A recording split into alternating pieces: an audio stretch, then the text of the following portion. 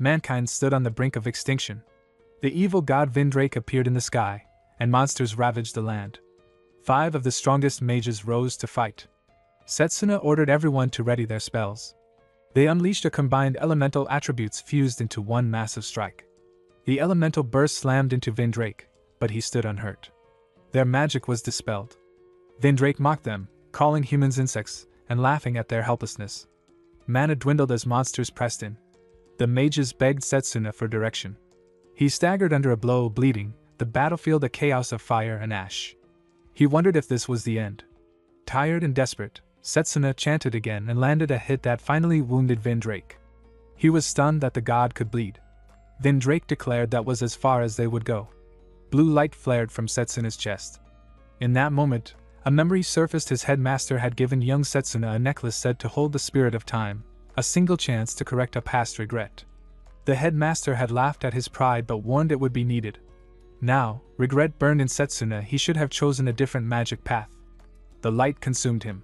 He opened his eyes in his classroom. A classmate jostled him and reminded him it was his turn in the blessing ceremony. Leo should not even be here. Setsuna realized he had traveled back 10 years. He smiled, determined not to repeat the defeat. At the ceremony, students whispered about his genius and affinity for every path. A professor called him to choose. Everyone expected long-range magic, safe, powerful from a distance, the path that had once made him the strongest but failed against Vindrake. Instead, Setsuna selected close combat magic. The professor and students reacted with shock and scorn, calling the path outdated and useless body enhancement, only for fighting up close, almost abandoned. Leo protested that Setsuna had said he would pick long range. Setsuna accepted their doubt. He knew the risks, but he also knew Vindrake's weakness. He chose close combat because it was the only way to win. A single close combat mage would now rise to shake the world. As Setsuna selected close combat magic, the glowing symbol appeared on the back of his hand. Gasps echoed through the hall. Students and professors alike were stunned. Cyrus Arclight, head of the long-range magic department, trembled with anger. He told Setsuna that had he chosen long-range magic, he would have been entrusted with Cyrus's full knowledge and promised glory for both mentor and student. Setsuna only thought to himself that glory would mean nothing 10 years from now. Humanity's downfall was 10 years away, 5 until the appearance of the evil god. He possessed knowledge from the past timeline but little practical skill in close combat. The real challenge was mastering it before that day arrived. A campus announcement summoned second-year students to their respective classrooms. Setsuna realized he didn't even know where the close combat department was, and Leo was nowhere to be found. He asked a few students for directions, but they either ignored him or smirked behind his back. Word had already spread. Setsuna Cromwell, the prodigy, had chosen a dead-end path. Deciding to find it himself, he headed toward the courtyard, where a map was posted. There, he stumbled upon a commotion, 3 boys ganging up on a lone girl. They had taken her brooch, mocking her for owning such a fine magical tool. The girl fought back using close combat magic, summoning a mana blade, but the long-range students laughed. A blast of fire knocked her down. She tried to stand, furious and desperate, saying she'd never hand over the gift her mother had worked years to buy. Another fireball was about to strike when Setsuna appeared, pulling her out of harm's way. The bullies froze in disbelief. One recognized him, the boy who had chosen close combat. The leader grinned, calling it the perfect chance to humiliate him. Setsuna stayed calm, thinking how even a weak magic path could still win if used skillfully. The girl warned him that they were upperclassmen, but he stepped forward anyway. The fire user attacked again, hurling flames. Setsuna focused his mana into his legs using physical boost, accelerating so fast he could glide across the ground. The enemy couldn't keep up, his aim faltered. Setsuna cut through a fireball with his mana blade, leaving everyone stunned. He explained that when magic clashes with magic, the one with greater control prevails. Precise control, that was what had once made him the strongest mage alive. He admired the potential of the mana blade and tested its strength, combining it with speed. The fire user, enraged, began charging an enormous spell. His companions warned him to stop before the instructors intervened, but he ignored them. Setsuna closed the distance before the incantation finished and struck him with a single mana-infused punch. Next time, the departmental exams begin, and Setsuna's advance shows no sign of stopping. The fire user fell unconscious from Setsuna's mana fist strike. The other 2 boys and the girl froze. Setsuna watched quietly, confirming that within his range, close combat magic could hold its own against long-range types. One of the boys, shaken, could hardly understand what he had seen. Close combat was supposed to be weak, yet this power was real. Setsuna stepped toward him and extended a hand. The boy handed over the brooch without protest, gathered his fallen friend, and left with the others. Setsuna turned to the girl and returned the brooch. She accepted it with relief and introduced herself as Layla Rosewill. He gave his name in return. She seemed surprised to meet someone known for mastering every magic path, and wondered why he would choose the least respected one. Setsuna kept his reasons to himself. Layla reminded him that the department orientation had already begun. They started moving across the quiet outskirts of the academy toward the close combat building. The path was empty, fitting for a field so unpopular. On the way, Layla asked about the blade he had formed earlier. Setsuna said it depended on control, not power. She listened, trying to follow, while he considered how versatile close combat spells could be. If mastered, they might one day counter the evil god's magic. A memory came to him, his headmaster removing his gloves to reveal 2 glowing seals, one on each hand. It was unheard of for anyone to hold 2 different magic paths. The headmaster had promised to explain the secret when the time came but died before that day, assassinated after the evil god's rise. Setsuna had since vowed to uncover the meaning of that second seal and the strength it hid. Layla pointed ahead.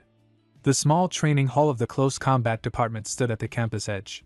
A professor waited at the entrance, irritation already visible. Their lateness drew his attention immediately. He mocked Setsuna's arrival, brushing aside Layla's attempt to explain. Whatever fame Setsuna carried meant nothing here. Setsuna met the hostility without reaction. He asked if a teacher of close combat magic should not have pride in the field he taught. The question only deepened the professor's annoyance. He turned sharply and ordered Setsuna to follow. Inside, students struggled with heavy black steel boulders, each containing a crystal core that had to be extracted using close combat magic. None had succeeded. The professor stopped before an empty station where a larger rock waited and told Setsuna to prove the possibilities he had spoken of. 10 minutes, no more? Layla objected, saying the task was unfair, but the professor ignored her. Setsuna stepped forward, placing his hand on the rough surface. The professor offered him a chance to quit, smirking as if the result were certain. Setsuna stayed silent. He began to focus his mana. The noise of the training hall faded as energy gathered around him in controlled layers. He intended to earn recognition here and move one step closer to his goal. The professor muttered about density and difficulty, thinking even he had taken half an hour to break one. He reminded Setsuna that there would be no second attempt. Setsuna didn't respond. Mana condensed along his arm, forming the blade he had shaped earlier. The watching students paused their work, sensing the difference in his control. The aura around him shifted, sharp and measured. He adjusted his stance and prepared to strike. Each motion was deliberate. The episode opens with Setsuna striking the black steel rock with his mana blade. The professor's scolding was cut short when a sharp crack split the boulder apart. The dense surface shattered into fragments, and a glowing crystal rolled into Setsuna's hand. The hall fell silent, the professor frozen in disbelief, while whispers spread among the students who couldn't believe what they'd seen. The professor tried to deny it, claiming it was impossible to destroy the rock in 10 seconds and accusing Setsuna of cheating. His anger flared, but before he could continue, a tall, broad-shouldered man appeared behind him and clamped a hand on his head. The room stiffened as the man spoke casually, calling the professor out for bullying students again. The name Lionel carried weight. He was the head professor of the department. Zachary, the instructor, stammered in surprise. Lionel yawned, irritated to have been disturbed from his nap, and mocked him for being unable to notice that Setsuna had simply read the rock's mana flow and struck its weakest point. He ordered the students to gather, announcing that Zachary would now demonstrate a mana guard. Before Zachary could protest, Lionel's fist met his chest with crushing force, sending him flying across the training hall. Setsuna watched closely, realizing that Lionel's mana control was far beyond normal. Lionel turned back, sizing him up with an approving grin. He said Setsuna had done well for someone in the lower-ranked close combat department, and encouraged him to keep at it. Setsuna replied that close combat magic was no reason to lose to any other department. He would use its strength to reach the top of his grade. Lionel, amused by the determination, said that if Setsuna ever wanted to learn magic, he would teach him personally. As he walked off, he thought to himself that an unexpected contender had appeared, someone with the same reckless drive he once had. He turned again and formally introduced himself as the head professor of the close combat department, announcing that the representative selection for the upcoming exchange match would soon begin. The exchange match was a prestigious event where all 8 magic departments competed in a tournament for honor and recognition. Each department chose one representative. Setsuna remembered that, before his regression, he had been the champion representing the long-range combat department. This time, he couldn't afford to miss that chance again. His eyes drifted to the fragments of the shattered rock. Leono noticed and mentioned that Setsuna wasn't the only one who had passed the test that day. Another student had already extracted a crystal using nothing but his fists. The fragments scattered around them had come from that earlier attempt. Leono called out the name of the student, Drago Okred. A tall, red-haired boy stepped forward, the aura around him heavy with raw strength. He recognized Setsuna immediately, and questioned his reason for joining close combat despite having affinity for every other magic path. Setsuna's answer was simple. There were things he needed to accomplish through close combat magic alone. Drago laughed off the reasoning and compared Setsuna's slight build to his own hardened physique, trained through 17 years of family tradition in close combat. As mana gathered around his arm, he swung a powerful punch, not aimed directly at Setsuna but close enough to send a violent wave across the room. He declared that he wouldn't allow someone like Setsuna to take the representative position for a joke. Setsuna assessed him quietly, remembering Drago's name from his previous life, the only close combat mage known across the academy back then. Accepting the challenge, he agreed to face him. Lionel stepped between them, saying their duel would take place in a week's time. Drago warned him not to think about running away. If he was a close combat mage, he should fight until the end. The surrounding students began speculating about who would win. Some placed bets in whispers, others simply watched with excitement. Layla approached Setsuna, asking if he could really win. He replied with calm honesty that he couldn't, not as he was now. The answer stunned her, but before she could question him further, he added that he had a plan. He turned and began walking away. Layla hurried after him, following through the back path of the campus until they reached a wide clearing marked by an enormous tree. She looked around, puzzled by the secluded place. Setsuna explained that it was a hidden training spot he had discovered long ago. It was here, away from the academy's eyes, that he intended to grow stronger, strong enough to surpass his limits. This was where his resolve hardened. Within a week, he vowed to become 3 times stronger. Layla looked up at the towering tree, struck by its size and ancient presence. It had to be sacred, centuries old, maybe even 1,000. Setsuna, watching the light shimmer across its bark, realized the tree was acknowledging him once again. Layla noticed a faint glow and asked what it was. Setsuna explained that the light was the tree's blessing, something granted only to those it recognized. With that holy mana, he could restore his energy completely. He remembered finding this place before his regression and felt a quiet satisfaction. As long as he remained here, he could train without the fear of running out of mana. Layla admired his determination. She thought about how Setsuna had helped her before. This time, she wanted to return the favor by helping Setsuna. Deciding to scout the training grounds, she made her way to the close combat department. Inside, the atmosphere buzzed with disbelief. Drago was in the middle of training, lifting a dumbbell so heavy that most wouldn't have dared to touch it. Students stared in awe. He called out to Professor Lionel, asking if the black steel rocks were still in the yard. Lionel, cigarette dangling from his lips, gave him a lazy look and joked that he hoped Drago didn't plan to crush them all. Drago, walking past, said he only intended to borrow them. Moments later, he was seen doing push-ups with 5 of those dense rocks stacked on his back. Layla couldn't believe what she was seeing. A punch from someone like that could probably kill a man. She grew anxious, wondering if Setsuna could really stand against such power. Back at the sacred tree, Setsuna sat calmly, absorbed in a martial arts manual. Layla arrived, frustrated that he seemed so relaxed, and told him what Drago was doing. Setsuna only nodded, saying it was expected. Drago trained his body relentlessly. But this, too, was part of his plan. He gathered mana in his eyes and began analyzing the text in front of him. Layla asked what he meant, and he explained that a physical boost was about channeling mana into specific body parts: legs for speed, hands for strength, head for memory. As he spoke, his eyes moved rapidly over the pages, memorizing entire techniques in moments. Once finished, he placed the book aside, joining a small stack beside him, and said that memorization was only the first step. Practice would make it real. Setsuna began to move, channeling mana through his body as he glided and struck with precision. Layla watched, amazed by his speed of learning, but he was not satisfied. Breath heavy, he admitted that it still wasn't enough. Suddenly, His body convulsed, and he staggered.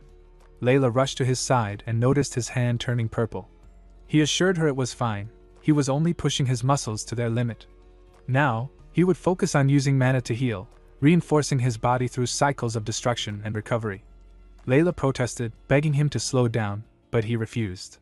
Competing with Drago required more than half measures. He planned to repeat this painful cycle 1,000 more times before the week ended. She was shocked, unable to imagine enduring even one round of such strain. But Setsuna only smiled to himself, remembering his past.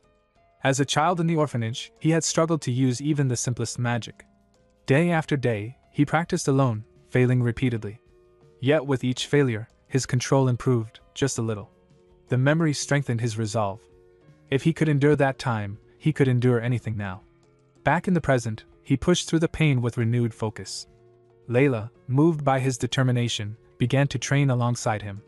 She realized that people called Setsuna talented, but in truth, his strength came from relentless effort. Days later, the day of the match arrived. Drago greeted him with his usual confidence, remarking that he hadn't expected Setsuna to show up. Setsuna stood firm, declaring that he wouldn't run, he was representing the close combat department, and had no intention of backing down. Liano stepped between them, cigar in hand, and asked if they were ready. Both nodded. The match began. The match began with Setsuna's swift strike, his mana blade flashing toward Drago, who blocked it with solid precision. Setsuna quickly realized his opponent absorbed every blow through a dense mana guard. When Drago shifted to offense, Setsuna dodged and deflected, his movements fluid under pressure. The clash of their auras sent shockwaves across the arena, leaving the audience murmuring in disbelief. He deflected another heavy hit, knowing a direct one would finish him. Remaining calm, he focused on defense while Drago's strikes grew more aggressive. To the crowd, it looked like Setsuna was on the verge of defeat, but Liano saw otherwise. Each movement from Setsuna redirected the attack perfectly through controlled mana flow. Drago's frustration mounted. Every swing met resistance, never weakness. His voice carried his anger. The silence from Setsuna's side felt like mockery. He fought harder, pushing his body, while Setsuna stayed steady, reading every motion. Layla's worry grew. After all that training, was he still no match for Drago? But Setsuna understood the fury behind each blow. Drago was fighting for pride, the pride of a close combat lineage looked down upon for generations. Both warriors summoned mana blades, light scattering across the arena. Their strikes collided in flashes of blue and white. Between the clashes, old memories surfaced for Setsuna, the ridicule he'd faced for choosing close combat magic, the quiet determination that followed. Then, at last, his blade connected. The impact sent a sharp crack through the air as Drago's mana blade fractured. Shock crossed his face, disbelief burning into anger. He rushed forward again, abandoning precision for power. Setsuna focused, channeling mana through his body. His movements blurred, faster and lighter, as he activated physical boost acceleration. Layla realized what was happening and felt her pulse quicken. His training was paying off. Liano watched silently. Drago's brute strength and endurance were unmatched, but Setsuna's control and timing were something else entirely. Drago sensed he was losing ground. He forged another mana blade, gathering every ounce of his energy into one attack. His aura expanded, raw and unstable, shaking the floor beneath him. Setsuna stayed composed, tracking every shift in his opponent's stance. Drago lunged. The flurry of strikes forced Setsuna back toward the corner. Drago's muscles swelled with mana, his veins pulsing as he prepared the final blow. Layla's breath caught at the sight. The sheer power was overwhelming. The punch tore through the air, then through nothing. Drago froze, confusion flashing in his eyes. Setsuna's figure still stood before him for a split second, then flickered out. The image dissolved into light. He realized too late, it was an afterimage, left behind by a surge of mana. Setsuna had already moved. Before Drago could react, Setsuna appeared behind him, silent and focused. The mana in his blade shimmered faintly as he gathered his strength. The arena fell still. One decisive motion followed, a clean, sharp slash that cut through Drago's aura and ended the fight. Liano watched closely as the match reached its climax. Setsuna took advantage of Drago's relentless attacks, countering with perfect timing. Both had fought fiercely, but Liano finally declared the result. The match was over, and the winner was Setsuna Cromwell. The crowd erupted into cheers. Drago, struggling to stand, drew gasps from the audience. Some doubted he could rise again after that hit, Others admired his endurance. Drago knew the final strike hadn't been fatal, the mana blade had been restrained just enough. When Setsuna offered his hand, Drago accepted it, still breathing heavily. He asked what drove Setsuna to fight. Setsuna's answer was simple: to never lose, to protect what mattered, and to become stronger than anyone else. Drago smiled, admitting defeat and acknowledging Setsuna's strength. Setsuna returned the gesture, recognizing Drago's power as something that might one day aid humanity against the evil god. Liano approached, amused at Setsuna's reckless courage in facing Drago head-on. Raising Setsuna's hand, he announced him as the official representative of the Close Combat Department. The cheers grew louder, echoing through the arena. A few days later, Liano reminded Setsuna to behave before meeting the other representatives for the exchange match. Setsuna simply nodded and entered the hall. The moment he stepped in, someone mocked him, surprised that the Close Combat Department even had a representative. The student's smirk deepened as he added that Setsuna's department hadn't won a single match in 100 years. He pressed his foot down on Setsuna's, taunting him further. Setsuna stayed calm, recognizing the emblem of the enchantment magic department. Then he pushed back, stepping hard in return, remarking that maybe this was how the enchantment department greeted others. With quiet determination, he said that history didn't matter. This year, the Close Combat Department would win. The taunter stumbled as Setsuna withdrew his foot, glaring but saying nothing. Before tension could rise further, a tall man with long hair passed by, suggesting that they let the match decide who was superior. His presence silenced everyone. Setsuna immediately recognized him, the headmaster. Carol, from the summoning department, greeted him with excitement, promising to give her best in the upcoming matches. Setsuna remembered her, a powerful opponent from the previous timeline, one who had once bested him in fierce combat. He knew not to underestimate her. The headmaster gathered the representatives' attention, congratulating them for earning their positions. He explained the rules of the inter-school exchange, a one-on-one tournament format with randomly chosen opponents. The first match would be close combat versus enchantment magic, Setsuna's fight. The second, healing magic against long-range magic. The third, formation magic versus summoning magic. The fourth, special magic versus alchemy. The headmaster described the event as a chance to learn from other departments, encouraging them to prepare as they saw fit.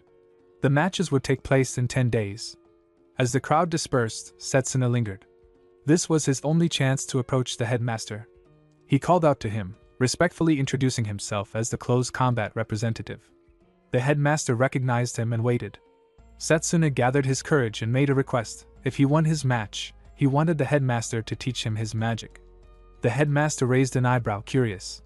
He pointed out that Setsuna specialized in close combat magic, while his own expertise was in summoning, a completely different art. He doubted it would benefit him. But Setsuna clarified, he wasn't asking about the summoning magic the headmaster was known for. He meant the other magic. The headmaster's expression shifted instantly, surprise breaking through his composure. No one was supposed to know about that. The headmaster's aura filled the room with violent gusts as rage flickered across his face. He couldn't believe Setsuna knew about his second seal. The pressure was suffocating, yet Setsuna stood firm, feeling the overwhelming mana swirl around him. This power was a warning, but also a test. The second magic was humanity's hope against the evil god. There was no turning back now. He explained calmly that while he couldn't reveal his reason, a victory for the close combat department after 100 years would shatter the world's expectations. That alone was worth striving for. Extending a hand, he faced the headmaster's scrutiny head-on. The headmaster's aura didn't fade, but his tone shifted. Suspicion lingered in his eyes as he said that if Setsuna managed to win the championship, he would share the knowledge of his second magic. Setsuna bowed with gratitude, promising to claim victory no matter how difficult the path. The headmaster simply told him to keep that spirit alive. Later, while eating bread in the courtyard, Setsuna thought about how uneventful school life felt after 10 years of battle. The bread was surprisingly good, Layla had been right about it. But with only 10 days left before the exchange match, he couldn't afford to waste time. Just then, a voice interrupted him, mocking his preparations. A stone fist came flying. Setsuna dodged instinctively, and steadied himself as dust rose around him. From behind a wall, the mage from the enchantment department emerged, laughing that he'd aimed for Setsuna's blind spot. Setsuna quickly realized what he was dealing with, a golem, infused with life through enchantment. He questioned the mage's behavior, but the reply was filled with arrogance. The mage declared it was simply a continuation of their earlier encounter, and that there was no need to wait for the official match. Setsuna's mana flared across his arms as he prepared for a counter, remarking that the situation was a result of the mage's own choices. The bell rang, signaling class time. Students began walking by, and several more golems appeared behind the mage. Realizing it could cause trouble if anyone reported him for bullying, the mage retreated, warning that the real match would be different. Setsuna watched him go, analyzing his technique. Controlling that many golems at once required real talent, but leaving without picking up someone's fallen bread was simply bad manners. The next day in training, Liano gathered the students and announced they'd be reviewing the fight between Drago and Setsuna to prepare for the exchange match. When asked what they had learned, Drago admitted he'd lost control of both his mana and emotions. Setsuna, on the other hand, recognized that he lacked the raw strength needed to overpower Drago. Liano praised their honesty, reminding them that acknowledging weaknesses was the first step toward growth. Layla asked if their training would reflect the upcoming tournament. Liano confirmed it would, explaining that Setsuna's first opponent, Noel from the enchantment department, specialized in using multiple golems for both attack and defense. Since those constructs had physical bodies, the battle would resemble close combat more than long-range magic. For practice, Liano assigned Drago to simulate fighting as multiple golems, attacking from all angles, while Setsuna would focus on deflecting and countering. As the mock battle began, Drago charged with renewed determination. His punches came faster than before, forcing Setsuna to rely on instincts alone. His reaction still lagged slightly, but Liano's voice guided him to read Drago's movements, anticipate the feints, and counter precisely.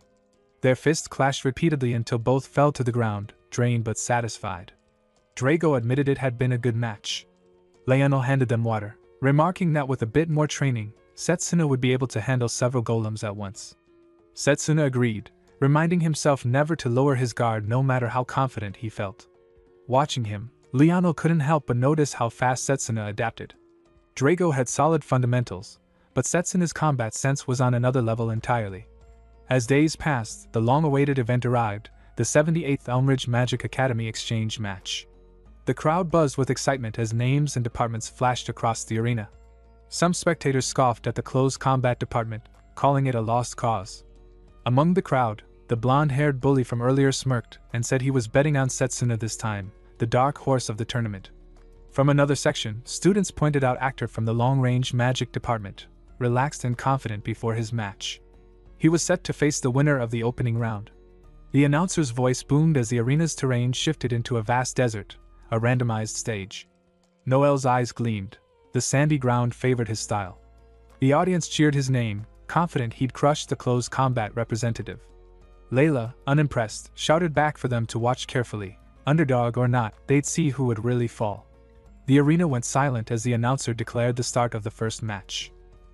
Paired in anticipation, the first match was about to begin. Noel stepped forward, holding a small black steel fragment in his hand, proudly displaying it for everyone to see. He explained that it was a special mineral used to create golems by fusing it with sand. Dropping the fragment onto the ground, he activated his spell, and from beneath the surface, a massive golem made entirely of black steel rose up. He then revealed a pouch filled with more fragments, boasting that Setsuna's chances of victory were nearly impossible. Moments later, Noel scattered multiple fragments across the desert floor, summoning a small army of golems. The crowd gasped in disbelief at their sheer number. Layla tried to count them, but Noel cut her off, declaring that the golems could be created endlessly on this terrain, making it impossible for Setsuna to even approach him. Spectators whispered that the outcome was already decided. It was foolish for a close combat mage to even stand there. Confident in his advantage, Noel offered Setsuna a chance to say his last words. Setsuna only muttered that the whole thing seemed disappointingly predictable, not the trump card he expected. That remark sent Noel into a rage, and he ordered his golems to crush him. As a wall of sand rose and the air filled with dust, visibility vanished. The audience could only hear the sound of thunderous footsteps and crashing stone. Some thought it was over already, while others strained to see through the cloud.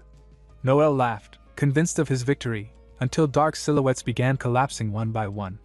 When the dust began to settle, several shattered golems lay motionless on the ground. In their midst stood Setsuna, his mana blade humming faintly. He had already adapted to the black steel's properties and carved through the constructs effortlessly. Noel's eyes widened in disbelief as he tried to summon more, but before he could complete the spell, Setsuna had already closed the distance. Noel barely registered the blur of movement before a solid punch struck him across the face, sending him tumbling through the sand. As the dust cleared completely, only one figure remained standing. The announcer's voice trembled as he declared Setsuna Cromwell the winner of the first match. The arena erupted into stunned silence before bursting into disbelief. Layla cheered proudly, her voice cutting through the noise. Some spectators couldn't accept the result, claiming it was pure luck or that Noel had overexerted himself. Others were simply amazed. After 100 years, the close combat department had finally won a match. Among the staff, Professor Cyrus Arclight scowled at the conclusion, muttering Setsuna's name under his breath. From the stands, actor of the long-range magic department observed the scene with a cold, calculating look, already planning countermeasures. As the announcer prepared for the next round, Layla called out to Setsuna, waving for him to sit beside her.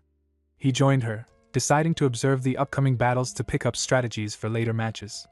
On the field, Carol from the summoning department battled fiercely atop her summoned beast. Her opponent from the formation department struggled to close the distance, yet even under pressure, their movements were sharp and disciplined. Watching them, Setsuna noted how their coordination and timing could be applied even in close combat situations. Layla commented that other types of magic always look so flashy, but she still wanted to grow stronger as a close combat mage. When Setsuna asked her why she'd chosen such a path, she recalled a childhood memory, how she and her younger brother had once been attacked in the forest and were saved by a close combat mage. Since then, she'd wanted to protect others the same way. Setsuna told her that dreams born from such moments weren't childish at all. If she held on to that goal, she would definitely grow stronger. Their conversation was interrupted when a familiar voice called out to Setsuna. Turning around, he saw Leo Foray Elmcrest, the second strongest mage of the long-range department back in their academy days. Leo greeted him warmly, teasing him about the girl beside him, which caused Layla to turn red and quickly excuse herself. Once she left, Setsuna asked why Leo wasn't representing his department this time. Leo admitted that he'd been tricked. The current representative, actor, had used underhanded tactics to win the spot. He warned Setsuna to stay cautious. Actor would do anything to claim victory. Setsuna quietly absorbed the warning, realizing he'd be facing not just power but deceit in the rounds ahead. Elsewhere, shadows moved through the corridors. 3 kids chatted idly nearby, unaware of a presence watching them. Hidden in the dark, actor knelt beside an ornate box. As he opened it, soft light spilled over the delicate flowers inside. A grin spread across his face. Something sinister was already in motion. The second round began with an announcement echoing through the arena. The next match was between the long-range and close combat departments, set on the stage known as the Scorching Hell, a blazing field suspended over molten chasms where a single misstep meant instant defeat. Spectators murmured nervously. Even approaching the opponent would be nearly impossible under such conditions. Once again, luck favored the long-range mage. In the shadows near the control station, actor and Professor Cyrus stood together. The professor smirked as the stage shimmered into existence. Actor praised the effortless manipulation of the stage setup, calling it an impressive display of underhanded skill. Cyrus replied that he would personally ensure the insolent close combat mage learned regret the hard way. Meanwhile, far from the arena, Setsuna warned Layla not to touch a strange vase placed on the table. He recognized it immediately as a contact-triggered magic tool, likely designed to drain mana from anyone nearby. Layla was startled, demanding to know why such an object was even there. Setsuna explained calmly that it was another trap meant for him, the 7th one so far. When she asked if he was alright, he said he had been careful enough not to trigger any of them. Inwardly, he was certain of the culprit. Actor had grown bold, setting traps without leaving even a trace of evidence. A knock interrupted their thoughts. When Layla opened the door, 3 young children stood outside, smiling shyly and holding a bouquet of flowers. They explained that someone nearby had asked them to deliver it to Setsuna. Layla assumed it was a fan's gift, wondering why the sender hadn't given it personally. One of the children said the man had been too embarrassed. Before she could respond, one of the kids began coughing violently. The bouquet slipped from her hands and fell onto the floor. Setsuna froze, his eyes widened as he recognized the dark spots appearing on the girl's skin. He had seen those same markings long ago, on the battlefield. Without hesitation, he kicked the bouquet away. Layla, alarmed, asked what was happening. Setsuna replied that the flowers were venenum, a poisonous plant notorious for its deadly toxins. Within seconds, all 3 children began coughing and collapsed to the floor, their breathing shallow. Rage flickered through Setsuna's eyes. Using innocent children as weapons was beyond cruelty. He quickly examined them and muttered that they wouldn't survive without immediate treatment. Only a skilled healing mage could neutralize the toxin. Layla asked if their lives were truly in danger. Setsuna nodded gravely and told her to stay back, warning that the poison was contagious through mana flow. But Layla refused to retreat. Instead, she took off her mana brooch and held it close, her voice steady as she told Setsuna to trust her this time. Setsuna's eyes widened slightly. He recognized that brooch. A rare magical artifact capable of storing mana. As she activated it, a soft light enveloped the children. Layla explained that her mother had embedded a healing spell into the brooch long ago, to be used in emergencies. Under the glow, the dark spots on the children's bodies began to fade. Relief washed over Setsuna. Layla confessed she never thought she would actually use it for something like this. Setsuna thanked her sincerely before grabbing the poisonous bouquet, mana flaring around him. He said he would take care of the rest. He ran through the streets, his mana burning against his veins. Venenum released its most lethal toxins the moment its flowers bloomed. If he tried to dispose of it near people, countless lives would be lost. As he sprinted toward the forest, faint markings began to spread across his own skin. The poison was already seeping in. He reached the sacred ground where the ancient mana tree stood, glowing faintly in the distance. With the last of his strength, Setsuna hurled the bouquet into the air and cleaved it apart with a single strike of his mana blade. The petals scattered in a flash of light, the poison dissipating into harmless motes. The mana tree shimmered brightly in response, purifying the air around him. Exhausted, Setsuna collapsed briefly to one knee. His body felt heavy, the poison eating away at his strength. Still, he forced himself up and began staggering back toward the arena. Back at the tournament, the audience whispered in confusion. The announcer checked the time and regretfully declared that Setsuna had failed to appear, and therefore, by rule, would forfeit the match. Actor smirked confidently from his side of the stage. But before the sentence could be finished, a strained voice interrupted Setsuna's. He stumbled into view, his body covered in faint purple spots, his breathing uneven. Despite the poison's toll, his eyes burned with resolve. He declared that he would not forfeit. Actor's grin widened as he looked him over with mock amusement, remarking that it was foolish to challenge anyone in that miserable state. Setsuna didn't reply.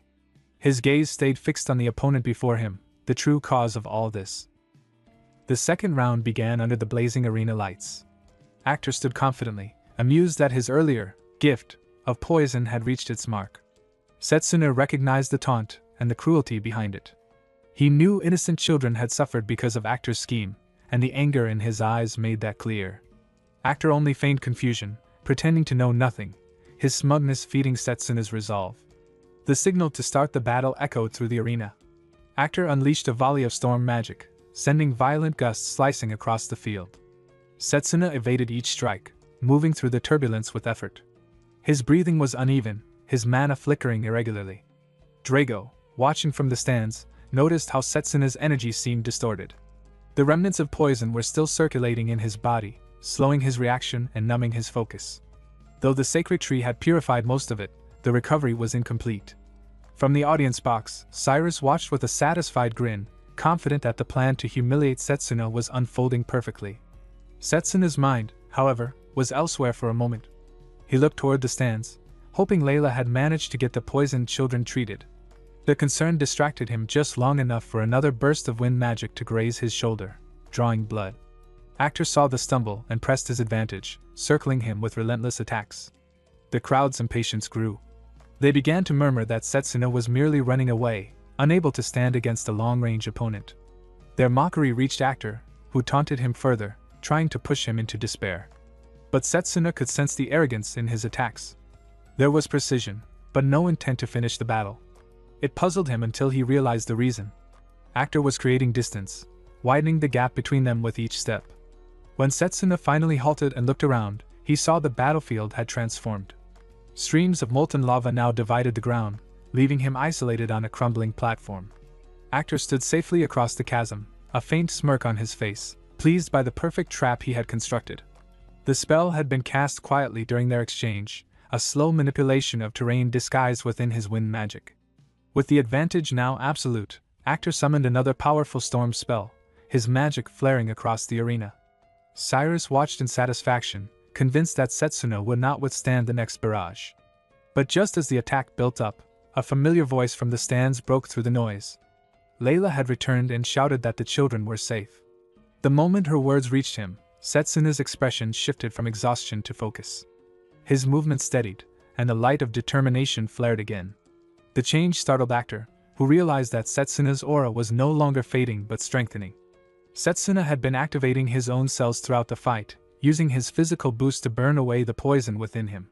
While Actor was busy manipulating the battlefield, Setsuna had been enduring, waiting for the right moment. Now that his body was freed from the toxin, his movements regained their sharpness.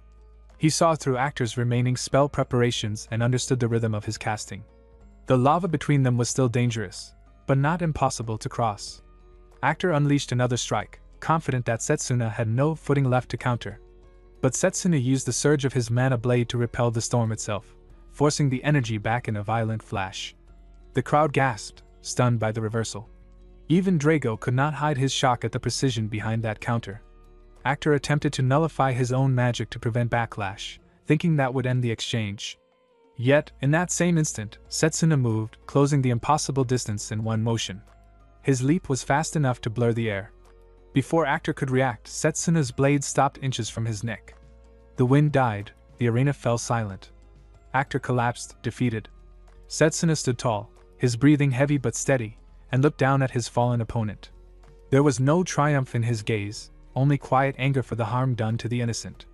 He left Actor with a single thought: to seek forgiveness from the children he had endangered.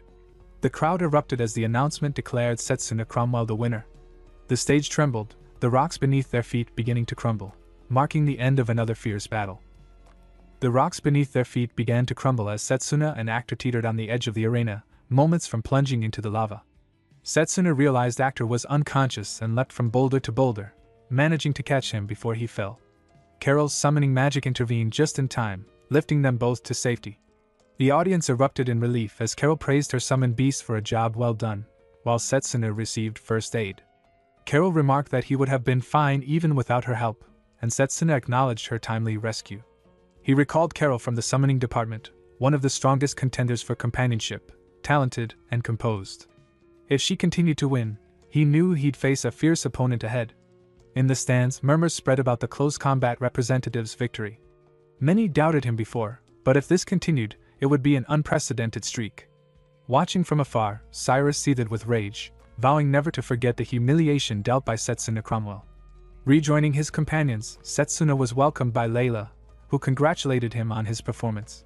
Drago, having heard from Layla, noted how hard the battle had been. Setsuna asked about the children affected by the poison, and Layla reassured him they were resting in the infirmary and would recover soon. Relieved, Setsuna thanked her, until a chill ran down his spine. He sensed an ominous, cold presence filled with killing intent.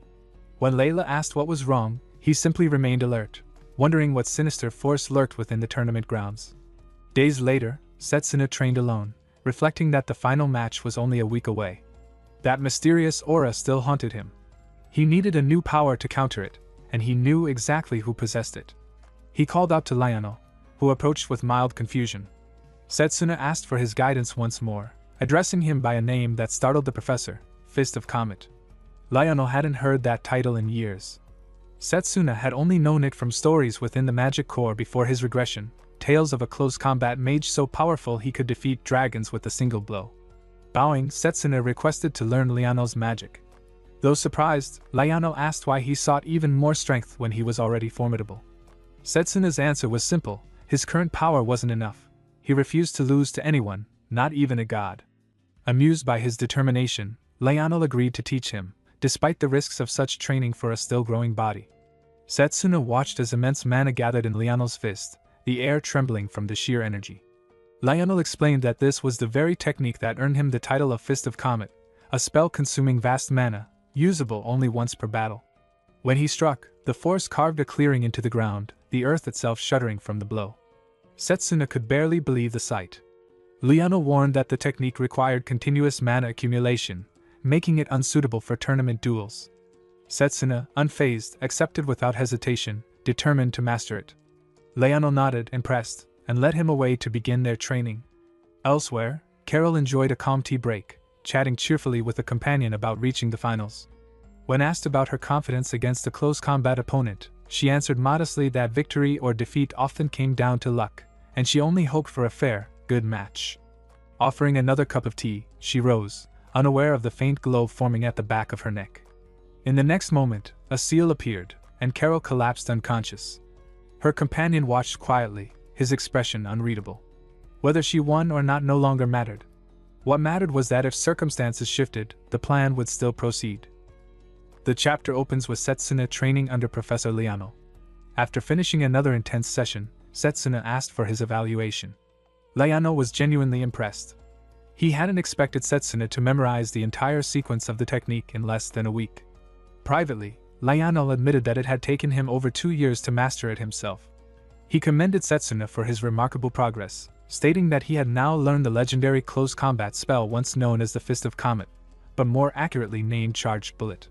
Soon after, the arena echoed with the announcer's voice, declaring the long-awaited final match of the 78th Elmbridge Magic Academy Exchange. The favored champion, Carol from the Summoning Department, was set to face the rising underdog, Setsuna from the Close Combat Division. Excited chatter filled the audience. Many bet on the undefeated summoner, while others had begun to cheer for the newcomer who had surprised everyone.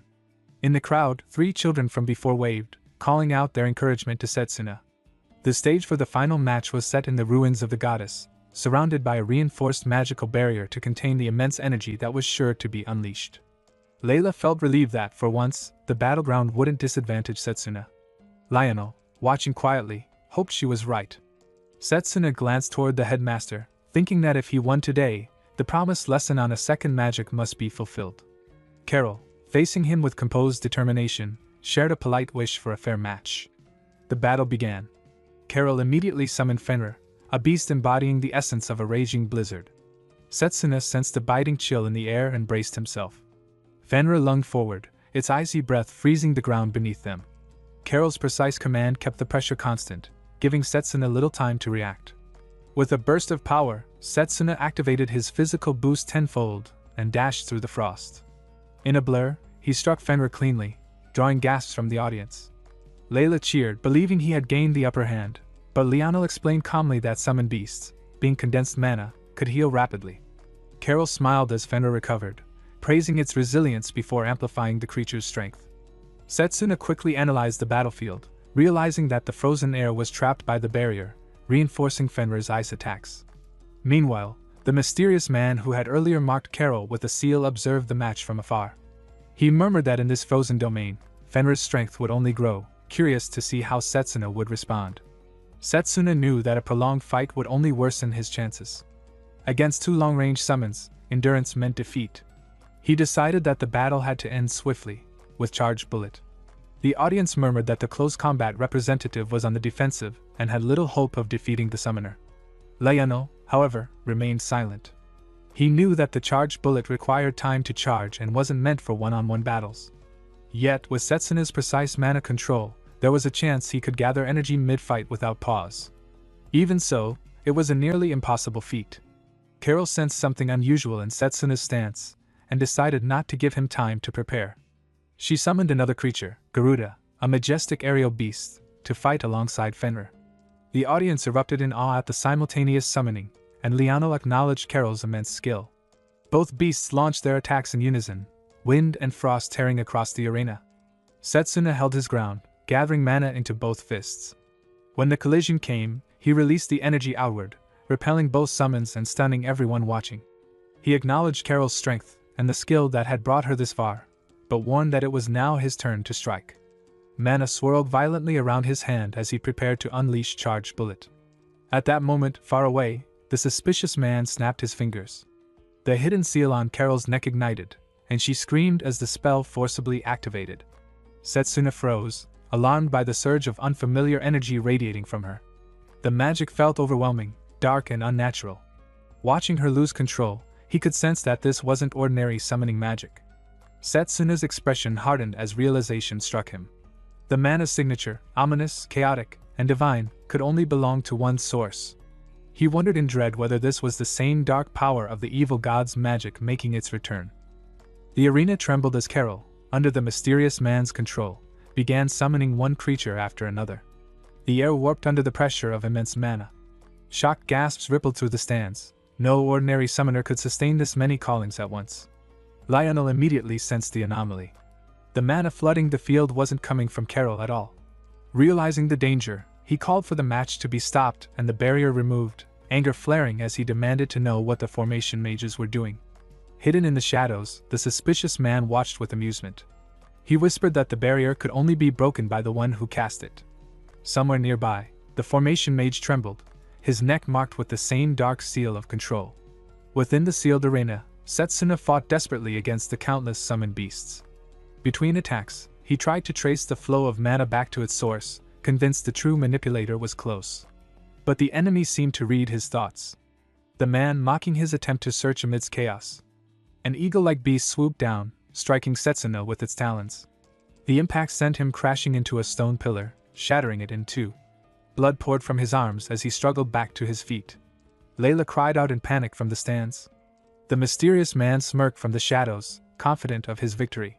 He mused that locating the source of this magic while surrounded by so many beasts would be impossible. With his arms wounded and stamina fading, Setsuna's defeat was only a matter of time. Lionel, scanning the field, grimly assessed the situation. Setsuna had no time to prepare his charged bullet. Carol, meanwhile, was nearing her limit. If the spell wasn't stopped soon, her mana could collapse entirely, and she might not survive. Through the haze of battle, Carol's eyes briefly cleared. She cried out for Setsuna to flee. He called back to her, realizing at last that she was being controlled. A single tear slid down her cheek and landed on one of her own summoned beasts, as she whispered for him to escape before she was forced to kill him. But Setsuna refused to retreat. He faced the raging monsters head-on.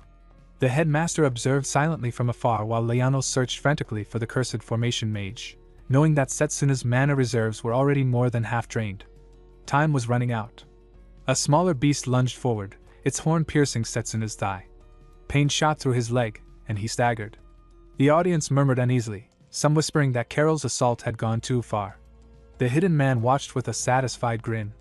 With Setsuna immobilized, he commanded the beasts to finish him. Fenrir lunged, its massive jaws clamping down on Setsuna's left arm. A scream tore through the air. At that instant, fragments of memory surfaced, Lionel's lesson during training.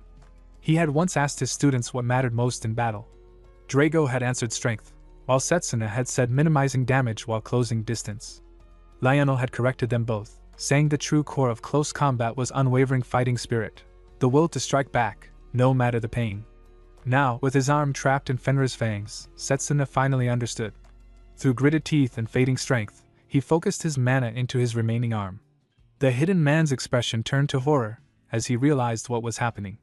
Setsuna had been charging his attack all along, disguising the buildup behind his injuries. The man shouted in disbelief, recognizing too late that Setsuna had endured the damage intentionally to mask his preparation. Setsuna's thoughts sharpened. The beasts were berserk, their movements wild and unstable. If he could strike at their shared mana core, the link that tied them together, he could end this in one blow. From the stands, Drago and Layla watched in breathless silence. Summoning the last of his energy, Setsuna declared within himself that all his remaining mana would be poured into this final strike. Power swirled violently around his right fist, the condensed energy of every ounce of will and endurance he had left. He released it, the charged bullet. The impact erupted like a thunderclap. The blast tore through Fenrir and the other summons, dissolving them into streams of raw mana. A brilliant beam of light streaked across the battlefield. The summoned beasts dissolved into motes of light. Carol collapsed, unconscious, and Setsuna caught her before she hit the ground. Relief washed over him. The crowd reacted in stunned disbelief.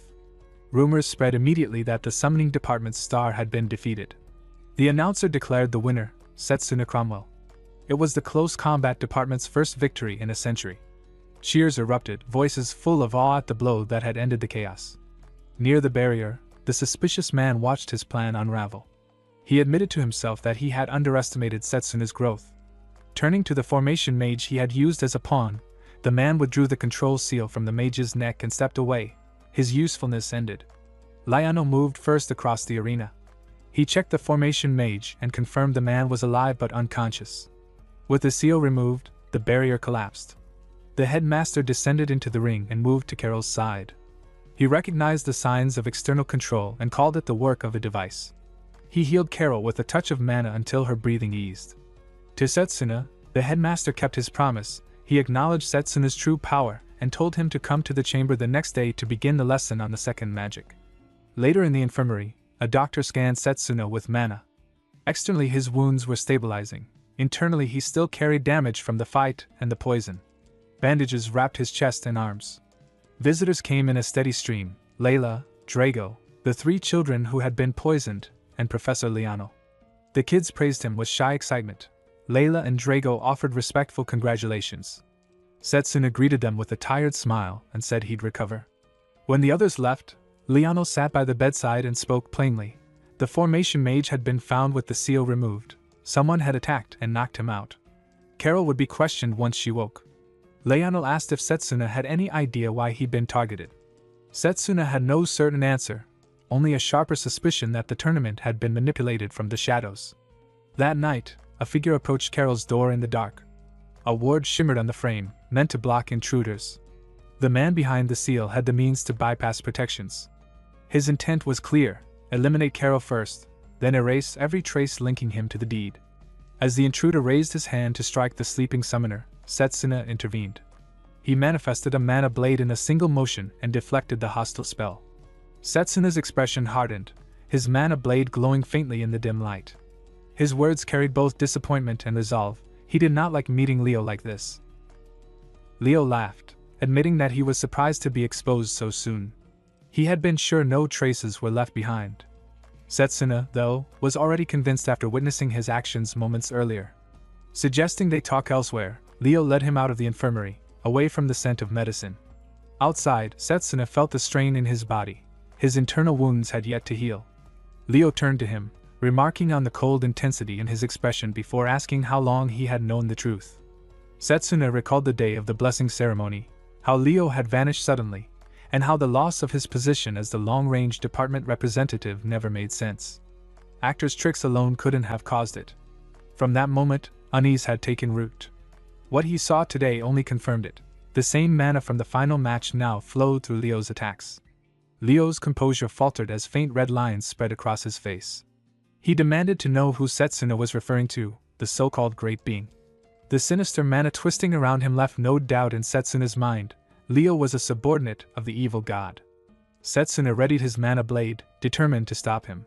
Leo, however, spoke with unsettling calm, declaring that he could no longer allow interference. His body shimmered faintly as Setsuna charged forward.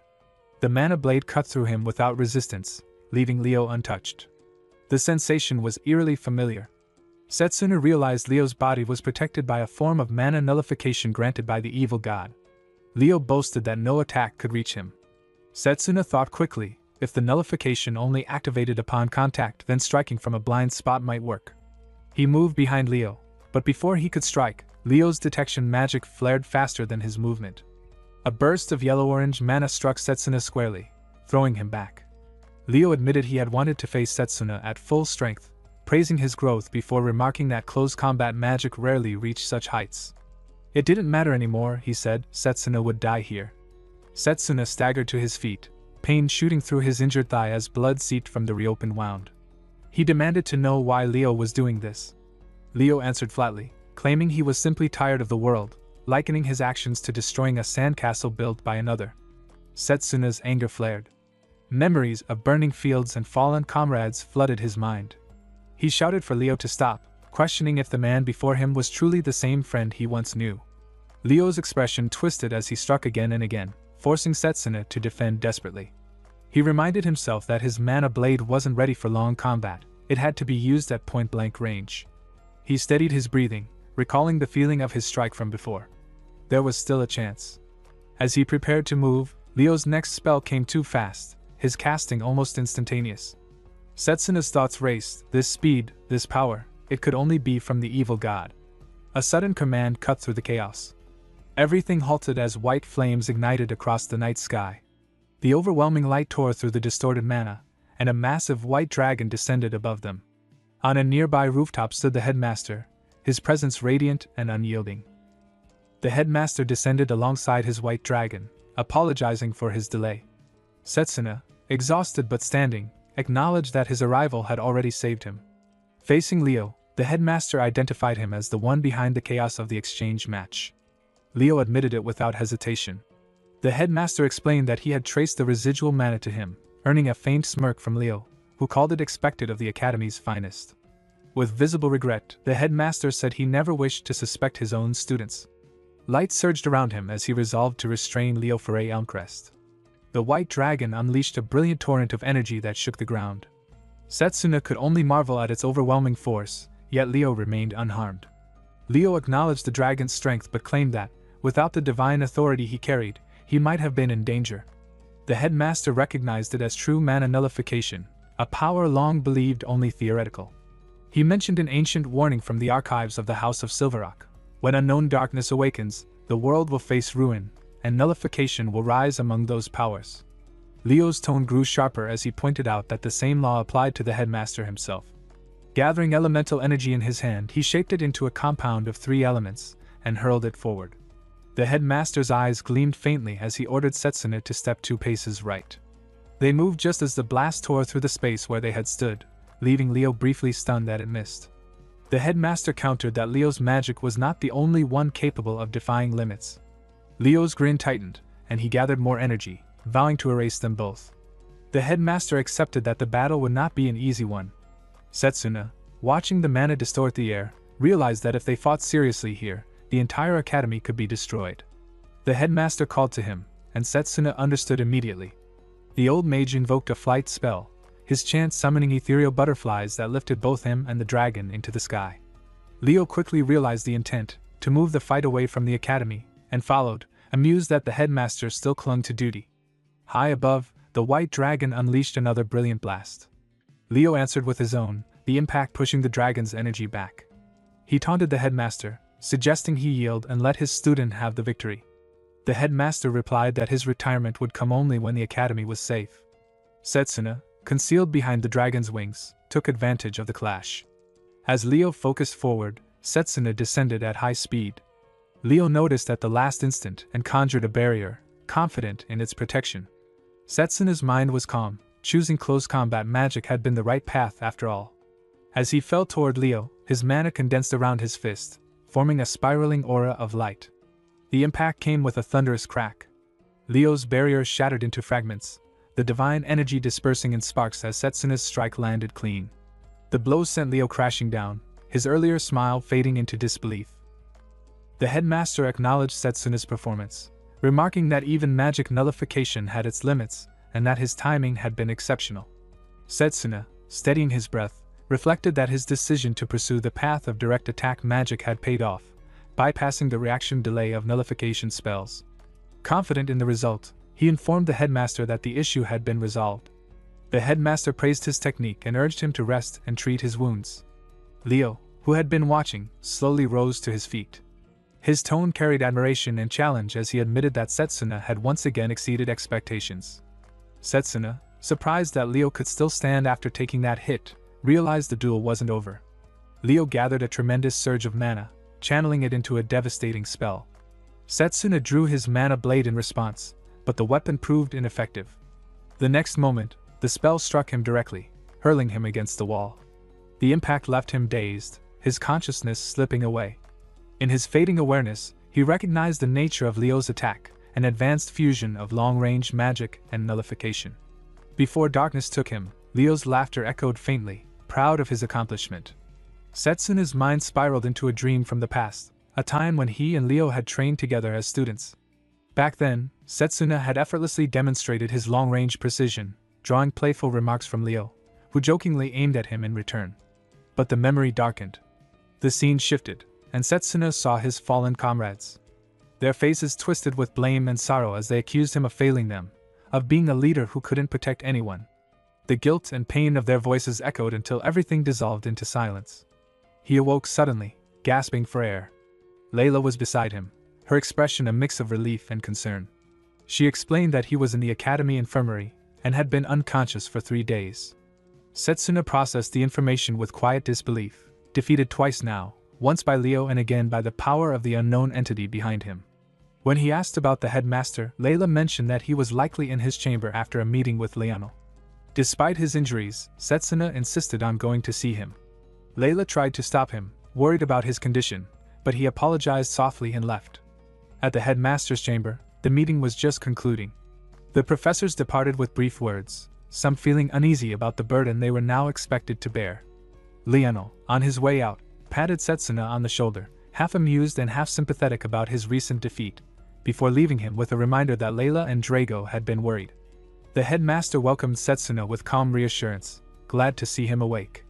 Setsuna bowed his head slightly, apologizing for having disappointed him, and asked about what happened after he had lost consciousness. Pain rippled through his body as he struggled to stay upright. The headmaster urged him not to push himself and began recounting the events. After Setsuna's collapse, Leo had stood victorious but visibly drained. He admitted to overexerting his mana yet seemed amused by the fight's outcome. Before departing, he expressed his intent to meet the headmaster again someday and disappeared into a portal of swirling energy. The headmaster had considered pursuing him but stopped, sensing something beyond that portal unlike anything he had ever encountered. Returning to the present, Setsuna's expression grew grim as he recalled the strange presence he had sensed from within the portal. He realized it was not merely Leo's power, it was something greater, something foreign. When the headmaster asked if he knew what it was, Setsuna hesitated, understanding that the truth he carried was heavier than words could easily convey. In that moment, he knew the path ahead would not be easy. Defeat had shaped him once, strengthened him twice, but this third time, it would define him. Setsuna's next battle, the one that would determine his destiny, had already begun. The headmaster removed the glove from his left hand, revealing the second seal etched into his skin. He studied Setsuna carefully, asking if there was something more he knew beyond this. His tone softened as he admitted he wanted to believe him, yet needed to understand how he knew what he did. Setsuna hesitated. The idea of revealing the truth about the future clawed at his mind. Images of fire, the evil god, and a city reduced to ashes flashed through his thoughts. Even if he spoke of what he had seen, could anyone believe it? The headmaster's voice broke through his silence, asking if there was a reason he couldn't speak. Something clicked in Setsuna's mind. He asked the headmaster to examine the necklace of revival. When the headmaster did, his expression changed. The blessing of the spirit of time had vanished, its power spent. That could only mean one thing: it had been used in another timeline. Setsuna confirmed it. 10 years in the future, he had activated the necklace's power because he carried too many regrets. The headmaster listened quietly, understanding the weight of the revelation. The pieces fit together: his own death, the destruction of the world, and the evil god's return. Though the truth was difficult to accept, the evidence was undeniable. The headmaster acknowledged that such a reversal of time would have required immense sorrow. Placing a hand on Setsuna's shoulder, he commended his strength for bearing such tragedy alone, and assured him that he would no longer face it by himself.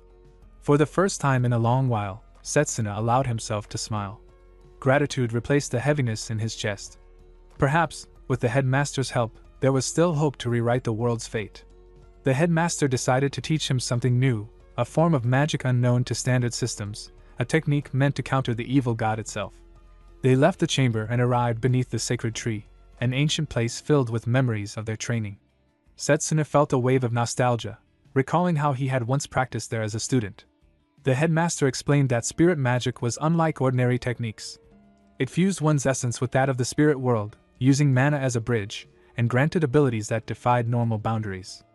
Setsuna was intrigued by the possibilities, though the explanation barely scratched the surface. The headmaster's golden eyes glowed faintly as he decided to demonstrate rather than continue explaining. Setsuna noticed that same golden light, the same he had seen during the battle against Leo. The headmaster smiled faintly, proposing a small test. Though Setsuna found the idea strange, he understood the lesson behind it. Despite multiple attempts, he couldn't win even a single exchange. The headmaster revealed that the glow came from the spirit of time itself, a precognitive power that allowed glimpses a few seconds into the future. He spoke of other spirits as well, each granting unique gifts: the spirit of wind enabling flight, the spirit of water allowing passage through solid matter. Setsuna was stunned.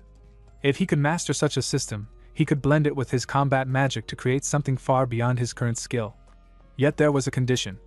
Spirit magic required forming a contract with a spirit, and that process began with a preliminary step. The headmaster decided to let him try immediately. Closing his eyes, he merged his mana with the surrounding air, his body glowing faintly. He instructed Setsuna to quiet his mind, to feel rather than think, and to let his awareness blend with the world around him. Setsuna obeyed, reaching out with his senses. He called out inwardly for the spirit's power, but felt nothing. The headmaster observed quietly, then noted that the failure likely stemmed from the turmoil within Setsuna's heart. To become one with nature, he needed to achieve stillness.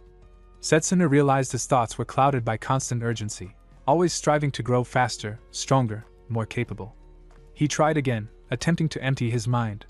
The headmaster reassured him that it had taken him years to achieve harmony, but that Setsuna had time before the evil god's return. Setsuna disagreed. Time was no longer a luxury. The apostles could strike at any moment. At the mention of apostles, the headmaster grew serious. Setsuna explained that they were beings from the same realm as the evil god, each wielding powers unlike any known form of magic. Leo's ability to disintegrate spells was proof of that. He had faced only one apostle before returning through time, and even with his strongest long-range magic, victory had been narrow. The headmaster recognized the connection to the 12 dark powers once recorded in the Silverrock family's ledger. There were likely others hiding within their world, unseen but dangerous. He cautioned Setsuna to remain calm. Strong emotions could easily lead to disaster. Before dismissing him, the headmaster mentioned the upcoming joint training in the dungeon, where Liano would explain further. It would be a chance for Setsuna to push beyond his limits, though the path would be brutal. For now, he urged him to rest. Distant echoes of monsters stirred in the shadows, a sign that the coming storm was already beginning. Leo entered a shadowed chamber beyond a heavy iron door. Dark creatures stirred in the dimness as he greeted them casually. One of the monsters sneered at his late arrival, but before Leo could respond, a massive, horned figure stepped forward, the 10th Dark Apostle, Zagan, radiating killing intent as he warned him not to test his patience. From above, a clownish man hanging upside down from the ceiling, the 9th Dark Apostle, Puka, mocked Leo's failure. He reminded everyone that Leo had acted without orders, failed to kill even a single student, and returned injured. He demanded to know how Leo intended to take responsibility.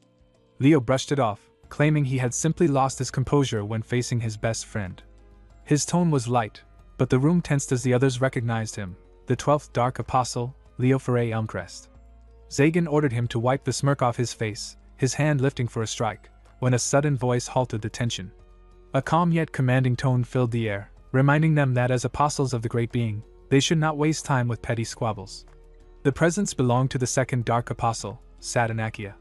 A gust of wind passed through the chamber, and even Leo was impressed by the weight of that aura. Satanakia redirected their focus, demanding personal reports.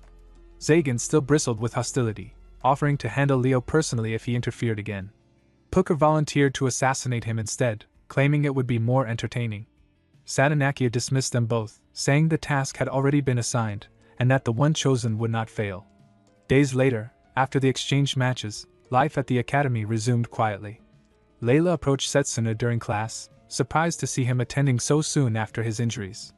He assured her he was fine for theory lessons, though she doubted it, sensing that something heavier lingered behind his calm.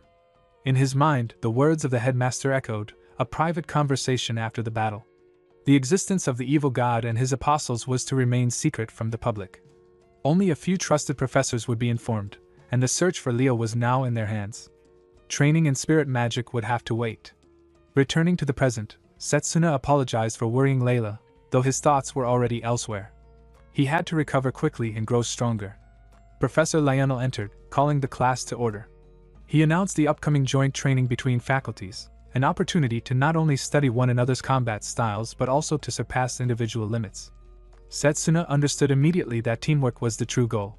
Lionel revealed that the training would take place in a 1-star underground dungeon. Participation was voluntary, but danger was guaranteed. The training would begin in 2 weeks, giving everyone time to prepare. Setsuna quietly resolved to heal before then. Layla invited him to dinner, insisting that proper recovery started with good food. He agreed, realizing she was right. As they walked, whispers followed him through the halls, admiration from students who had once mocked him, now praising the close combat mage who had triumphed in the exchange match. Layla found it amusing how quickly opinions shifted, and Setsuna admitted she was right again. Ahead, 3 boys blocked their path. One of them, Carl, a noble with a strong reputation, stepped forward, recognizing Setsuna as the winner. The name spread quickly among nearby students. Carl was known for his powerful bloodline and rumored army prospects. Carl extended an invitation to join his noble salon, a private circle reserved for the highest-ranking mage families. It was rare for anyone without noble blood to be offered a place, and the onlookers whispered excitedly. Yet Carl's thoughts were more self-serving. Having the champion of the exchange match in his group would elevate its status. He added that such connections were vital for Setsuna's future, warning that wasting time with an unworthy companion, like Layla, would only hold him back. Setsuna rejected the offer immediately, telling him that bloodline had nothing to do with true magic, and that the real waste was continuing this conversation. The crowd murmured in disbelief, some even laughing at Carl's humiliation. Enraged, Carl summoned his weapon and lunged at Setsuna, but before his strike could land, Layla intercepted him. She twisted his wrist and pushed him back, reminding him that personal fights were forbidden in the academy. Carl spat out an insult, calling her a commoner, but his friends dragged him away before the situation could escalate further. Watching her stand firm, Setsuna realized that Layla's strength had grown in ways he hadn't fully noticed before. Just then, a familiar voice called his name. Turning, he saw Carol approaching, her expression bright and grateful. She thanked him for saving her and mentioned that she wanted to properly express her gratitude.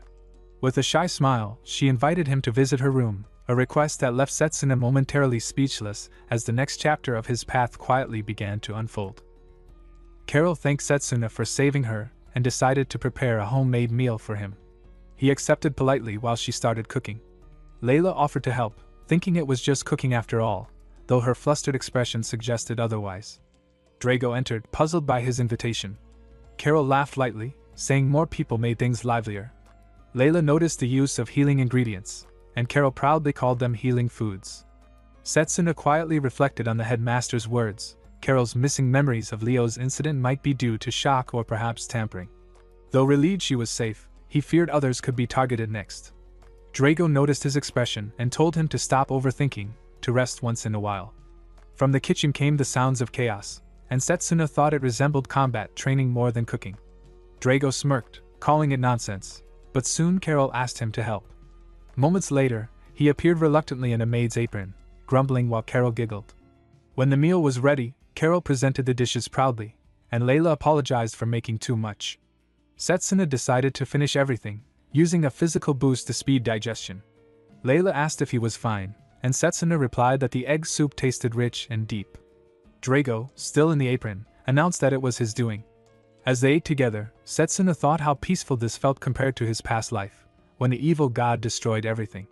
He vowed silently that such tragedy would never repeat. 2 weeks later, dungeon, joint training day at the dungeon entrance, Drago noted that Setsuna looked ready. Setsuna thanked him, crediting the healing meals for his quick recovery. Being on the same team brought him comfort, he could rely on Drago now. 2 upperclassmen approached, Mifune from the formation department, and Yuzuha, his teammate. After introductions, Mifune seemed cheerful and confident, while Yuzuha remarked on Setsuna's calm aura. Drago found Mifune unusually cheerful for a senior from the formation department, and Setsuna quietly agreed. Yuzuha, standing beside him, carried a calm yet unsettling aura. Her gentle smile seemed almost too practiced. Mifune laughed in response to their impressions, but for a brief moment, his eyes darkened, as if something else stared back through them. Soon, Professor Giovanni Bertolini began the briefing. The formation and close combat departments would train together in the ancient dungeon of the Sealed Demon, a 1-star area filled with undead and monsters. Each student's results would be recorded by a memory bracelet, with rewards based on points and loot collected. The top team would receive academy medals, and anyone exceeding 100 personal points could join the kingdom's Magus battalion training. Setsuna thought of the battalion, the strongest mages of the realm, and his lost comrades. He wanted to see them again. Giovanni handed out bracelets, warning them not to go too deep, and to use mana for teleportation in emergencies. Setsuna set his target at 200 points. At that same moment, Drago voiced the same goal. They exchanged a knowing glance, silently challenging each other. The professor raised his hand, signaling the start. The atmosphere thickened with tension and purpose. The joint training had begun. Setsuna and Drago dashed in as the dungeon gates opened. The ruin of the Sealed Demon, a 1-star dungeon built by an ancient civilization, spread out before them, its depths still mostly unexplored. Every creature inside would treat them as intruders. Setsuna noted that even with teleportation magic, this would be a dangerous mission. Drago whistled in awe at the vast underground hall, impressed by its size. Kneeling, Setsuna examined a strange plant, wondering if a whole civilization once lived here. He recalled the headmaster's words about this training being vital for future missions. His current goals were clear: master spirit magic and earn every possible point. Mifune and Yuzuha soon caught up. Mifune laughed about their speed, while Yuzuha pointed deeper into the ruins. Students gathered to discuss splitting paths. One suggested turning back, but Mifune insisted the deeper route held the real rewards. Setsuna quietly admitted that for a point-based challenge, Mifune wasn't wrong. When asked if he was worried, he tapped a wall, saying it felt hollow.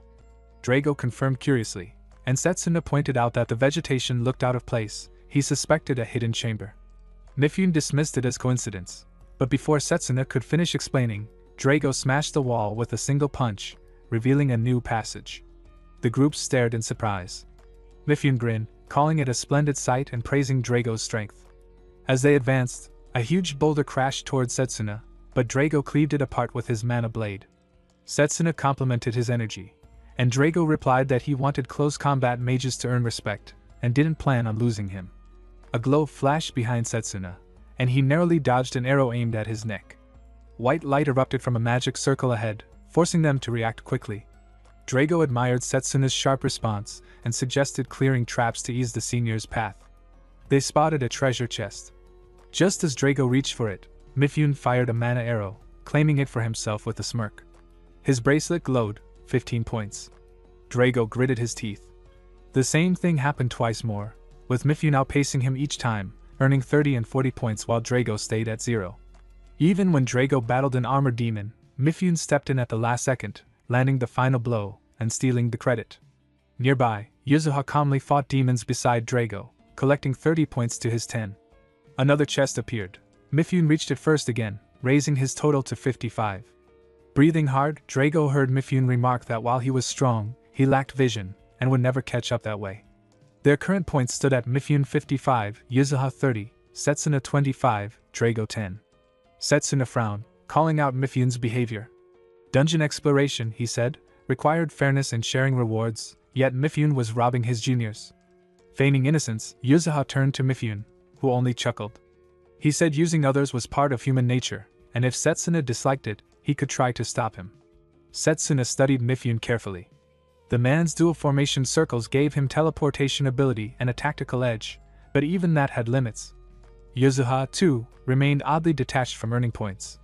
Her calm expression hid something deeper, something Setsuna couldn't yet name. Mifune smiled as he strode ahead. Their scores climbed, Mifune 80, Yuzuha 50, Setsuna 35, Drago 10. Then Setsuna paused. The air in the next chamber felt wrong, heavier than before. Mifune spotted another chest radiating faint dark energy and approached eagerly, declaring it his. Setsuna tried to warn him, but Mifune ignored it, claiming that only fools hesitated. The chest snapped open, unleashing a surge of corrupted mana. A massive shadow took form before them, far beyond the level of a one-star dungeon. Setsuna's heart sank. Whatever this creature was, it didn't belong in ordinary training. Setsuna froze when he saw the figure emerging from the shadows, a skeletal face crowned with twisted gold, snakes slithering between its jagged teeth. It was the King of Death. His dark flames radiated a nightmare-like aura that chilled the air. Setsuna could barely believe a being like this existed in a one-star dungeon. The creature's gaze burned through them, its voice cold and ancient as it cursed the intruders who had disturbed its rest. Drago, still trying to process the situation, glanced towards Setsuna. He understood the danger immediately, and told Drago to take Mifune and escape while he held the monster back. Drago, ever confident, simply wondered how many points a monster like that would be worth. The thought made Setsuna smirk for a moment, finding his friend's spirit reassuring even in a crisis. A massive magic circle formed around them. The King of Death began his assault, releasing volleys of black fire that shattered the floor. Drago noticed the creature's strategy, magic circles hidden across the room, each ready to strike. If not for his mana guard, he would have been caught in the first blast. Setsuna analyzed the spell structure and quickly realized this enemy's intelligence and magic level were equivalent to a 4-star mage. The danger was beyond what they had trained for. When another magic circle appeared near Mifune, Setsuna called out, warning him just in time. Together, Drago and Setsuna attacked, their movements sharp and instinctive. Drago reached Mifune and extended a hand. Though hesitant, Mifune took it. Their brief truce was uneasy but necessary. Across the chamber, 2 glowing circles formed above Yuzuha, who seemed distracted by something unseen. Setsuna rushed to her side, blocking the attack. She smiled faintly, her calmness strangely out of place in such chaos. Something about her composure bothered him, but he pushed the thought aside. Realizing they needed to end it quickly, Setsuna called for Drago's attention. Without needing words, both knew what to do. Drago grinned, already anticipating their next move. Mifune, standing at a distance, watched them with thinly veiled envy, thinking about how he could still turn this to his advantage. His smile hid his greed as he pretended cooperation, while secretly plotting to steal the points once the battle ended. Drago sensed his deceit but ignored it for the moment, focusing on the real enemy. Setsuna, meanwhile, thought back to his unfinished training with Liano. He remembered struggling with a charged bullet technique that had failed against Leo in their previous mission. That failure had driven him to push harder. He recalled how Liano had given them magic-infused weight bands, an old but effective method to build strength, and how he had worn them ever since, despite the strain. Now was the moment to release them. The bands dropped to the ground, heavy and clattering against the stone floor. Setsuna felt the surge of power rush through his limbs. Mifune, confused, wondered what kind of training they had undergone. Setsuna's aura flared as he enhanced his body with physical boost magic. Drago seized the opening, delivering a powerful kick to the King of Death's skull. The monster tried to summon one last spell, but it was too late. Their combined strength overwhelmed it completely. The King of Death collapsed, his flames flickering out like dying embers. Silence filled the chamber. Both Setsuna and Drago checked their bands and saw the result of their teamwork. Each had gained 50 points. Setsuna noted that their strikes must have landed simultaneously, splitting the reward evenly. Mifune could hardly believe what he had witnessed. He had underestimated them, assuming they were holding back. Now he realized their true strength and understood why they were feared among the close combat mages. Setsuna turned toward him, noticing a wound along his arm. He stepped forward to examine it, asking where Yuzuha had gone. Before anyone could answer, the ground began to tremble violently. Cracks spread beneath their feet, and the stone floor gave way. Mifune stumbled toward the edge, but Setsuna caught his arm just in time, pulling him back to safety. Below, the ruins shifted and revealed swarms of undead crawling through the darkness. Their hollow eyes glowed faintly, filling the chamber with a cold dread. Drago realized the danger and urged retreat before they were surrounded. As they pulled back through the collapsing tunnels, Setsuna couldn't shake a lingering thought. Something about this dungeon was far more sinister than they'd been told. Whatever force was at work here, it wasn't just a one-star anomaly. As the undead swarmed from all sides, Setsuna focused his energy, aiming precisely for their heads. Even with their teamwork, the creatures kept coming, their bodies collapsing and rising again under the pull of dark magic. Mifune grew frustrated. No matter how many they defeated, the points on his band didn't increase. Setsuna quickly realized why. The darkness itself was reviving the fallen. Drago gritted his teeth, slashing through another wave. There seemed to be no end to them. Mifune muttered that something was off, that these monsters didn't belong in a one-star dungeon. Setsuna, scanning the surroundings, sensed a sinister current beneath their feet. The true source of the magic was coming from the lower floors. He asked if the others could feel it, though Mifune doubted him. Setsuna, however, was certain. The energy might even belong to Yuzuha. Drago suggested they head downward. Mifune tried to object, unsure if he wanted to follow, but Setsuna pointed out that staying behind alone would only mean a slower death. Mifune bristled, accusing Setsuna of underestimating him. Setsuna replied calmly, saying he was only being realistic. Mifune's skills so far had been limited to stealing Drago's points. Mifune scoffed that such tactics were simply part of his strategy, cursing the undead in the dungeon but reluctantly agreeing to follow. As they moved deeper, Mifune noted how easily Setsuna and Drago coordinated in battle. They seemed used to fighting together. Drago smirked, telling him to save his breath for combat. Setsuna's senses sharpened. The source of the dark magic was close. Ahead, an eerie presence awaited them, an enormous eyeball creature, pulsing with black veins and floating midair. Setsuna had never seen anything like it. Normally, dungeons drew energy from magic circles, not living entities. While Setsuna studied it, Mifune plotted silently, waiting for a chance to strike and steal the points once the monster fell. But Drago caught his intent and drove an elbow into his side, knocking him back. Stretching his shoulders, Drago seemed almost eager to fight again. Setsuna attacked first, destroying the eyeball and earning 10 points. But their victory was short-lived as the undead began to rise again, more restless than before. He suspected they had angered the dungeon by breaking its source. From now on, they would need to fight strategically to clear the area and earn what they came for. Drago, still grinning, welcomed the challenge, claiming it was a good way to release tension. Mifune tried to shake off his frustration and decided to aim for 100 points before escaping. Setsuna then asked him about Yuzuha's whereabouts. Mifune claimed ignorance, suggesting she might have fled in fear, but Setsuna doubted it. Even when the King of Death appeared earlier, she hadn't shown fear. Something about her had been off from the start, and now, combined with the strange monsters and dark energy, he began to suspect something deeper, possibly linked to the apostles. If that were true, Drago and the others were in grave danger.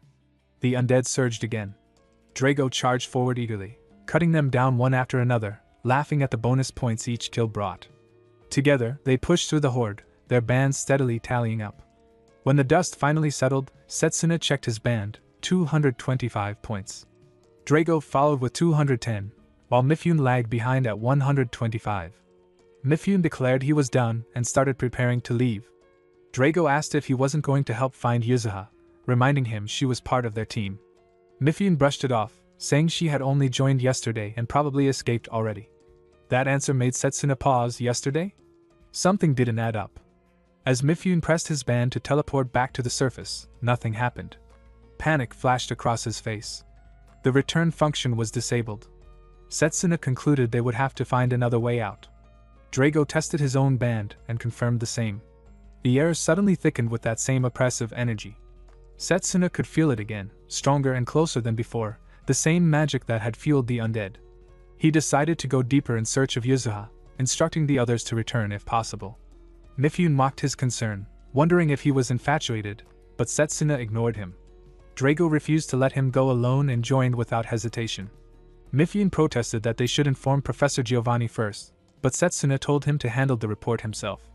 He could still sense Yuzuha's mana faintly. As the two advanced, Mifune hesitated before following. His fear battled with curiosity, and the dread of being left alone. Drago caught up and patted his shoulder, telling him to come along so they could all make it out together. Mifune reluctantly agreed, grumbling that neither he nor Drago could sense Yuzuha's mana anyway.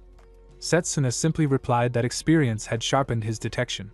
The air grew colder as they descended, the atmosphere heavy and suffocating. Somewhere ahead, a faint sound echoed, a low, haunting hum. They turned a corner and froze. There, sitting at the center of a glowing magic circle, was Yuzuha. Her left eye was pale white, veins spreading unnaturally across the left side of her face. She looked up at them, her voice trembling as she begged for help. Drago looked toward Yuzuha, as he asked if she was all right.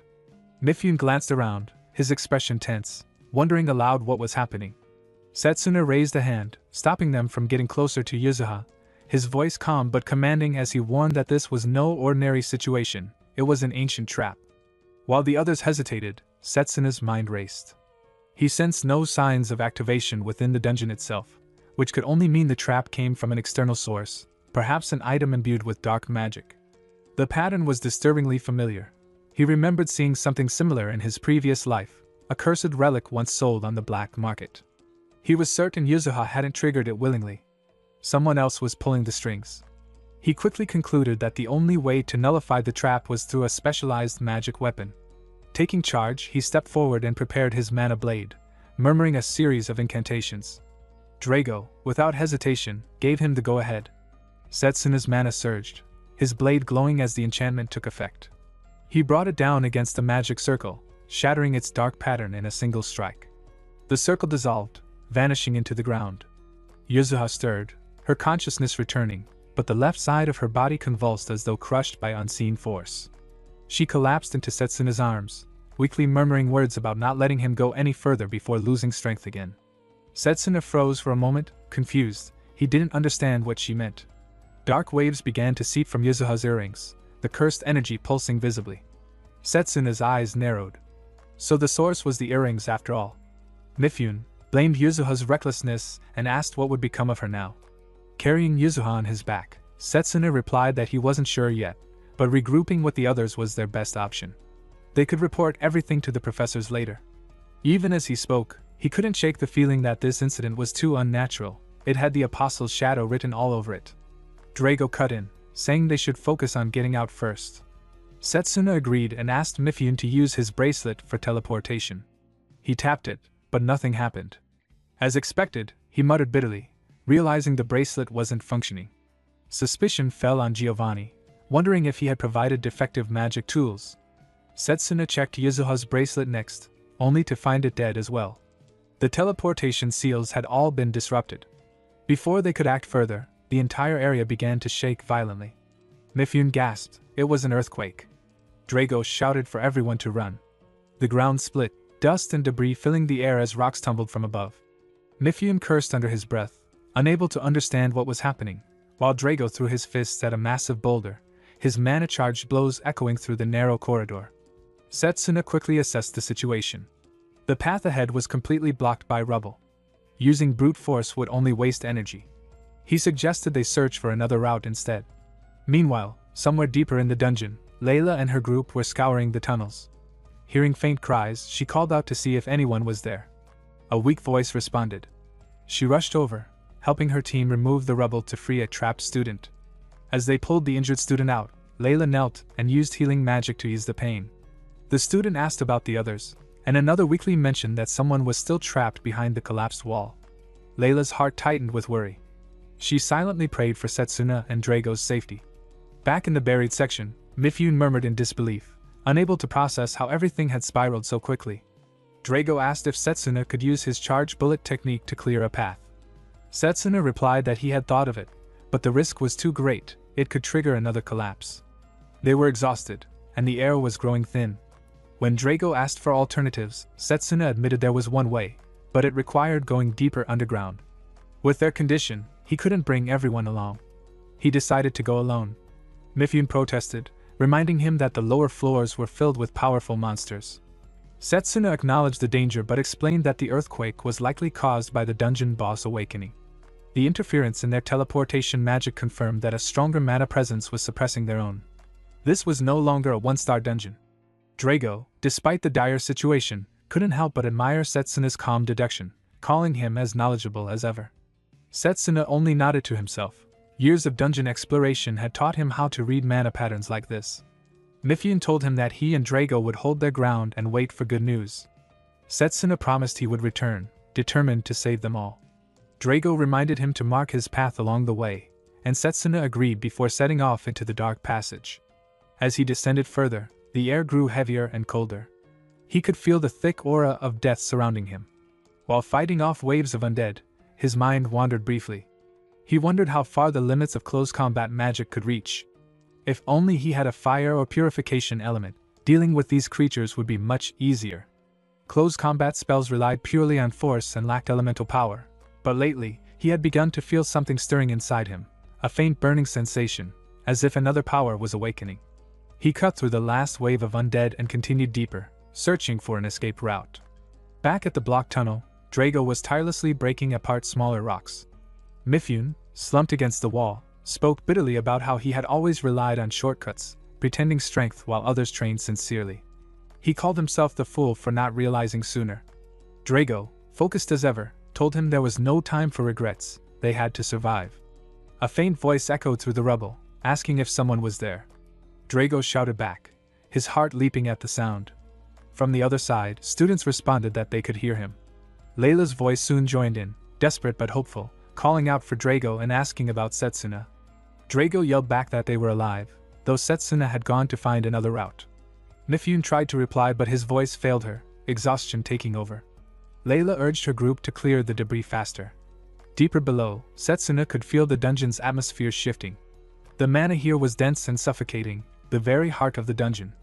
Ahead, a faint glimmer caught his eye, a small, half-open door radiating dim light. It could be a path to the exit. Yet, as he approached, he sensed a barrier blocking the way, strengthened by dark energy. It was strange, despite the suffocating pressure, the chamber beyond was eerily empty. His instincts screamed for caution. A sudden tremor passed through the ground. Setsuna looked up, eyes widening as something massive loomed above him. A gaping maw with jagged teeth lunged from the darkness. He rolled back just in time as the creature's jaws slammed shut where he had stood. When he turned, he froze. The monster had two heads. The air trembled from its roar. Before him stood a double-headed hydra. Setsuna stared up at the double-headed hydra, the creature's corrupted flesh and the way its severed heads knit back together making his skin crawl. The dungeon's anomalies converged here. Whatever animated this beast was tied to a far darker source. Only someone wielding power like the evil god could force such resurrection. The Hydra spat a glimmering projectile. Setsuna rolled out of the way, instincts telling him it was venom. If this fight dragged on, the dungeon would only worsen. He inhaled, steeling himself to finish the thing quickly. He drew his mana blade and moved in. Memories surfaced unbidden, his past battles with Hydras. They never died until every head was destroyed. Their skulls were thick. A blade rarely did lasting damage. The trick had always been to find the soft spots. He charged. His first strike split one head cleanly. He vaulted back as the Hydra sprayed green poison. Some of it splashed his armor, burning like acid. The beast began knitting the missing head back to its neck, the regeneration a mockery. Killing only one head wouldn't suffice. He needed to sever both at once. A flash of frustration came with the memory of past failure. He had once tried to wield blades in both hands and failed. Liano's reprimand echoed. The body must catch up to the mind, and for close combat mages, internal mana conditioning took years. Setsuna had trained with weight bands, pushed until his body adapted, but dual wielding remained precarious. He forced himself to be practical. Start safe with a single sword, stabilize, then attempt two.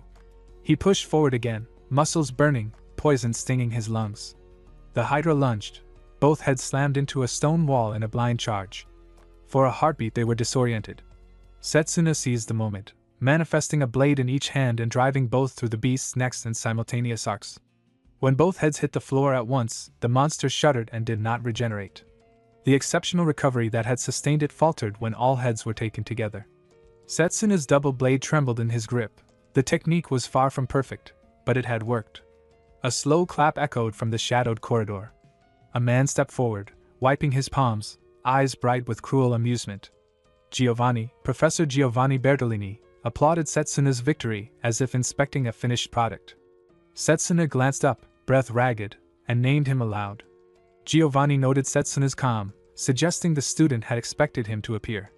Setsuna kept his voice steady, asking the questions that mattered. Was Giovanni an apostle, and why push so far to turn students into puppets? Giovanni's smile twitched. Watching Setsuna in the exchange matches had sparked something in him, an idea that thrilled his darker curiosity. He admitted to wanting an undead body as a plaything, to fashion Yuzuha as a puppet. She had approached him naively. He had given her an earring that bound her will and turned her into what she was now. She should have been grateful to be remade, he scoffed, calling her foolish for not appreciating the gift. Rage flared hot and bright in Setsuna's chest. Words failed. Giovanni's casual cruelty was a blade itself. He stepped forward, knuckles white, promising retribution for every violated life. Students clawed at the rubble until one of them gasped that he could not move. Drago yanked free the trapped youth and heaved him into the open, breathless and alive. Layla rushed over, relief breaking across her face as she checked the rescued student. Around them, others helped pry away fallen stone. Dust settled. For the first time in hours the earth seemed to quiet. Drago laughed hoarsely, grateful and exhausted, and thanked everyone for their effort. They had escaped to the surface at last. Layla scanned the horizon and noted that the tremors had subsided, and the red glow that had suffused the dungeon was dimming. Drago guessed that Setsuna must have defeated the boss. Mifune, checking his bracelet, announced that the device's mana signature had returned. Layla urged them to move up so the teleport function could send them back to safety. Drago hesitated only a moment before telling Layla he would go check on Setsuna. He left the group in her care and plunged back into the dark. Layla nodded and promised to wait at the rendezvous. Drago sprinted onward. Deep in the collapsed chamber, Setsuna stood over Giovanni, blade still wet with Hydra ichor. His voice was low and cold. The professor had engineered this, he would pay for it. Giovanni only smiled, amused by the hatred in the young man's eyes. Setsuna launched himself forward. He used Frost Phantom, a trick of speed and cold that blurred the air around him. An ice shard flashed up from the floor and sliced at Giovanni's cheek, but the professor merely chuckled. He praised the move as effective against a direct attacking close combat mage and taunted the limits of such tactics. Setsuna realized the depth of Giovanni's preparation, formation magic woven into traps and counterattacks, the professor's circuits triggering at predetermined moments. His own mana was already drained from the Hydra fight. Giovanni's formations required prearranged anchors, teleport spots and activation nodes, much like Mifune's setup. Setsuna tested that theory and paid for it when a poison slash bit his shoulder. The wound began to spread its burning sickness through his veins. Giovanni sneered that Setsuna was pathetic and urged surrender. Setsuna spat back that he would never yield and would break the curse he'd placed on Yuzuha. The professor's reply was a grin and an offer of terms: give allegiance, and perhaps the curse could be undone. He seized Setsuna by the hair, trying to force obedience. The idea of pledging himself to such a man was an insult. Setsuna struck free and lunged again. Giovanni flickered away with a practiced shift of formation magic, teleporting into the shadows. Setsuna read the mana trails and followed, fast enough to reach the arrival point the moment Giovanni reappeared. He slashed, catching the professor across the throat. Giovanni's shock was genuine. Nobody had unraveled his teleport pattern so quickly. Before the student could press the advantage, Giovanni's hands and face knit back together, regeneration coursing through him. Setsuna realized, in horror, that Giovanni was not merely human. The professor confessed with proud malice that a great being had spared him at the brink of death and granted him immortality. He considered himself the being's masterpiece. He spoke of humanity's weakness, aging and death, and of his desire to bestow immortality upon chosen ones by turning them into undying puppets. Yuzuha had been a foolish, eager recruit who failed to understand the earring's true nature. For Giovanni, she was a prototype. For Setsuna, she was a person to be saved. Consciousness began to slip from Setsuna as poison and fatigue coalesced into darkness. Then he felt a surge of mana, not his, but approaching fast. Giovanni, believing the ritual to bind Setsuna complete, had already started a conjuration and encircled the student with a glowing pattern of ancient script. A massive rock hurtled through the corridor and smashed into Giovanni, who was flung off balance and thrown towards Setsuna. The blow disrupted the ritual and landed Giovanni within reach of a mana-infused punch. Drago's timing had been perfect. The two friends exchanged quick words. Drago asked after Setsuna's wounds. Setsuna asked for news of the others. Drago confirmed Layla and the surface party were safe. The small reassurance steadied Setsuna. Layla had become reliable. His worry eased for one beat. Giovanni, recovering in a ragged, furious state, reached into something embedded in his skull. He howled an invocation, calling out to the hydra carcasses he had left behind. The corpse matter convulsed, scales knitting and bones reforming. A voice from Giovanni twisted into something inhuman as he commanded a fusion. Hydra, merge. Warned that Giovanni might rise in a new, worse form, Setsuna barked at Drago to keep his guard up. Giovanni roared that he would not forgive being forced to use the relic entrusted to him by the great being. The item pulsed darkly, venomous energy coiling like a serpent. Giovanni's flesh started to shift, sinew rearranging into a snake-like shape. Setsuna's consciousness blurred as pain surged through his body. Each breath felt heavier, his thoughts scattering amid the chaos. At this rate, both he and Drago would be finished. His vision dimmed, and just before the darkness claimed him, he caught a glimpse of a faint flame flickering nearby. Something was there. A presence. The headmaster's words echoed through his fading awareness. Spirit magic was not about thinking, but about feeling. One had to empty the mind, let go of reason, and merge with the spirit through pure instinct. The meaning struck him. So this was the state of emptiness, where the spirit's presence could be felt. Summoning his last strength, Setsuna extended a trembling, blood-stained hand toward the tiny flame, silently begging for power to protect his friends. A harsh voice thundered in his mind, ordering him to be silent. In an instant, the dungeon vanished. He was standing in a desolate realm, the ground cracked and dry, jagged rocks floating weightlessly through the air. Confusion hit him. This place felt far removed from the dungeon, as if it belonged to another world altogether. Then, before him, rose a massive being, a towering form of living fire. The sheer intensity of its mana pressed down like a storm. Setsuna could barely remain standing. The fiery titan's gaze bore into him, its aura searing. Heat washed over him even at a distance. The spirit's tone carried disdain, unimpressed by a human's plea.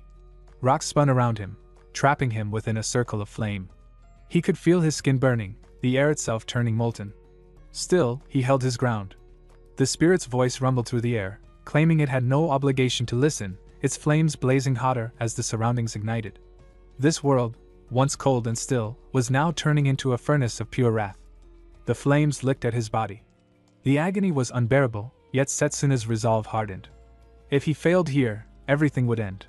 He needed to reach the spirit, no matter the cost. The spirit noticed his endurance. A human should have collapsed long ago, yet he still clung to consciousness. Then the mark of the spirit of time shone faintly upon his skin. The entity paused, recognizing the power it sensed within him. Setsuna's body trembled, his words steady even as fire devoured him. He wasn't here for selfish gain. His purpose was to end the evil god's reign and protect those still fighting above.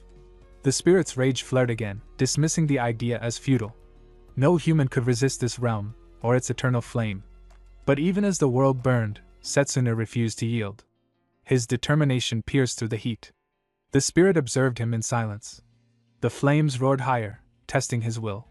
His thoughts wavered, fragments of memory, voices of his friends, and glimpses of the real world drifted in and out.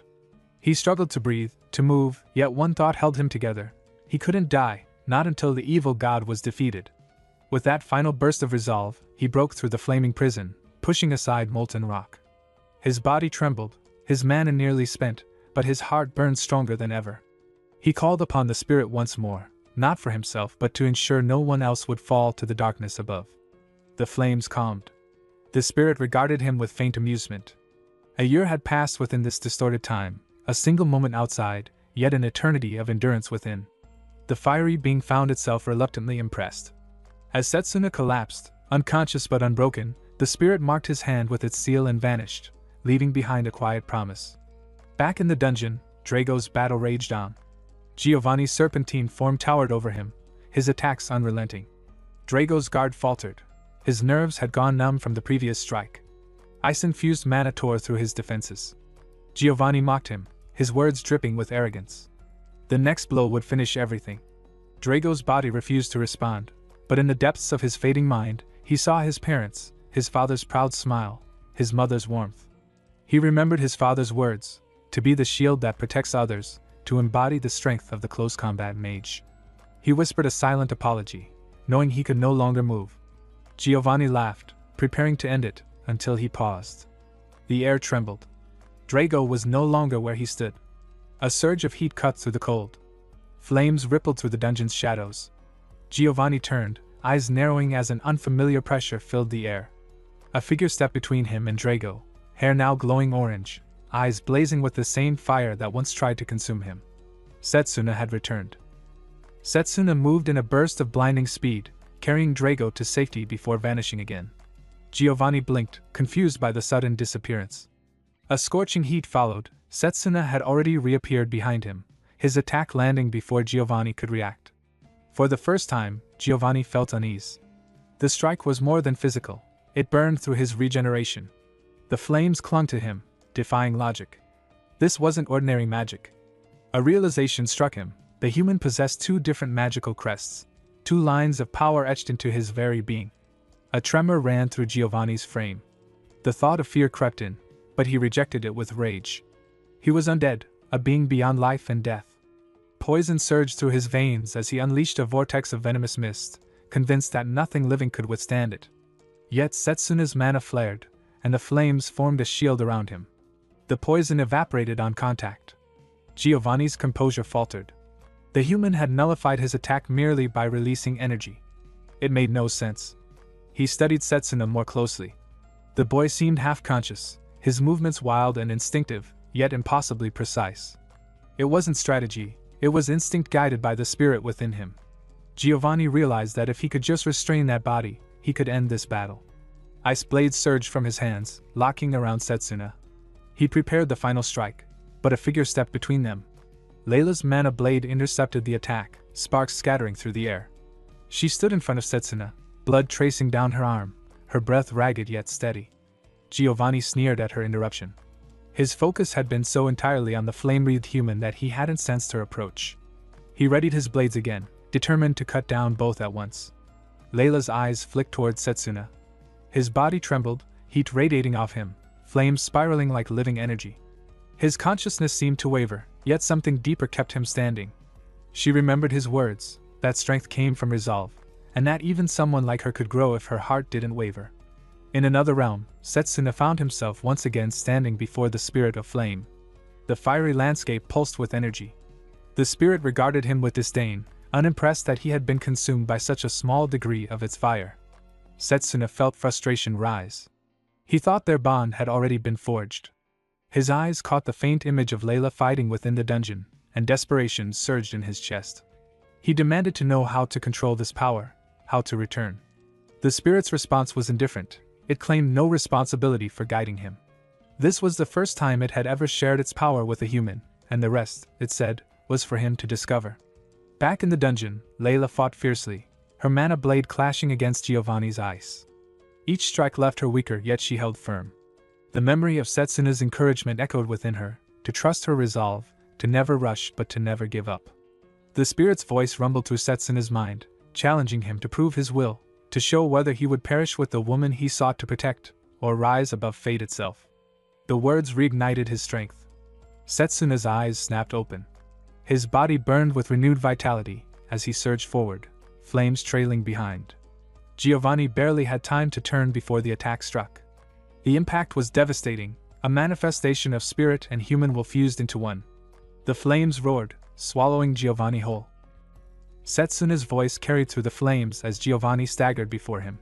He spoke of immortality, of how humans, bound by time, are forced to grow and struggle. Only in the face of death, he thought, had he truly understood the meaning of the fire spirit's magic. Giovanni's expression twisted with disbelief. His body dissolved into ash before the words could reach completion. The battlefield fell silent. Layla rushed toward Setsuna, her eyes wide with concern. She asked if it was truly him, trembling at the sight of his now burning crest. Setsuna reassured her with a faint smile, thanking her for protecting him. He checked her injuries, his tone gentle despite his exhaustion. Layla brushed it off, relieved to see him safe. Drago joined them, surprised by Layla's arrival. She explained that their senior students had escaped through teleportation magic, but she had stayed behind, following her intuition. She had sent word to the professors, and reinforcements were likely on their way. Before Setsuna could respond, a wave of dizziness struck him. His body collapsed to the ground, his hair fading back to black as consciousness left him. Moments later, a group of students arrived, clearing debris and rushing to the injured trio. They found Setsuna, Drago, and Layla still breathing. The rescuers praised their survival and explained that they had come after hearing the situation from Mifune. Even in his weakened state, Setsuna urged them to tend to Layla and Drago first. When he next opened his eyes, the scent of disinfectant filled his nose. White curtains, soft light, the infirmary again. He thought wryly that he was becoming a regular patient here. The warmth of the battle's flame still lingered faintly inside him. Professor Liano entered with his usual calm presence. He told Setsuna that he had been unconscious for 3 days. Drago, Layla, and the other students were safe, and the aftermath of the incident had already been resolved under the headmaster's orders. Setsuna felt a quiet relief at the news, though uncertainty still clouded his heart. Liano grew solemn as he mentioned Leofere Elmcrest and the Academy's recent failures. There had been internal investigations ordered by the headmaster, but Giovanni's schemes had slipped through, endangering their students again. The professor bowed his head, apologizing for it. Setsuna asked him not to lower his head, insisting that he too bore responsibility. A twinge of pain ran through his body. Leonel explained that it was the after-effect of overusing mana. The wounds were healed by magic, and someone had already treated him on the spot. Setsuna wondered who that might have been. A knock sounded at the door, and Leonel smiled knowingly. Professor Zachary entered, carrying a tray of peeled apples. Setsuna greeted him, still confused by the gesture, until Leonel nudged Zachary to speak his mind. Zachary apologized for how he had treated Setsuna during the orientation test. He admitted that his bitterness came from his own past, once a promising student, then abandoned after being placed in the close combat department. Seeing Setsuna, someone capable of any magical path, willingly choose the same field had stirred resentment in him. Yet now, after witnessing Setsuna's strength, he felt pride instead. The close combat department had earned the highest score in the joint training, and Setsuna himself had broken all previous records. The upcoming collaboration with the Magus battalion was cancelled, but Zachary found himself content, proud that Setsuna had proven their worth. Setsuna sensed a genuine change in him. He apologized in turn for his own behavior, and the two shook hands, the tension between them finally gone. After Zachary left, Liano handed Setsuna a small half-glove. He explained that it was to cover the crest on his hand, one unlike any other, a mark of the spirit's power. Spirit magic, he said, was an ancient art, forbidden since the Great Magic War a century ago. The church still regarded it as taboo. Setsuna was warned never to reveal it publicly. The words echoed in his mind. He remembered studying the war in history, never imagining that spirit magic itself had been its cause. He asked how Lionel knew such things. The professor replied that the headmaster had told him everything: the evil god, his apostles, the truth of spirit magic, and even Setsuna's regression from the future. Only the two of them knew the secret within the academy. Setsuna felt an odd comfort in that. For once, he didn't have to bear the truth alone. Lionel placed a hand on his shoulder, reminding him that regardless of his past life, he was still Setsuna Cromwell, a student of the close combat department. Grateful, Setsuna asked about the headmaster's whereabouts. Lionel said he had found traces of the apostles and was away following the lead.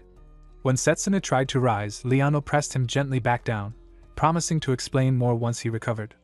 After the room fell silent again, Setsuna stared at his left hand. The crest pulsed faintly beneath the glove. He thought of the battle, how close he'd come to losing everything without the spirit's aid. Though Layla's presence had steadied him, he doubted whether he could control such immense power again. He unwrapped the bandage, revealing the mark glowing softly against his skin. A familiar voice echoed in his mind, proud and sharp. The spirit mocked his weakness, reminding him that no human could command such power easily. Setsuna looked around, searching for the source, but saw no one. Then an orange light drifted through the room, swirling before him. It took form, a small, fiery creature with feline features, its fur shimmering like molten gold. It perched on his shoulder, tail flicking lazily, and announced its presence. The spirit of flame had manifested in the human world. Setsuna blinked at the small creature perched on his shoulder. He asked if it was really the spirit. The animal bristled at being addressed casually and introduced itself as Blazer, insisting the name be remembered. Even in this diminutive form, something about the spirit's presence felt off. The towering titan he'd faced earlier didn't match this playful feline. Blazer leapt from bed to bed and peered out the window, marveling at the sprawling human world below. He declared the city vast and fascinating. Setsuna noted that the spirit had shrunk to fit a human frame. Blazer explained that his true form demanded far more mana than a human could safely host, so he had chosen this compact shape for now. Setsuna seized the chance to ask about the great magic war a century ago, and whether Blazer had taken part. The spirit shrugged off the history lesson, claiming no interest in the past and preferring the present moment. Then, without warning, Blazer darted out of the infirmary and across the courtyard. Setsuna scrambled after him, snapping a glove onto his left hand and thinking ahead. If the Holy Church ever learned a spirit lived with him, trouble would follow. He had to keep Blazer hidden. Outside, students gaped at Blazer, mistaking it for a strange, lively pet. Setsuna chased after the spirit, breathless, while Blazer teased him about his weakened body and whether he could keep up. Noel appeared in the courtyard and barked at Setsuna, taking the victory at the exchange match as cause for scorn. Setsuna ignored him, calling after Blazer instead.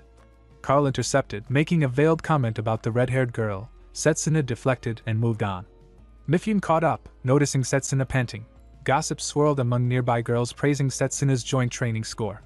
Mifune, blunt and pragmatic, scolded anyone mocking his friend, then explained Yuzuha's situation. She was unconscious but alive, now detained and under professor interrogation. Setsuna asked if anyone had seen a small red animal. Mifune pointed toward the courtyard window. Blazer bounded into a flower bed, and students rushed forward, buzzing with curiosity at the unfamiliar magical beast. Actor spotted Blazer from the terrace and tensed. He suspected a magic creature and, still smarting from exposed underhanded tactics during the exchange, readied himself to seize it in the name of Academy safety. Blazer reacted before Actor could move, repelling the attempted capture with a sudden flare of flame that sent Actor stumbling back. The courtyard fell silent for a beat. Had that small creature really breathed fire? Blazer, tail flicking, took a haughty tone, scolding anyone who'd attacked him. The students muttered uneasily, agreeing it was best to leave the matter alone. Layla appeared, drawn by the commotion, and looked at the little flame beast with wary curiosity. Blazer, not missing a beat, offered a half-joke about burning anyone who bothered him, obviously teasing, but the warning carried an edge. Setsuna called down from the terrace to warn Layla, then moved at once, only to be stopped by a sharp stab of pain in his leg. He winced, thinking the little spirit would scorch anyone who threatened her. Layla sensed something in the air and turned just as Blazer, small and furious, announced that he was already on guard. She crossed the gap and softly thanked the creature for saving Setsuna in the dungeon, sitting down to offer the apple she'd brought. Blazer accepted the gift with a huff and a grudging compliment. Setsuna noticed the spirit's mood had shifted from savage to oddly domestic. At the cafeteria, Drago watched Setsuna eat with an amused grin and asked about the strange animal on Layla's lap. Setsuna kept Blazer's true nature private, If the Holy Church learned a spirit lived with him, trouble would follow, so he called it a magical beast and tried not to reveal too much. Layla brushed off thanks with modesty, saying she was only returning a favor. Around them, students buzzed about Setsuna's top score in the joint training and craned for a look at the odd creature. Blazer basked in the attention, teasing Layla that future gifts would earn her special treatment. Setsuna felt a brief, private relief that only he could hear the spirit's voice. Drago produced a letter from home, beaming that his parents were proud of the department's result and that he could finally boast about being a close combat mage. Conversation turned toward Giovanni. Layla wondered aloud about his true identity, and Setsuna admitted they'd learn more after Yuzuha's interrogation. He still suspected Giovanni's Hydra fusion marked him as something worse than a mere rogue professor, but he lacked proof. Drago pointed at the speed and unfamiliar quality of the flame that had helped Setsuna. Layla and Blazer both noted the same conclusion. The power came from the tiny spirit more than from Setsuna's usual close combat techniques. Setsuna explained the state of emptiness he'd fallen into. It was hard to describe, but it had let him tap something other than brute strength. Blazer, now content, teased him about his domestication and dismissed the fuss around him. Cyrus Arclight approached, and the cafeteria's chatter fell thin with tension. Students muttered that the long-range professor was coming to admonish someone. Cyrus strode over, eyes sharp, and demanded to know what the animal was and whether it was a banned magical beast. Setsuna's heart sank. He had to keep Blazer hidden. Before he could answer, Zachary stepped forward and claimed responsibility for registering the creature, covering for him with an offhand apology. Cyrus snapped about proprieties and paperwork, scolding Zachary for lowering himself on account of a student. Zachary took the ribbing with a strained laugh. Drago, fed up with the theatrics, slammed his hand on the table to cut through the tension, and loudly praised Zachary for the close combat department's training success. Leonel and Setsuna echoed thanks. Cyrus scoffed, told them to file the paperwork by morning, and stormed away. Setsuna let out a breath. Blazer's temper was on a knife edge and he needed another moment before the spirit's irritation flared. As the group dispersed, a blue bird flew in bearing a scroll and dropped it at Setsuna's feet. He unrolled it and read. The headmaster's letter congratulated him on acquiring spirit magic but warned of the danger of learning it while still injured. The headmaster regretted being away and entrusted Liano with finding a suitable teacher to train Setsuna in his absence. Setsuna's chest tightened with gratitude and a new, weighty responsibility. Elsewhere, an older figure read the same dispatch with furious eyes. He slammed the parchment down and muttered that the headmaster had no right to expose the location. An elder steeped in the academy's ancient archives declared that if down in Silverox, the headmaster, chosen student proved incompetent, he would deal with Setsuna himself, by hand if necessary. The urgent magic conference had dissolved into chaos. Don and Silverock's report met scorn and disbelief. Some attendees laughed at the suggestion of apostles and the evil god, others demanded evidence that simply did not exist. When the headmaster left the chamber, his shoulders were heavy with the weight of dismissal. Liano fell and stepped beside him, polite and steady. The headmaster admitted the meeting had been tiring, and Liano answered with the restraint of a subordinate who knew how fragile certain truths could be. Reversing time with forbidden spirit magic was not something to mention lightly. Still, the danger of apostles acting in secret could not be ignored. The headmaster's proposal might at least buy the academy time. When the headmaster asked after Setsuna, Liano replied that the student was recovering, though still pushing himself. When Setsuna woke, Carol sat close by with a tray of food. She explained she had heard he was ill and wanted to help his recovery with a recipe Drago had taught her. She mentioned walking Blazer around the town with Layla and bringing fruit for the strange little spirit. Its chirp had sounded oddly like a small, contented cry. Setsuna listened, grateful and embarrassed by how easily the spirit adapted to human company. Carol admired Layla's calm way with Blazer. She sensed no hostility there, a rare and gentle quality. Setsuna's thoughts turned inward. Spirit magic had been forbidden for centuries. It had sparked the Great Magic War 200 years ago, when those who mastered such powers clashed and left ruin in their wake. Only a handful ever wielded it. The knowledge was a poison in polite society. Exposure meant interrogation or worse. Yet the very possibility of controlling spirit magic felt like a step towards stopping the evil god. If history had shifted around him, if Giovanni's rampage or Leo's betrayal were new variables, then every choice carried consequence. A few days later the group prepared to leave for training. Farewells were light but earnest. Drago bragged about family letters and pride in the close combat result. Layla and Carol reminded Setsuna to be careful. The journey would be long and they would travel by lizard carriage, awkward for many, but familiar to Setsuna from his prior life. He mounted easily and settled in, the rhythm of travel already steadying his mind. The road offered a rare quiet. Between stretches of chatter, Setsuna and Liano talked about motion sickness and the unfamiliar sway of the carriage. Then, ahead, human figures stood in the path. Lionel slowed. The three women were not bandits. Their calm, precise bearing felt wrong for passers-by. They introduced themselves as servants of Morgana, a name Setsuna had seen in the headmaster's letter. The voice that answered them seemed layered, not merely one person but a chorus tuned to another presence. Lionel watched carefully. He too recognized the danger. These were not ordinary humans.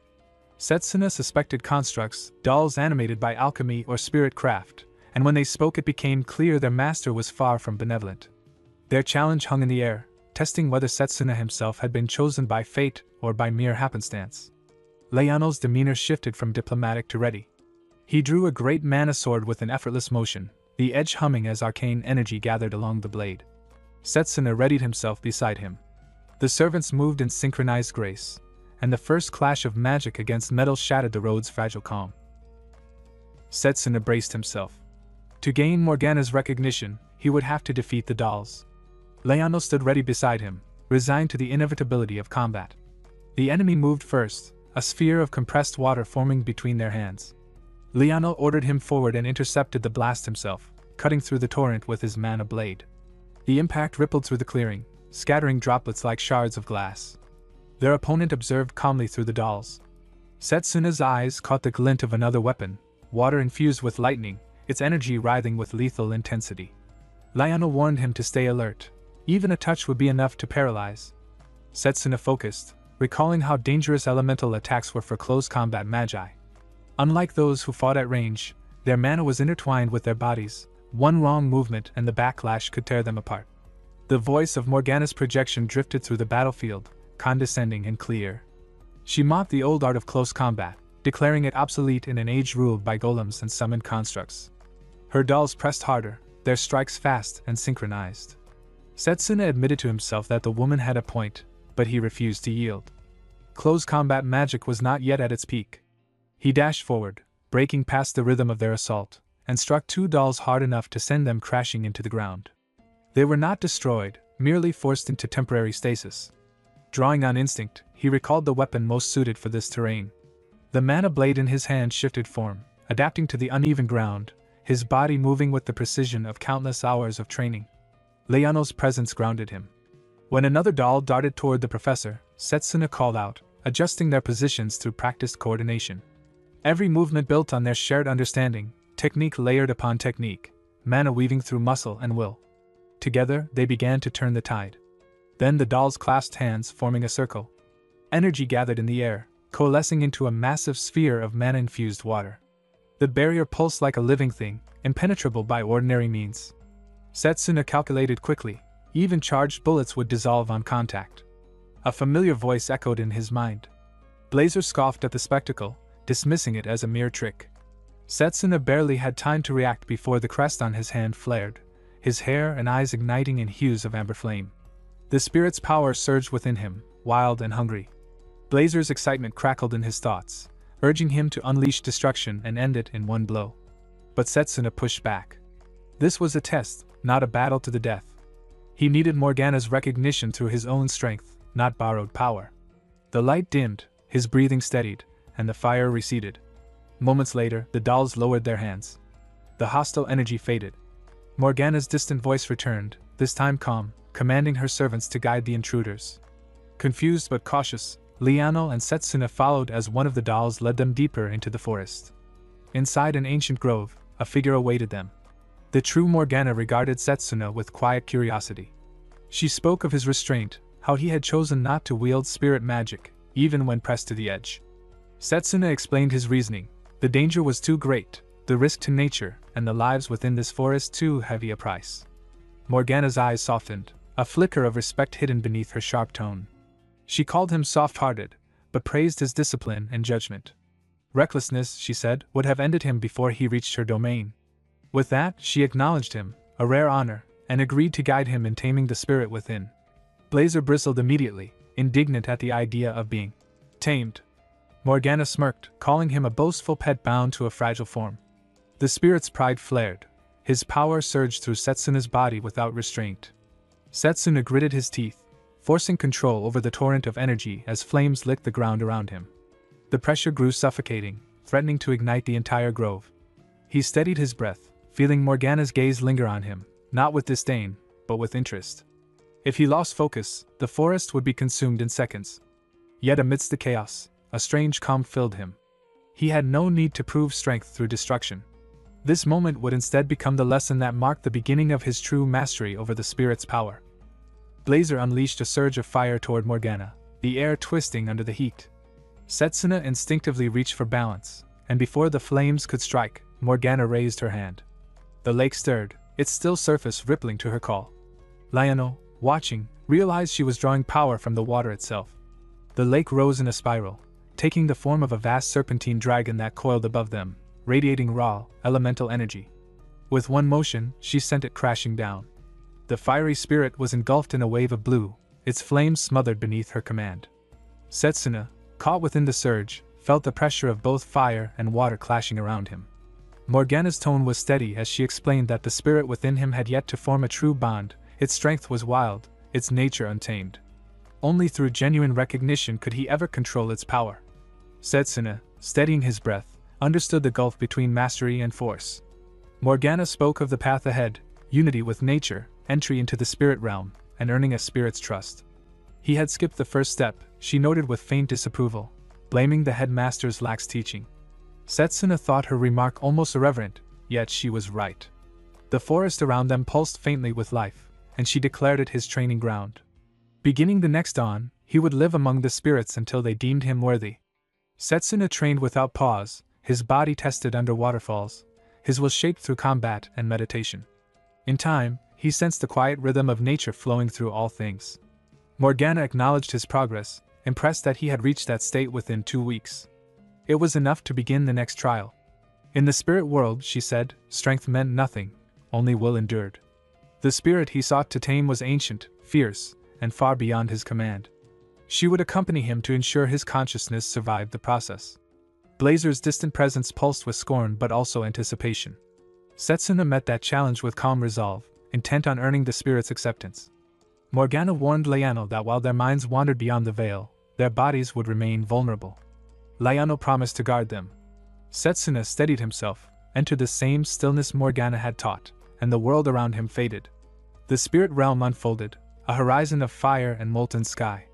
Blazer emerged in full form, majestic and burning, its eyes filled with primal power. Morgana observed quietly, conceding that the creature's pride was well-earned. Setsuna could now sense the spirit's essence clearly, every spark alive with intent. Blazer tested his will, its flames roaring in defiance. Morgana wove a barrier to protect his consciousness, warning that even a flicker of hesitation could shatter his mind. Setsuna stood firm, unmoved by the heat. Spirit power, like magic, answered only to balance. He had learned that harmony, not domination, was the key. The realm trembled as their wills collided, fire against focus, pride against resolve. Back in the physical world, Lionel felt the shift. The air grew dense, charged with energy. He muttered that it had begun and that Setsuna would endure. Then, an unfamiliar aura pressed against the hideout, dark and heavy, distinctly hostile. The door creaked open, and a figure stepped through with quiet ease. Lionel recognized him instantly, Leo Foray Elmcrest, the missing student. His casual tone hid an unmistakable malice. Lionel's expression hardened as the air behind Leo warped, revealing another figure cloaked in black-violet energy, Zagan the 10th Dark Apostle. Zagan spoke with amusement, announcing his intent to seize Morgana and Setsuna. Leo dismissed the plan, saying his business was with Setsuna alone. Lionel's grip tightened on his weapon, the atmosphere crackling with pressure. Both men radiated power, their presence suffocating. For a brief moment, Lionel considered the odds, then steadied himself. No teacher from his academy would ever abandon a student. Drawing his mana blade, he faced the intruders head-on. Blazer demanded that Setsuna prove his earlier words. Setsuna steadied his resolve, reminding himself that this world was ruled by willpower. In the real world, Morgana sensed something dark approaching. The forest had already fallen under an evil force. Realizing what it might be, Setsuna urged her to go on ahead. Morgana warned that breaking the barrier could burn him by the spirit's will and risk his return, but Setsuna accepted it, determined to overcome the trial alone. She left, telling him to come back alive. Facing Blazer again, Setsuna apologized for the delay.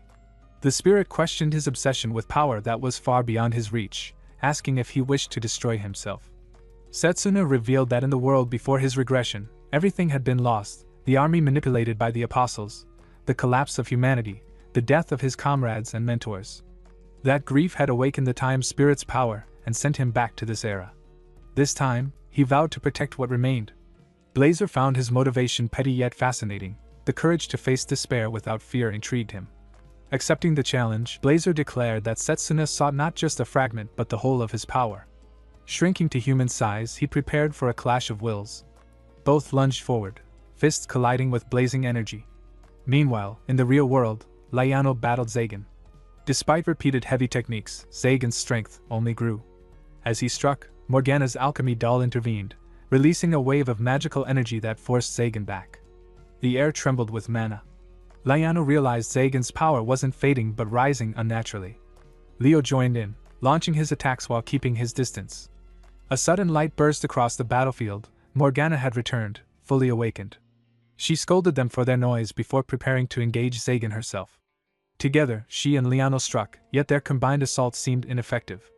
Morgana noted that Leo's ability nullified magic, but his decision to dodge hinted at a limitation. She theorized that his nullification required direct focus, leaving openings at close range. Leo countered calmly, noticing her attempt to strike from beneath, but Morgana was already forming an immense sphere of water overhead. Her intention was to engulf both him and Zagan in one devastating sweep. Leo admitted the scale was impressive but countered swiftly, shattering the sphere and turning the flood into a heavy downpour. He revealed that his disintegration extended even to long-range attacks. Realizing her tactics were failing, Morgana prepared her last resort. Leo taunted that it would serve as a fine farewell to the underworld and gathered a final purple orb of destruction. Just as he unleashed it, his attack was interrupted. His face met the blazing fist of Setsuna, now returned in his fiery spirit form. Morgana watched, relieved and astonished, recognizing that he had succeeded in defeating the spirit. Zagan and Liano's attention turned toward Setsuna. Liano, battered and bleeding, managed a faint smile as he watched the boy stand wreathed in searing flames so intense they should have consumed the forest, yet Setsuna kept them perfectly restrained. Zagan studied him with a sharp grin, amused by the fiery aura. Blazer's presence flared within, remarking that the foes before them seemed worthy of burning, but Setsuna stayed alert, warning him not to underestimate them. Blazer teased him for his humility, amused that the man who had bested a spirit would still speak with restraint. Moments earlier, in the spirit world, Setsuna and Blazer had traded fierce blows that shook the ground. Blazer marveled at the boy's sheer willpower even as he noticed the tremor in Setsuna's bloodied hands. The spirit wondered why his opponent was trembling yet smiling through the pain. Setsuna's grin widened, battered but unbroken, declaring through his resolve that he would win. He evaded the next strike and countered sharply. Blazer pressed with full force, surprised that a human could withstand the full brunt of his strength. Setsuna, panting, explained that Blazer's undefeated nature was his weakness. One who has never known defeat cannot understand how to rise again. Setsuna had fallen countless times before, and each failure had taught him to stand taller.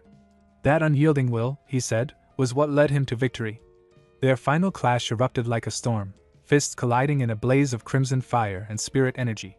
When the dust cleared, Blazer stood silent, astonished. He acknowledged Setsuna's victory and asked when he had grown strong enough to claim it. Setsuna replied that in the midst of the battle, he felt Blazer's fierce will merging with his own, two flames becoming one. Realizing this, Blazer recognized him as an equal and entrusted his power, meeting his fist with pride. Setsuna smiled in gratitude as their spirits aligned. Now back in the present, Zagan advanced, his claws gleaming with malicious mana. Liano tried to warn Setsuna about their danger, but Setsuna finished his thought, already aware that they could drain magic from anything they touched. He knew this enemy well, the same apostle he had faced before returning to this era. Zagan's authority, the devourer of all, allowed him to absorb the mana of whatever he slashed, a power that once obliterated the entire northern kingdom and its alchemical wonders. Zagan smirked, confident that Setsuna could not win even knowing his secret. Leo, rising painfully to his feet, admitted the earlier hit had been brutal but revealed he had lessened the impact with magic disintegration. Setsuna, surprised yet impressed, noted how far Leo had come. Zagan growled at Leo to stay back, and Leo reluctantly complied.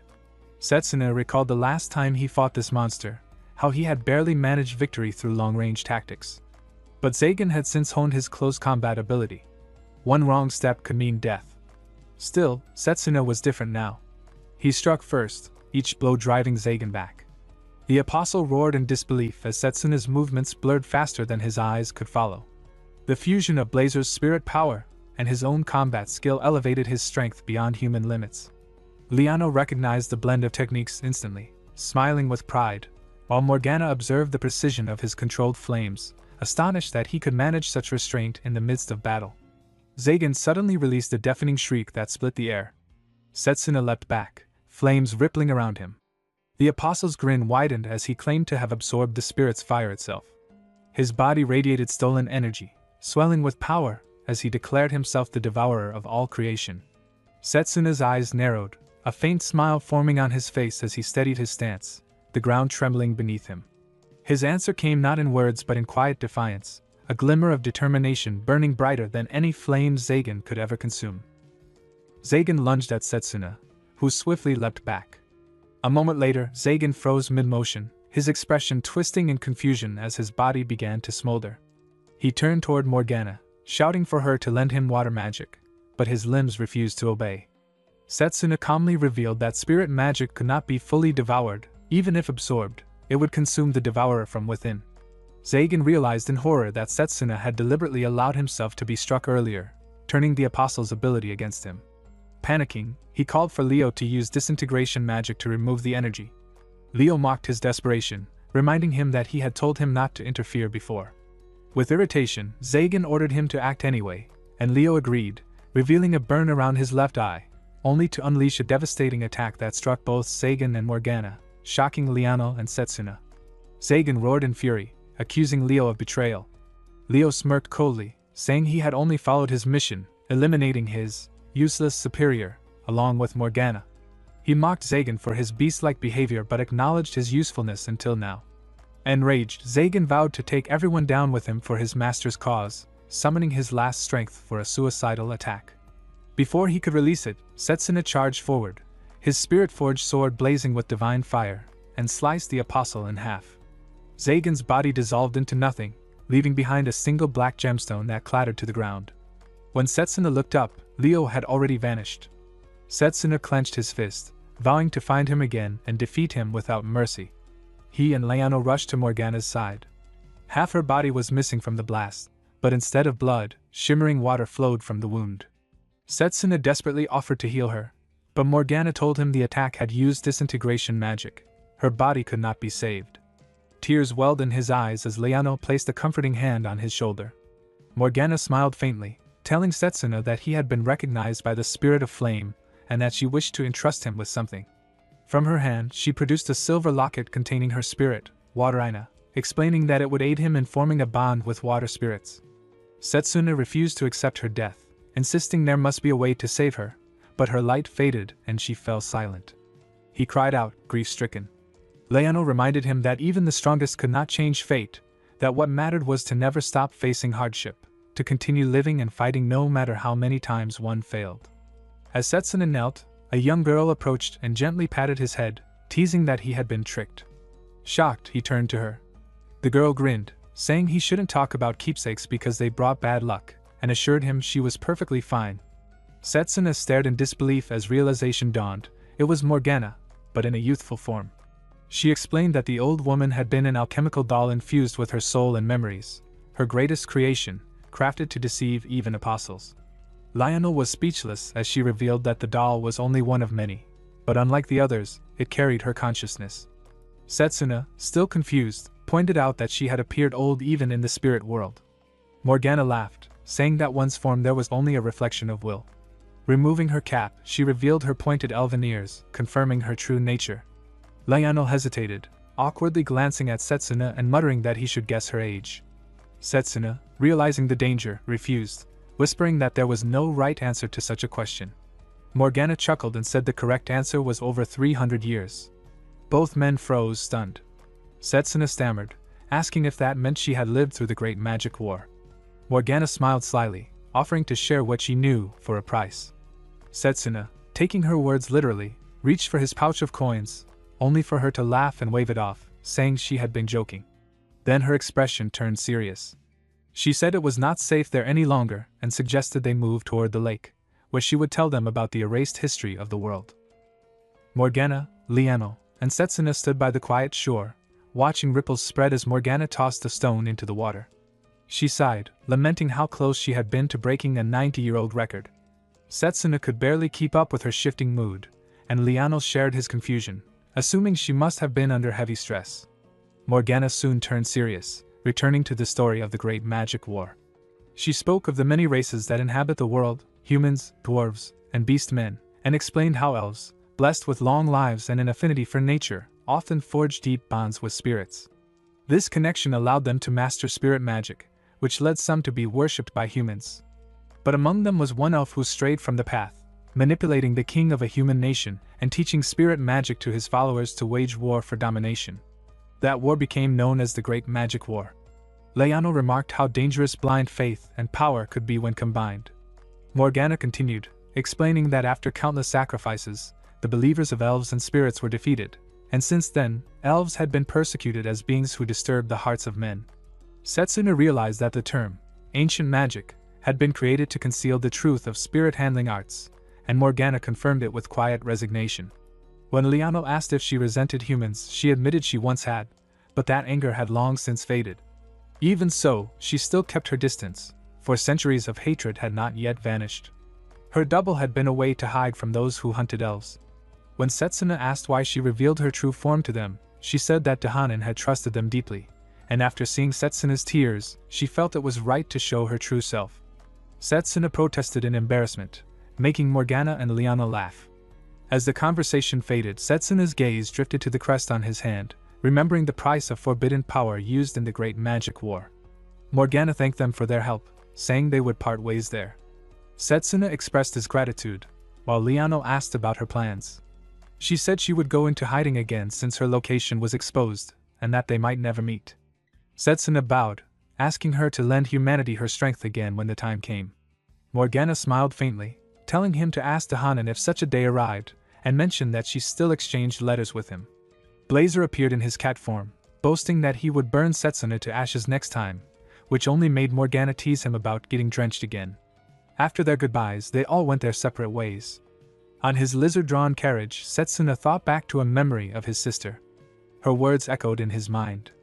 True strength was not about great power, but about how one chose to use it. He finally understood, vowing to use the spirit's power only for justice. Elsewhere, in a dark chamber, Satanakia, the second Dark Apostle, declared that everything was ready. Pucker berated Leofare Elmcrest for failing to kill Setsuna and abandoning his comrades. Leo pleaded for mercy, insisting he had completed the mission to kill Morgana.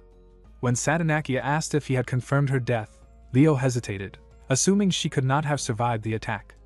The Apostle's glare silenced him, his presence alone forcing Leo to his knees.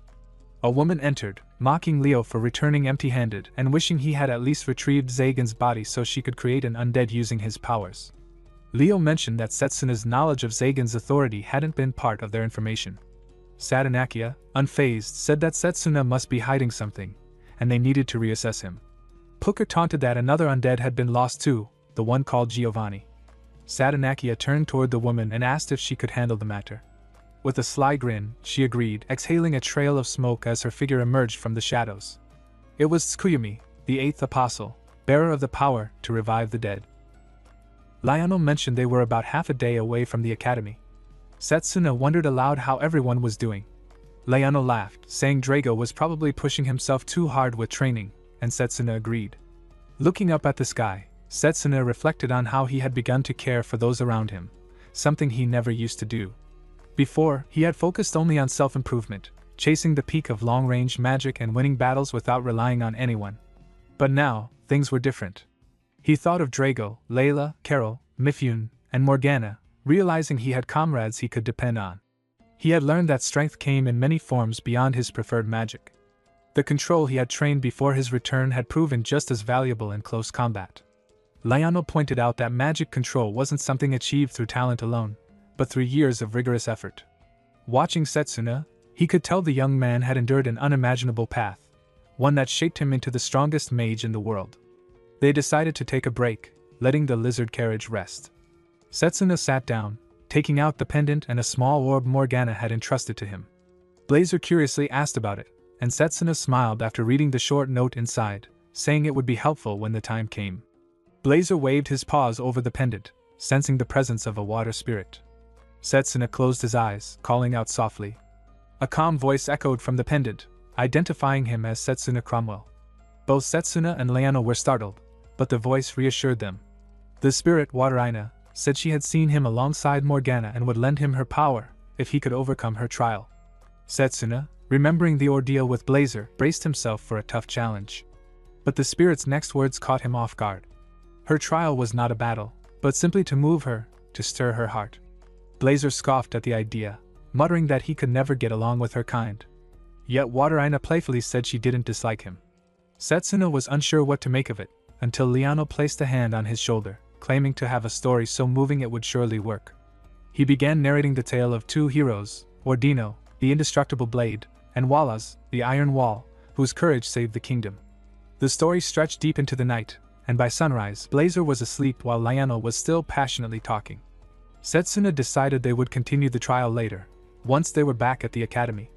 Back at the academy, Layla and Carol sat on a bench with Blazer curled up on Layla's lap, while Drago and Setsuna stood nearby. Layla mused about the trial that moves hearts, and Drago asked if something had happened during Setsuna's trip. Setsuna said it was just a bit of training. Layla invited everyone to an art museum, mentioning she had a friend there who might help. Drago and Carol both agreed enthusiastically. At the museum, Layla's friend shared an emotional tale, but the pendant remained silent. Drago tried next, proudly showing off his hardened physique to no effect.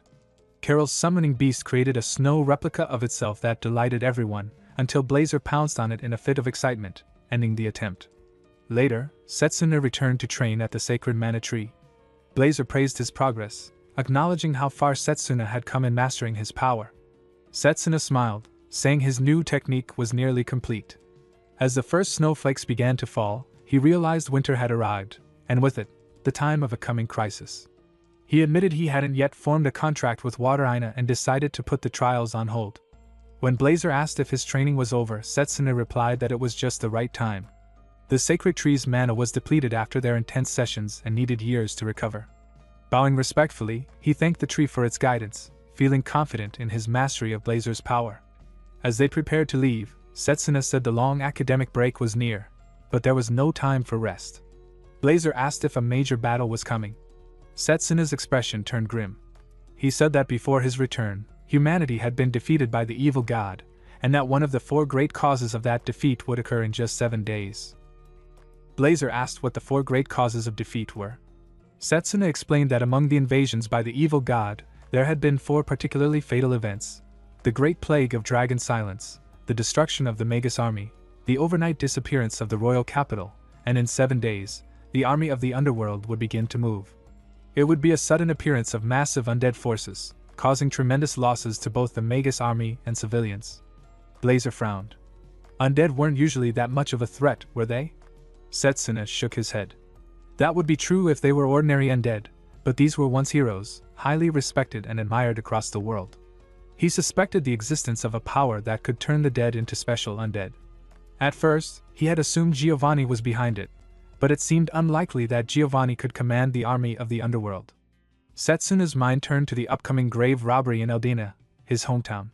Bodies of heroes would be taken from their graves during the Saints' Festival.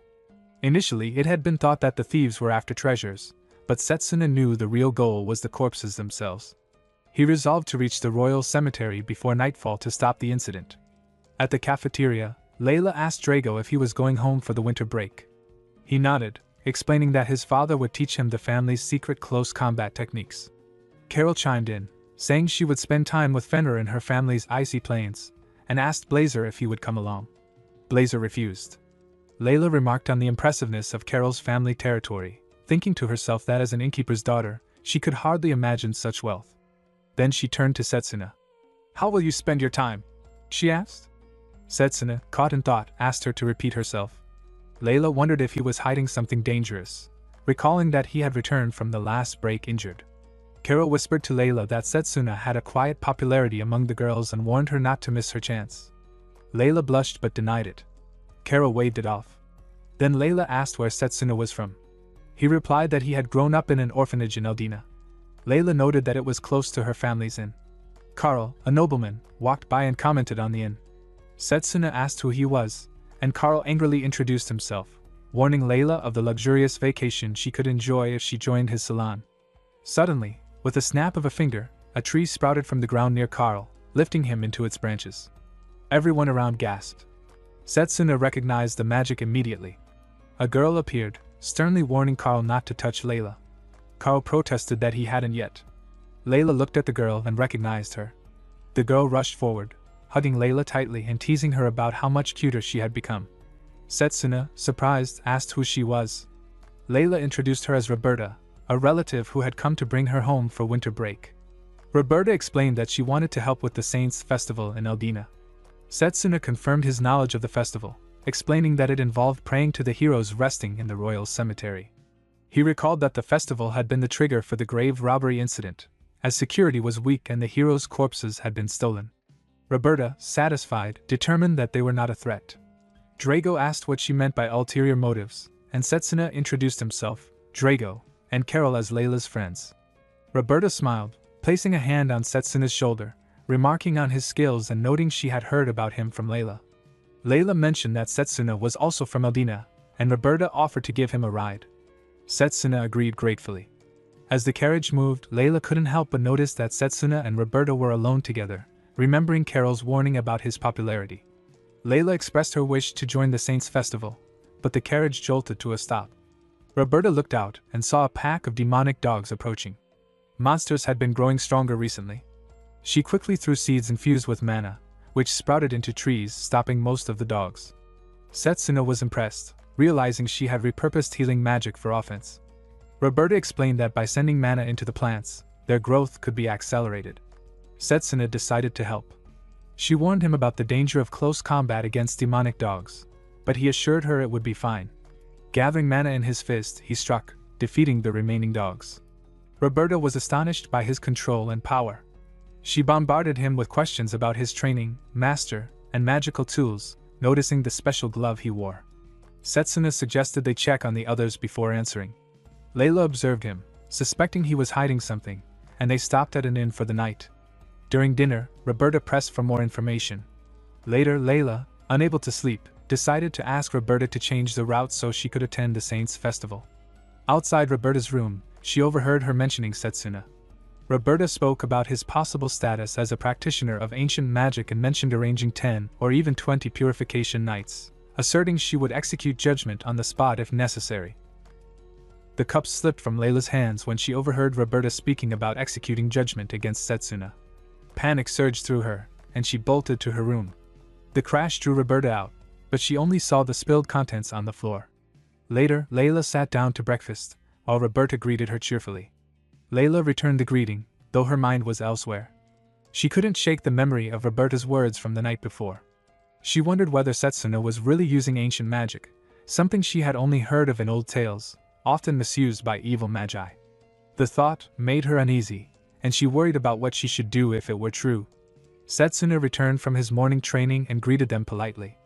Roberta noted that he had been training since early morning and suggested breakfast, while also recommending the sauna at the inn. Blazer, curious as always, tilted his head and asked what a sauna was, prompting Setsuna to decide he would give it a try. Inside the sauna, Blazer stretched and muttered that the heat wouldn't break him. Setsuna teased him for being weak to heat despite controlling infernal flames. Roberta entered, sitting down beside Setsuna, noting that the sauna was mixed gender. Setsuna moved slightly away to give her space. Roberta's eyes lingered on his glove, noticing he had not removed it, and she wondered what secret it might hide. She discreetly blocked the entrance with a "No entry, cleaning in progress" sign. Roberta suggested that the glove must be uncomfortable and encouraged him to remove it, but Setsuna refused, saying it was important. She guessed it might be a gift or something he was hiding. As she reached to touch the glove, the door suddenly opened, and Layla rushed in, ensuring that Setsuna remained safe and not caught off guard. She thought it had been the right decision to keep an eye on him, believing that no matter what he was hiding, he could not be a bad person. Outside, in front of the carriage, Roberta announced they would head to Layla's home. Layla asked to accompany them to Eldina, expressing a desire to see Setsuna's hometown and help at the orphanage. Setsuna welcomed her, and Roberta silently considered that having Layla nearby might make him lower his guard. When they arrived at the Eldina orphanage, Setsuna paused for a moment, surveying the familiar place. Children ran toward him, calling him Big Brother, and one asked curiously about Blazer.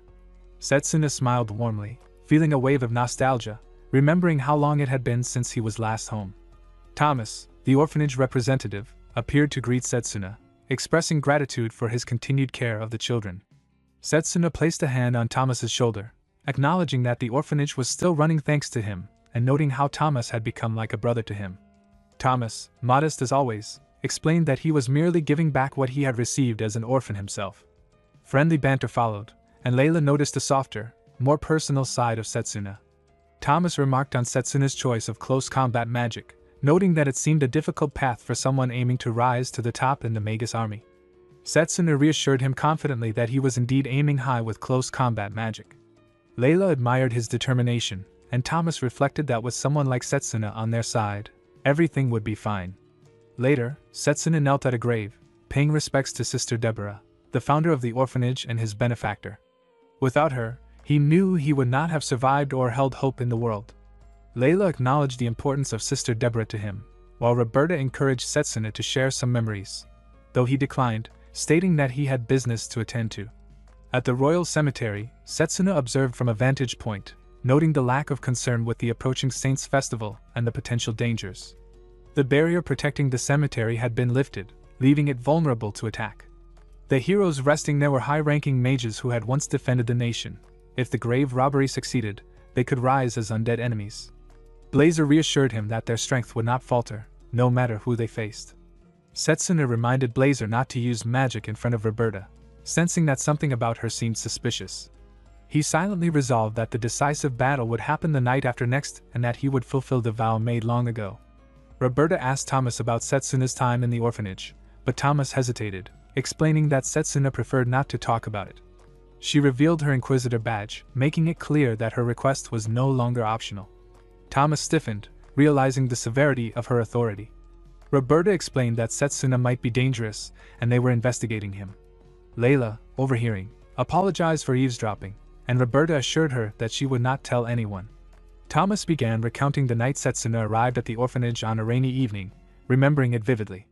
At that moment, a sister opened the door to reveal a bleeding woman, arrows lodged in her back, begging for help and urging them to save the child in her care. Emma was born into a humble farming family, a dreamy girl who spent her childhood believing that someday fate would grant her something greater. One afternoon, while helping with the weeding, she found herself gazing at the horizon, lost in the thought that a fateful encounter awaited her somewhere beyond the fields. That encounter came sooner than she imagined. A noble from a nearby territory passed through the village in his carriage. As his butler held a glowing magical device inside, the noble's gaze fell upon Emma. The butler murmured about the strange brilliance of the light, unaware it reacted to Emma's latent magic power. The noble, intrigued and captivated, invited her to come with him. Overwhelmed and enchanted by the sudden turn of fate, Emma agreed, wondering if this was all just a dream. She was brought to the prestigious Schneider family and given a room that seemed to belong to a princess. Yet her joy was short-lived. The noble had many concubines, and Emma was only one among them. His visits became rare, leaving her alone in luxury but starved of affection. She began to believe that bearing his child might rekindle his love. Time passed, and she gave birth to a baby boy. The noble seemed pleased at first, smiling at the infant in Emma's arms. She felt hope bloom again, until the butler returned with the same magical device. This time, the item did not glow. The noble's smile faded, and without a word, he left the child with her and walked away. That brooch was a magical tool used among nobles to gauge latent magical power, essential for ensuring superior bloodlines. The noble's interest in Emma had never been love but the power hidden within her body. When her child failed to inherit that potential, disappointment replaced affection. The realization shattered Emma. In despair, she turned her frustration toward the innocent child. Tears blurred her vision as she held a knife, whispering that if only the boy had talent, she might have been loved again. But as she looked into Setsuna's smiling face, her trembling hand loosened, and the knife fell to the floor. She wept until exhaustion claimed her, A knock came at the door. The butler entered, his tone cold and formal, announcing that he had come to take the child. In noble society, an unwanted offspring could bring dishonor. Take was merely a polite way to say dispose. He reasoned that Emma should not be burdened and should focus instead on bearing another superior heir.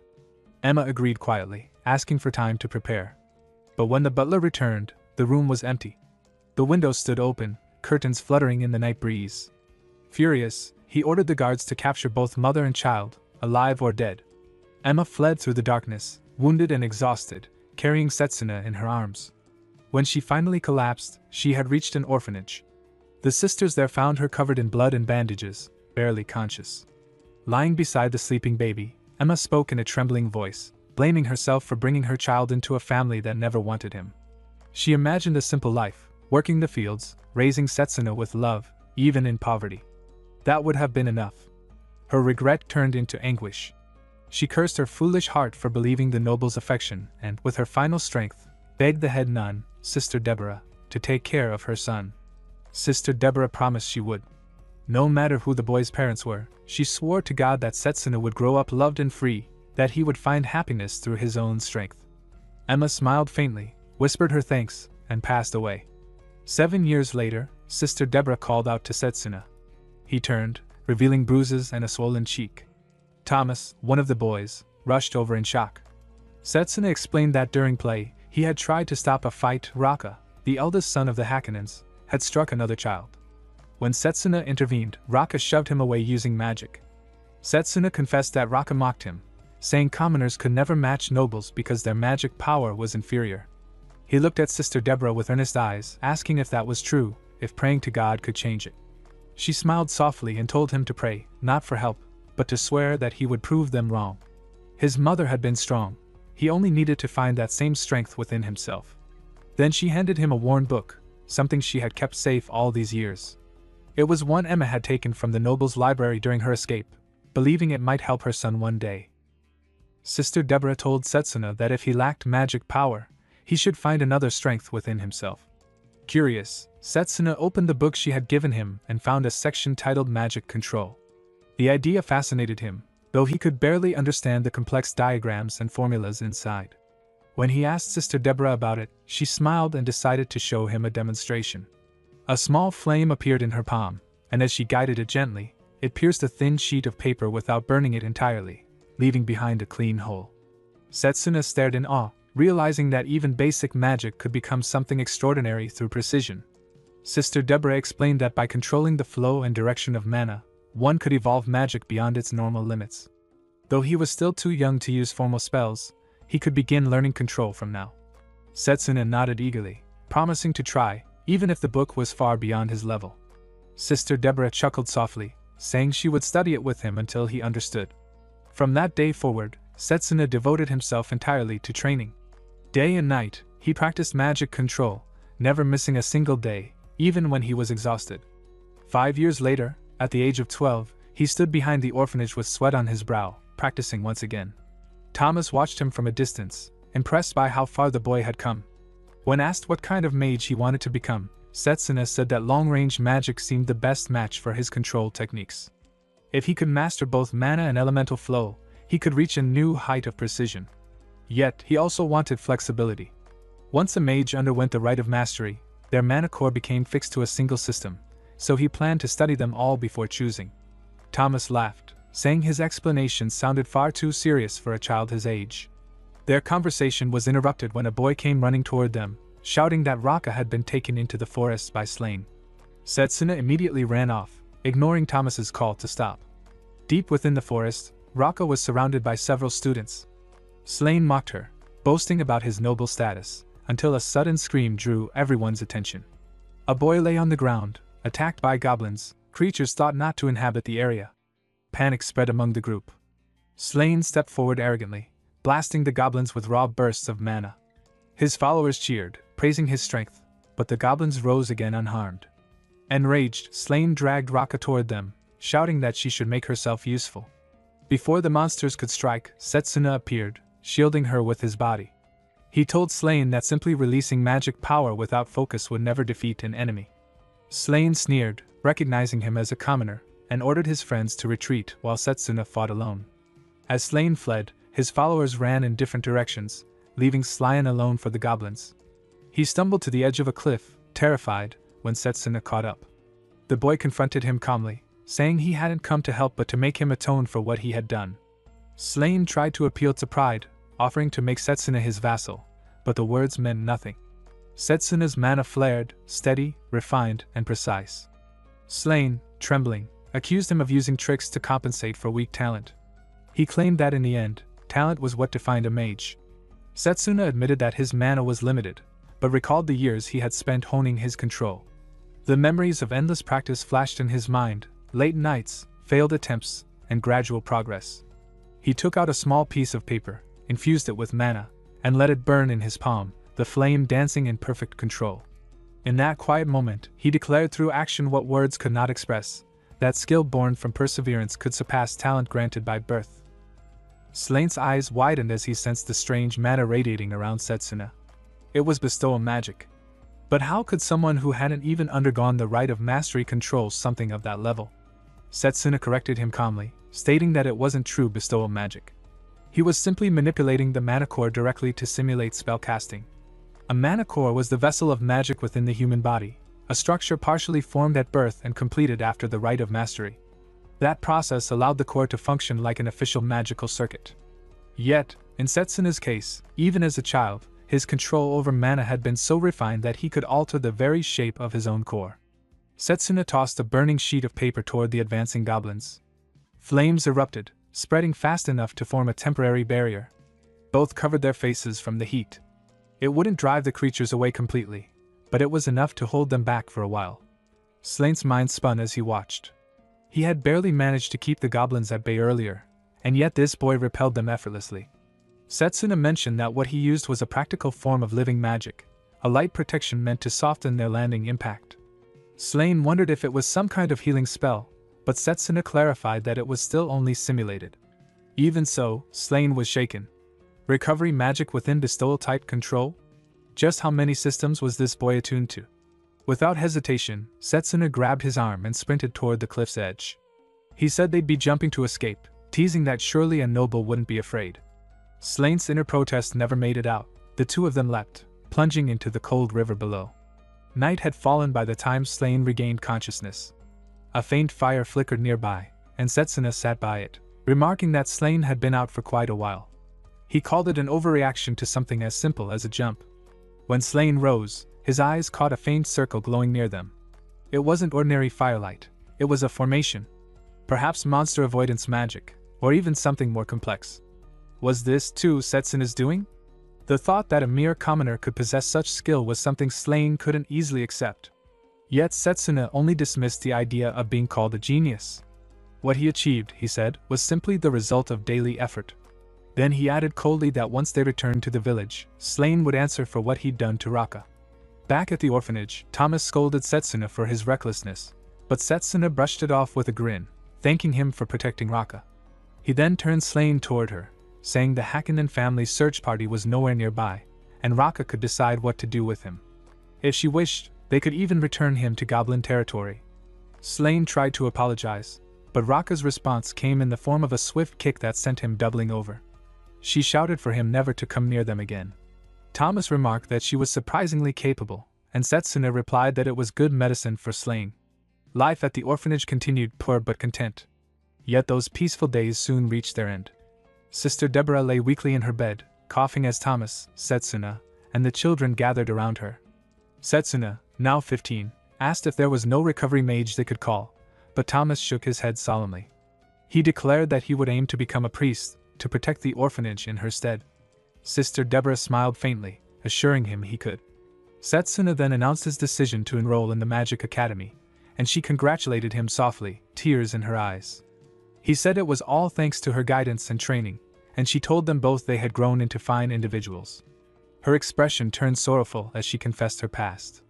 She had once served in the Magus battalion, fighting endlessly for the sake of peace. On the night the monsters attacked Eldina, she had failed to protect the village. Among the dead were the parents of the children at the orphanage. Cursed by the monsters, her body had rotted from within, stripping her of the ability to bear children. After leaving the battalion, she returned here, raising the orphans as a way to seek forgiveness for her failure. In truth, she said, it was her way to ease her own heart's weakness. She wept, calling herself pitiful, recalling the smiles of the children that had given her life meaning. Her voice trembled as she thanked them for those memories. Their laughter had been the core of her heart. Setsuna told her it was she who had given them their smiles back. Because of her, they had lived this far. She had been the light that guided his path. He vowed to become the strongest long-range mage, graduate at the top of his class, join the Magus battalion, and one day support the orphanage under a name she would be proud of. Her tears softened into peace as she told him she could finally rest easy. Not long after, Sister Deborah passed away. Time moved forward, and Setsuna soon entered the Magic Academy. In the present, Layla listened quietly as Setsuna's story came to an end, her eyes reflecting sorrow and admiration. Roberta, however, remained thoughtful. So that was how his control had been refined, years of hardship and discipline from a young age. It explained his unmatched precision, though one question lingered. Why choose close-range combat magic when long-range was the path to success? There had to be something he valued more than prestige, something worth throwing away his future for. Later that night, Setsuna returned to the dorms, unaware that Roberta was waiting. Her suspicion burned quietly. Ancient magic was said to mark its wielder with an evil crest. She would confirm it herself. As he approached, she flicked a sharp wooden splinter toward him. It struck his left glove, tearing the fabric. Beneath the torn glove, Roberta's eyes widened as she saw the faint burn scar on Setsuna's hand. Realization flickered through her expression as she stepped from the shadows. Setsuna called her out, calmly identifying her magic and asking why she had done such a thing. Roberta revealed the emblem of the Holy Church and declared herself an inquisitor. He was under suspicion of being a wielder of ancient magic, she said, and demanded to see the back of his left hand again. Without hesitation, Setsuna complied, explaining that the mark she saw was nothing more than a burn he had received during the Academy's joint training exercise. It was unsightly, so he preferred to keep it covered. Roberta examined closely but found no trace of tampering or concealment. Her suspicion melted into embarrassment as she apologized to him, bowing deeply for her earlier discourtesy. Setsuna urged her to raise her head. The misunderstanding was cleared, and that was enough for him. When she asked why he was there so late, he explained that he was helping patrol the royal cemetery. Every year as the Saints' Festival drew near, incidents tended to occur. Roberta acknowledged his vigilance and excused herself, murmuring that Layla's affection for this man was understandable, and perhaps it was for the best. After she left, the faint glow of an orb emerged from the burn mark on Setsuna's hand. Blazer's voice echoed from within, complaining about how stifling the situation had been and asking why Setsuna hadn't dodged her attack when he easily could have. Setsuna replied that evading her would have only made her more suspicious. Letting her see the false scar was all part of his plan. He recalled Morgana's letter about the orb, a magic tool infused with alchemy and the power of a water spirit. When blended into the skin, it temporarily erased the glow of the crest, concealing it even from advanced detection. It was one of Morgana's original creations. Setsuna silently thanked her for it. With Roberta's doubts cleared, only the grave robbers remained to deal with. On the day of the Saints' Festival, the streets were alive with color and sound. Roberta approached Layla, confirming that Setsuna's name had been cleared. She admitted that her misunderstanding had caused trouble for many and apologized again. Layla smiled, saying she had never doubted Setsuna's character. Roberta expressed relief, teasing that since Layla was so close to him, perhaps she should invite him to the festival that night. Flustered, Layla stumbled over her words. She said it wasn't like that, but at the academy, they had always been together, so maybe, just maybe, she wanted to spend some time with him alone during this trip. Roberta laughed lightly at her awkwardness, then softened her tone. If that was the case, she said they should make sure he saw it properly. Elsewhere, Setsuna placed a pendant, Morgana's gift, into a drawer. If it fell into the hands of the apostles, either Lady Morgana nor Waterina would be safe. It could even be destroyed in battle, so he chose to leave it behind. He called out to Blazer that it was time to leave, but the spirit played idly with the orb, tossing it toward a cabinet where it bounced and rolled away. Before heading out, Setsuna ran into Thomas. The man asked if he was going to the festival, but Setsuna explained he was only patrolling and warned him to keep the children indoors. Thomas was confused until Setsuna told him something terrible might happen. He remembered the past. Before his regression, on the day of the Saints' Festival, the children had vanished. They had been caught up in an incident, and Thomas himself had died trying to protect them. Setsuna's mind flashed with the memory of fire and ash, of the orphanage burning, of Thomas's charred body. He swore that this time, he would stop it before it began. As he was leaving, Roberta gave Layla a small push that sent her stumbling into his back. Embarrassed, she apologized and asked if he would attend the festival with her. Setsuna declined gently, saying he had duties to patrol the royal cemetery. Roberta tried to urge him to adjust his schedule, but Layla quickly told him to be careful instead. Setsuna thanked her, and Layla prayed quietly for his safety as he walked away.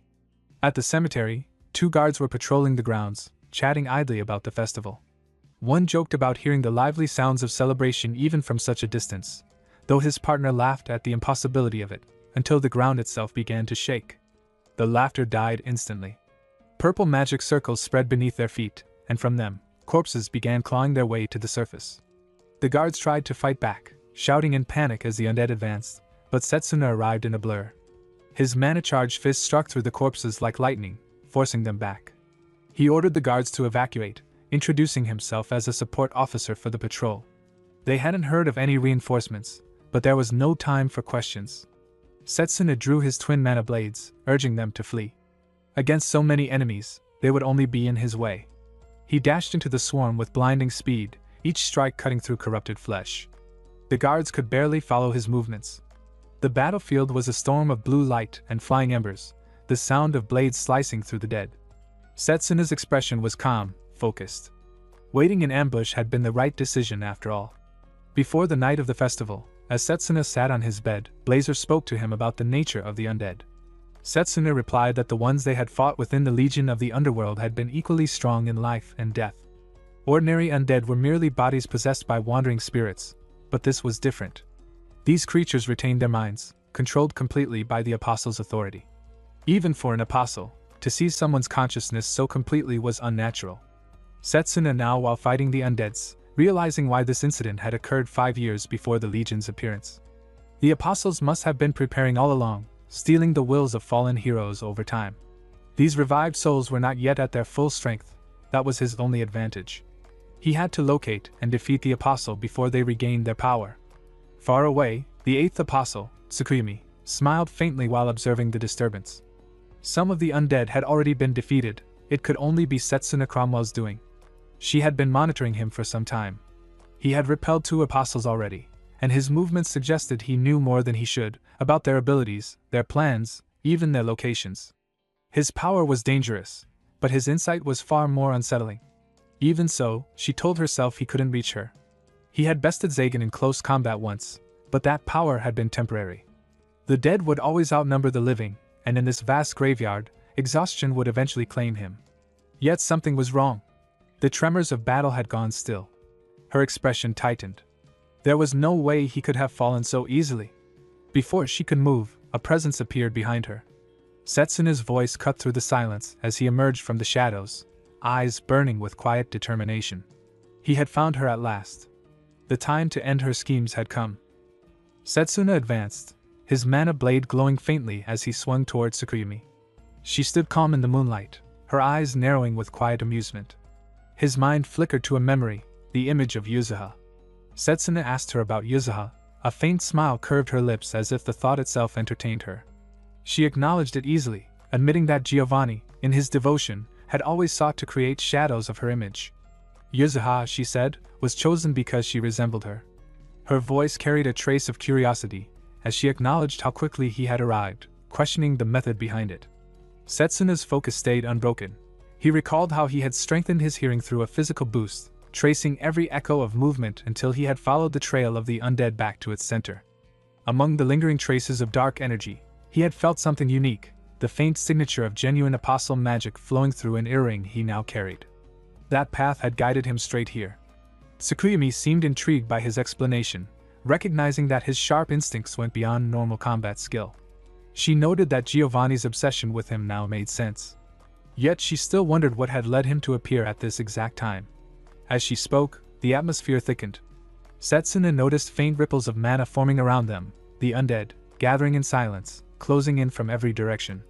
Her stalling made sense. She had been waiting for her army to assemble. Realizing her plan, Setsuna steadied his breath and raised his weapon again. He had no intention of letting her drag this out any further. But Tsukuyomi, still calm, lifted her hand. A dark circle of runes spiraled beneath her feet, and her expression shifted into a smirk as the ground shook. Two enormous figures began to rise from the soil, each cloaked in ancient armor, their presence unmistakable. The air turned heavy, their auras filled with stories of countless battles. Setsuna's heart tightened as he recognized them. These were not ordinary undead, they were the legendary pair from the old Academy tales, Wallace, bearer of the Iron Wall, and Ordino, wielder of the Severing Iron. The shield and spear that had once protected the world now stood against him, bound to the will of an apostle. The sight alone stirred memories of Liano's stories, standing for 3 nights on a narrow bridge, defending the helpless against 1,000 monsters. And now their souls had been chained to darkness. Setsuna could almost hear their echoing pride, buried deep beneath Tsukuyomi's control. She sat lazily atop a heap of corpses, surrounding herself with the undead as though enthroned upon decay, mocking his anger with cruel satisfaction. The corruption of such heroic spirits burned through Setsuna's chest. To turn the protectors of humanity into puppets was something he could never forgive. While Setsuna faced the resurrected legends, far from the battlefield, Roberta had been moving with restless suspicion. Her earlier conversation with Layla replayed in her mind. She remembered how Setsuna had insisted on patrolling near the cemetery despite it being his homecoming, how his behavior had seemed uncharacteristically distant. Following her instincts, she entered his room quietly, ignoring Layla's protests. The space was spotless, too neat for someone living in constant movement. Her eyes caught something small on the desk, a blue orb faintly glowing. As she touched it, the light flickered and the crest on her hand vanished. That moment was enough. She realized what it meant, the crest hidden on Setsuna's hand, and the power he had tried to mask. Fear and duty mixed within her. Declaring her intention to restrain and question him, she ordered Layla to stay behind, though the girl's worried voice followed her down the corridor. Back at the graveyard, Tsukuyomi grew impatient. The undead shifted uneasily, and Setsuna, aware he was running out of time, closed his eyes for a heartbeat. The only way forward was through stealth. He began suppressing every trace of his mana until his presence disappeared completely. The undead, unable to sense life without mana perception, faltered and turned aimlessly.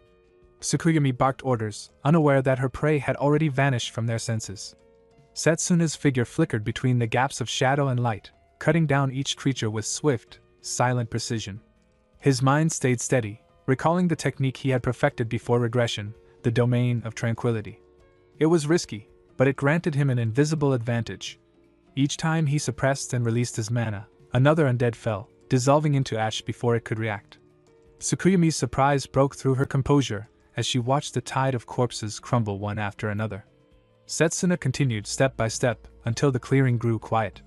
Only the 2 legends remained before him, standing motionless yet radiating a crushing pressure.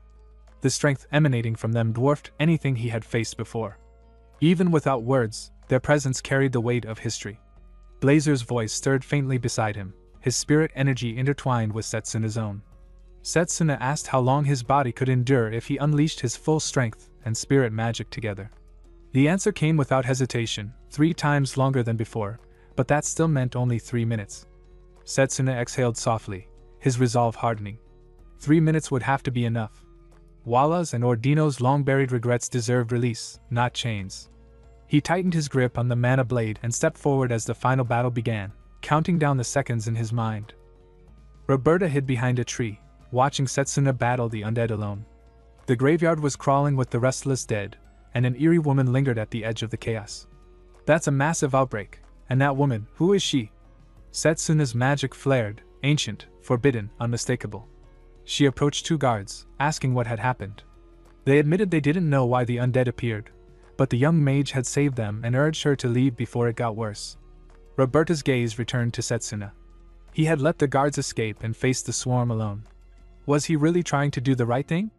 A memory flickered, the church head's warning about ancient magic, how one mage had once destroyed a city, and their mission to protect innocent lives. Back in the present, the thought sharpened, even a good person wielding ancient magic could bring ruin. Layla's safety weighed heavily on Roberta. She remembered herself holding young Layla and promising to be her protector. Resolute, she readied her seeds, anyone threatening Layla would be eliminated. Tsukuyomi analyzed the undead with a cold calm. These were no ordinary enemies.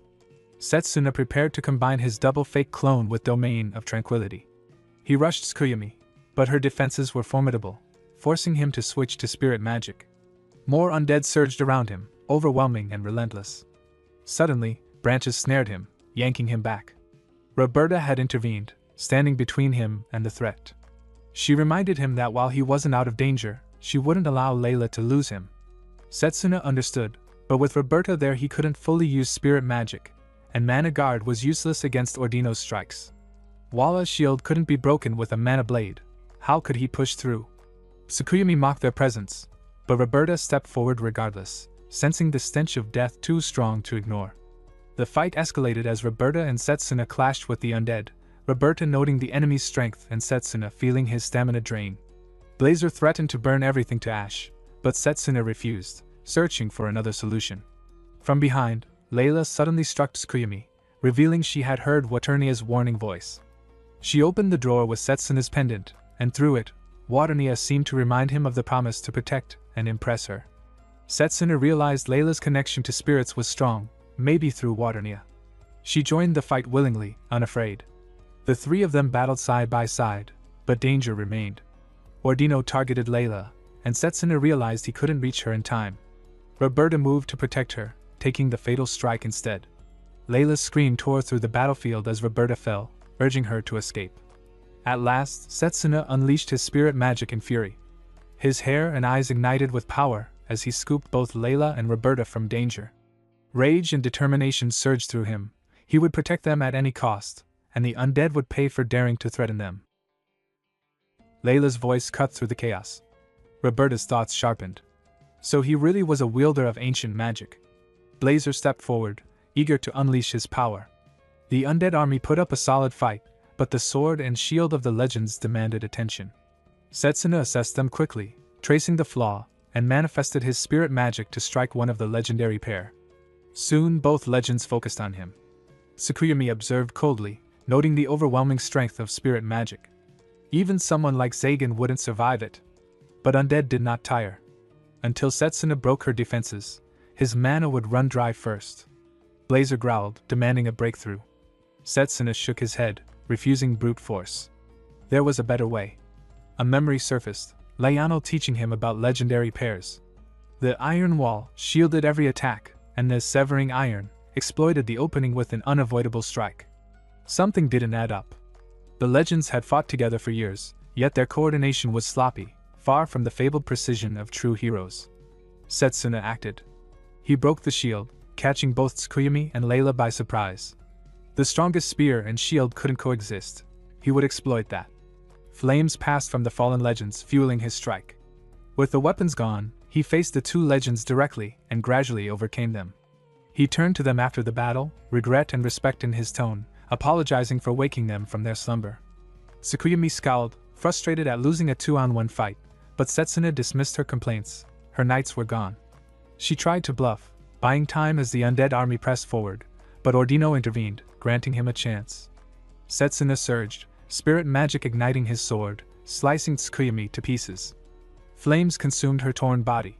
He exhaled sharply, near exhaustion. Blazer nodded, impressed despite everything. Setsuna acknowledged the power of resurrecting the dead, yet human pride had outmatched even that. He checked Roberta, concern flashing across his eyes. Roberta's gaze hardened. He had used ancient magic, undeniable now. Layla defended him, but Roberta's mind raced. He had wielded forbidden power to save them and drive off the threat. Normally, the Holy Church would demand execution. What should she do? Suddenly, Roberta's own magic ensnared her and Setsuna. Even she was startled. She questioned the force. Tsukuyomi's voice echoed, skeletal and sinister. Her body transformed, webs twisting into a massive skeletal spider, towering above them. Setsuna froze. Tsukuyomi taunted, inviting them to admire her true form before death. Roberta's blood ran cold. Setsuna realized her power had been concealed all along. This was only a fraction. He tried to manifest mana, but it was useless. Even the mana blade could not pierce her form. Layla ran forward with her mana blade without hesitation. Roberta shouted, but Layla's resolve was firm. In her mind, she told Setsuna she would be his strength, whatever the cost. She would not allow him to face this monster alone. The battle opened in chaos, firelight and shadow tearing through the night. Setsuna froze for a heartbeat as Layla fell, crimson blooming beneath her. The sound around him blurred, replaced by fragments of memory. Layla laughing under the training sun, her steady hands healing a wound, her voice breaking through the noise of old wars. Each image cut deeper than the last. Her collapse shattered his restraint. Mana nearly gone, he reached past reason, drawing on the flame buried in his very life. Blazer's warning echoed, distant and useless. The fire roared to life, consuming everything, body and soul alike. His blaze tore across the field, desperate, beautiful, doomed. Tsukuyomi didn't meet the strike head-on. Instead, the creature wove a web of shimmering death, trapping him mid-charge. The thread sliced deep, burning flesh and fire alike. The ground shook as the monster's blows rained down. Setsuna's vision dimmed, breath shallow, but surrender never came. Pinned bleeding, he raised his head one last time. The enemy gathered another attack, a brilliant, pulsing orb of destruction. Then, a voice cut through the roar. "Setsuna!" His eyes widened. A blue light shimmered before him. Chains of water coiled through the air, deflecting the monster's strike in a burst of steam and color. From that haze stepped Layla, unbroken, alive. The wound was gone. Her body glimmered with flowing, liquid grace. Layla blinked at him, water beating along her skin like scattered gems. Setsuna asked if she was okay. She nodded, explaining that when the blade struck, her body had become water and the wound vanished. Setsuna's mind snapped to the possibility, breath barely steady. That magic, was it? A memory unfolded, Layla drifting in a place that felt like being held inside a river. She called out, "Lost," and a calm voice answered from everywhere and nowhere. Wateraina introduced herself as a spirit of water and offered Layla power. Layla protested, saying she hadn't earned it. Wateraina replied that she had seen one thing she had never felt before: true love. She had watched a man risk death to use spirit magic for a woman, and a woman throw herself into danger to save him. That kind of sacrifice, that finite brilliance, moved a creature that had known only endless solitude. Humanity's willingness to give everything for another kindled something in the spirit. Because Layla understood that feeling, Wateraina chose her. Then Wateraina bestowed her power and urged Layla back to the living world to save the man she loved. Layla hesitated only long enough to correct Wateraina. Setsuna was complicated, then raced back, resolved. Back on the battlefield, Setsuna observed the change coolly. He admitted that Layla had truly moved Wateraina. The spirit acknowledged it, saying the bond between them left a deep impression. Layla protested at being praised, but Wateraina cut the fluff. There was a villain to handle first. Layla's body shimmered, liquid light tracing her limbs. Wateraina explained that this was spirit magic. Roberta called out, but Layla's thoughts were private and stern. "Sorry, Roberta, but she had to do this." She told Setsuna to rest and that she would handle the rest. Setsuna watched her steady resolve and trusted it. He saw that Layla could commune with a spirit without formal training and that her determination held even in desperation. He stepped back into normal form and left the fight to her, telling her to go all out.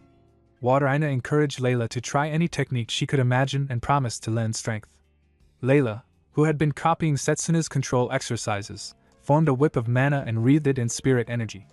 Setsuna asked what it was. Wateraina named it the Blue Whip. Layla lunged, the whip screaming through the air and striking Tsukuyomi. Blazer noted the tactic. Tsukuyomi's spider form could parry direct assaults, but unpredictable arcs were harder to defend. Setsuna added that the whip moved faster than sound, using water's inherent speed to add snap and elasticity. Layla looped the whip around one of the spider's legs and declared she wouldn't let it escape. Tsukuyomi laughed and molted, shedding an outer shell. The whip had only caught the discarded skin. She mocked them, claiming her beauty and resilience would save her. "You might catch the skin, but not the whole." The spider slipped behind Setsuna and struck. He dodged, and Layla wrapped the whip around the leg again, only to see it molt once more. Layla's mind raced. Molting was the problem. Setsuna offered a plan: bind the entire body so molting would be impossible. Wateraina explained the catch. To tie the whole spider, the blue whip would have to extend massively. Unlike flame, which Brazier burned into existence, water-based constructs demanded a pre-existing volume of water. Generating that length on the fly required a reservoir. Setsuna's memory clicked into place. Layano had told him about Lady Morgana using lake water to form a vast sphere. The solution formed at the edge of his thoughts. Setsuna called out a concise order: "Layla, Blazer, Wateraina, listen up. Let's finish this with our next move." The air thickened as the battle reached its final moment. Setsuna and Layla stood side by side, fire and water intertwined, their magic radiating in perfect contrast. Setsuna's flames burned fiercely, melting the snow in wide circles around them, while Layla's body shimmered with flowing liquid light. He steadied his breath, gathering the last of his mana. Layla gave a firm nod, her determination reflecting his own. Together, they moved as one. The monstrous Tsukuyumi, towering in her skeletal spider form, observed them with mocking amusement. She was confident in her immortality, certain that her molting ability rendered her untouchable. But her arrogance blinded her to the plan unfolding before her eyes. Layla lunged forward, summoning her whip of condensed spirit water. The blue whip cracked through the air, looping around Tsukuyumi's legs and abdomen. The creature scoffed, expecting the same failed tactic, but the whip split, extending further until it enveloped her entire body, binding her from head to core. Tsukuyumi struggled violently, unable to molt. The realization hit her too late. Around her, steam began to rise as the melted snow gathered into water, fuel for Layla's spell. The heat flooding the battlefield came from Setsuna's flames, each breath he took searing the frozen ground into liquid.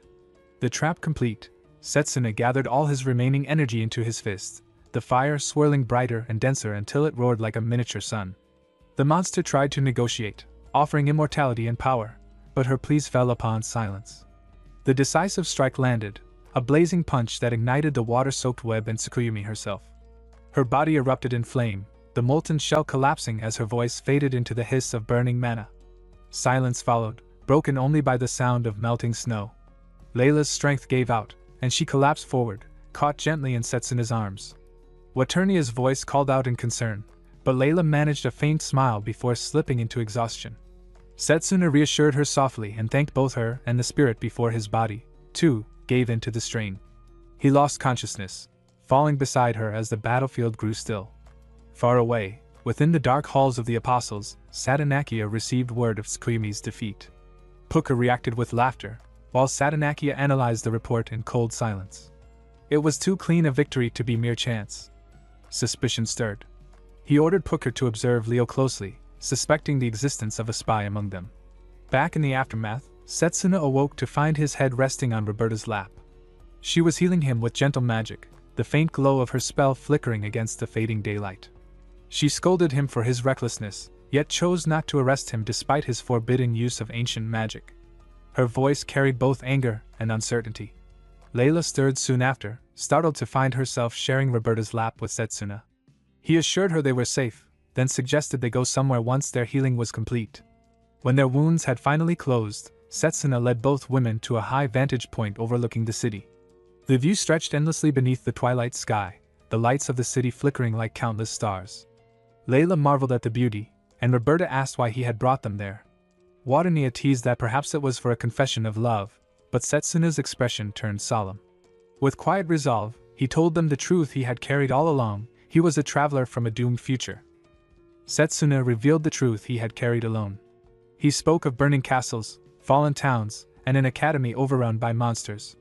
His words, though impossible, carried the weight of experience and loss. Roberta and Layla listened in silence, their disbelief fading as his strength and knowledge made the truth undeniable. He told them how he had used the power of the spirit of time to return, how the apostles and the evil god had brought the world to ruin, and why he devoted himself to close combat magic and spirit techniques. Roberta struggled to process it but couldn't deny what she had seen: the precision of his magic, his awareness of their enemy, and his extraordinary power. Layla, however, accepted it without hesitation, recognizing in him the resolve of someone who had already lived through tragedy. Waternia praised the emotion that bound them, calling it pure and unwavering love. Setsuna warned them that the Holy Church would never accept his story, especially the idea of time travel through spirit magic. He removed his glove, revealing a crest, and left the decision to Roberta while urging caution against the High Saint, the very woman who, in his past, had sided with the evil god. Roberta refused to believe such a betrayal, but the mention of Gustav, her new aide, unsettled her deeply. Their tense moment was interrupted by a massive bird descending from the clouds. A man stepped down, commanding presence radiating from him: Sid, commander of the Magus battalion. He had come to inspect the reported undead attack. Roberta quickly took responsibility, hiding Setsuna's involvement for now. Sid commended her briefly, then turned to Setsuna, recognizing him as the delayed trainee who was to join the battalion after the new year. Among Sid's soldiers stood a young man whose aura of raw fire magic burned like a furnace, Zappa. Once, in another time, Setsuna had fought beside him, the strongest mage of his generation. Zappa's overwhelming magic contrasted sharply with Setsuna's precision and control. Their reunion carried an undercurrent of rivalry even before a single word was spoken. A sudden corpse lunged from the shadows, catching Layla and Roberta off guard. Zappa incinerated it in an instant, his flames reducing it to ash. Blazer and Setsuna both recognized his overwhelming power. Zappa mocked Setsuna's close-range combat style, boasting that raw magic would always prevail. Setsuna, calm but resolute, refused to yield. Sid intervened, warning Zappa to restrain himself, but before he could finish, Setsuna spoke up. He requested to join Zappa's squad, a decision that shocked everyone. For him, this wasn't just training. It was the first step toward rewriting the future he had come back to change. Setsuna stepped forward and extended his hand toward Zappa, volunteering to join the same team. Zappa grabbed him by the collar, eyes burning with irritation, accusing him of picking a fight and calling him a fool for leaving school too soon. Before the situation could escalate, Sid intervened, cutting Zappa off and reminding him that strength should be proven through skill, not words. The tension eased, and the group dispersed. Layla asked quietly if Setsuna was alright, and Roberta added that training beside someone like Zappa sounded exhausting. Setsuna only smiled faintly, admitting that Zappa's strength was genuine and that the challenge would make the training worthwhile. As dawn broke, he turned toward the orphanage with them, saw Roberta off to the church, dropped Layla at her family's inn, and returned to spend the holidays with the children and Thomas. Days later, Setsuna stood by the door of the orphanage, saying his goodbyes. The children cheered, wishing him luck and telling him to become the strongest mage. He promised he would and told them to grow up true to themselves. At the academy, Carol reacted with shock when she learned about the undead attack during the vacation.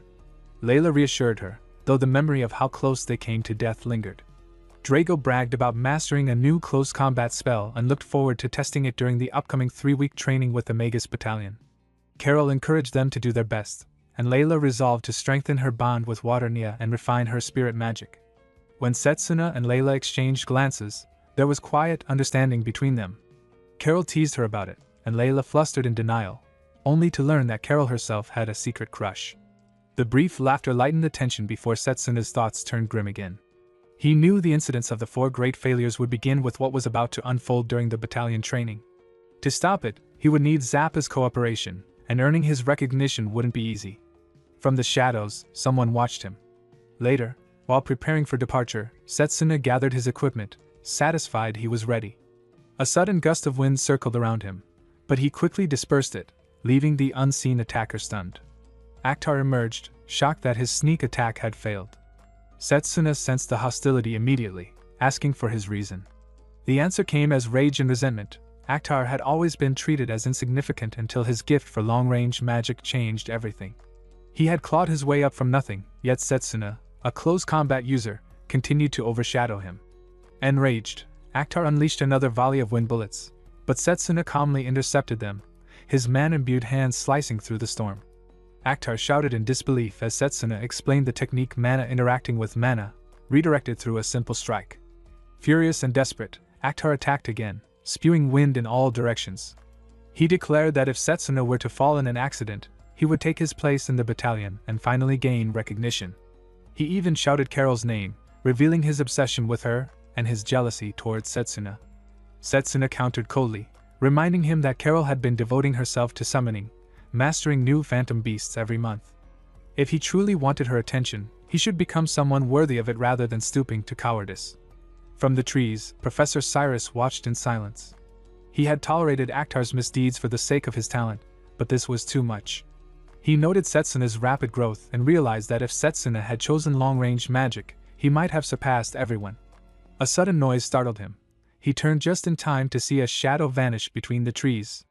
Back in the clearing, Akhtar's attacks grew erratic. Fear began to surface in his eyes as Setsuna closed the distance between them in an instant. Seeing the mana gathered in Setsuna's fist, Akhtar braced for death. But the blow that landed carried no mana, just a clean, human punch. Staggering and confused, Akhtar could only stare. Setsuna told him the incident would be reported, that his growing list of suspicions would finally catch up to him, and that expulsion or even exile from the Magus world was likely. Before he could finish, someone stepped between them, shielding Akhtar. Setsuna froze when he saw who it was. Carol stood there, her back to Akhtar, her presence calm but firm. Setsuna's voice rose in anger, demanding how Carol could defend Akhtar after everything he had done. Carol didn't deny it, she admitted Setsuna was right, but spoke of a different time. Back in their first year, she said, Akhtar had been a commoner like her, mistreated by others yet still willing to share what little he had. He had once been kind, the sort who'd give away his healing potions even when injured himself. Setsuna fell silent, remembering that same boy. Akhtar, standing nearby, looked stunned that anyone still remembered those days. Carol continued, acknowledging that his actions couldn't be excused, but she wanted to believe that somewhere within him, that kindness still remained. She knew people would call her naive, yet she still wanted to give him a chance to make things right. Akhtar stepped forward, positioning himself between them. His voice was steady now. He said he would withdraw from the academy the next day and bowed deeply, saying he expected no forgiveness. Turning to Carol, he recalled how she had once helped him think about growing stronger and admitted that, even though his ambition had corrupted him, he had truly liked her. Carol wiped a tear, smiling softly. She thanked him, saying she was happy to hear it, because for the first time in a long while, he sounded like his old self. Then, almost shyly, she added that there was someone she already liked. Akhtar exhaled, shoulders slumping in quiet resignation. He turned to Setsuna and told him to give his all during training, to live the dream he could no longer chase. Setsuna promised to carry his hopes forward. As Akhtar walked away, Cyrus watched from a distance, unseen, his expression unreadable. The next day at the Mage's Core Western Branch, Zappa called for Valerie to hurry up. Valerie responded promptly. Zappa walked ahead, teasing about slow pace, instructing to stand tall and appear sharp for incoming trainees. Valerie said it didn't matter if others underestimated them, and Zappa acknowledged but insisted they straighten up upon arrival. Trainees lined up. The instructor explained the kingdom's Magus battalion was the strongest force on the continent, with trainees serving as full members for 3 weeks. They expected great results, noting 3 trainees from Elmridge, Setsuna, Drago, and Mifune. Core members commented on the batch. Formation magic seemed decent, close combat trainees were questionable, and one supposedly weak trainee had even clashed with Zappa. The instructor announced team assignments, with trainees stating their desired units. Zappa thought about Sid's unit, wanting a quiet, easygoing member, ideally Mifune. Setsuna requested to join Sid's unit. Zappa noted this internally, knowing placements depended on upcoming tests. The instructor summoned golems for an assessment. Trainees took turns attacking, with scores recorded: fire 382, bats 212, water 197, another trainee 403, one failed with 0. Mifune used ice to score 522. Valerie observed Mifune's formation magic with neutral interest. Zappa commented, and Sid approved. Drago's close combat punch scored 791, impressing core members. Next up was Setsuna. Zappa suggested putting him against a demon-type golem.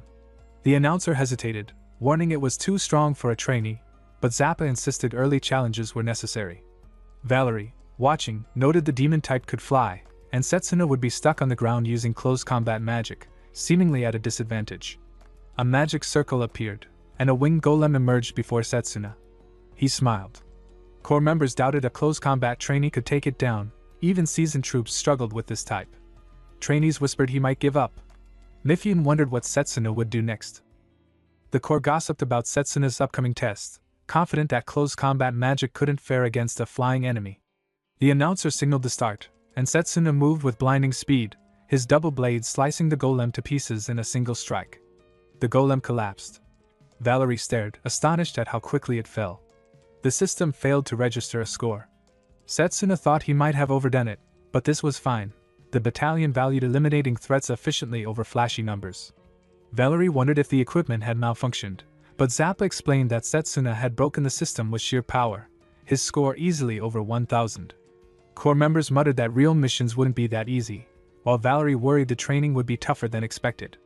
The next day, Zappa criticized Valerie for moving too slowly, and Valerie apologized. Zappa teased about their ability to instruct and confirmed that Valerie had been put in charge of trainee instruction. In Sid's office, the unit captain explained that the current batch included problem students, particularly Setsuna. Han from Ise Magus Academy had casually scored over 700 points, and if they clashed with Zappa, it would be problematic. Valerie acknowledged responsibility for training both Setsuna and Han.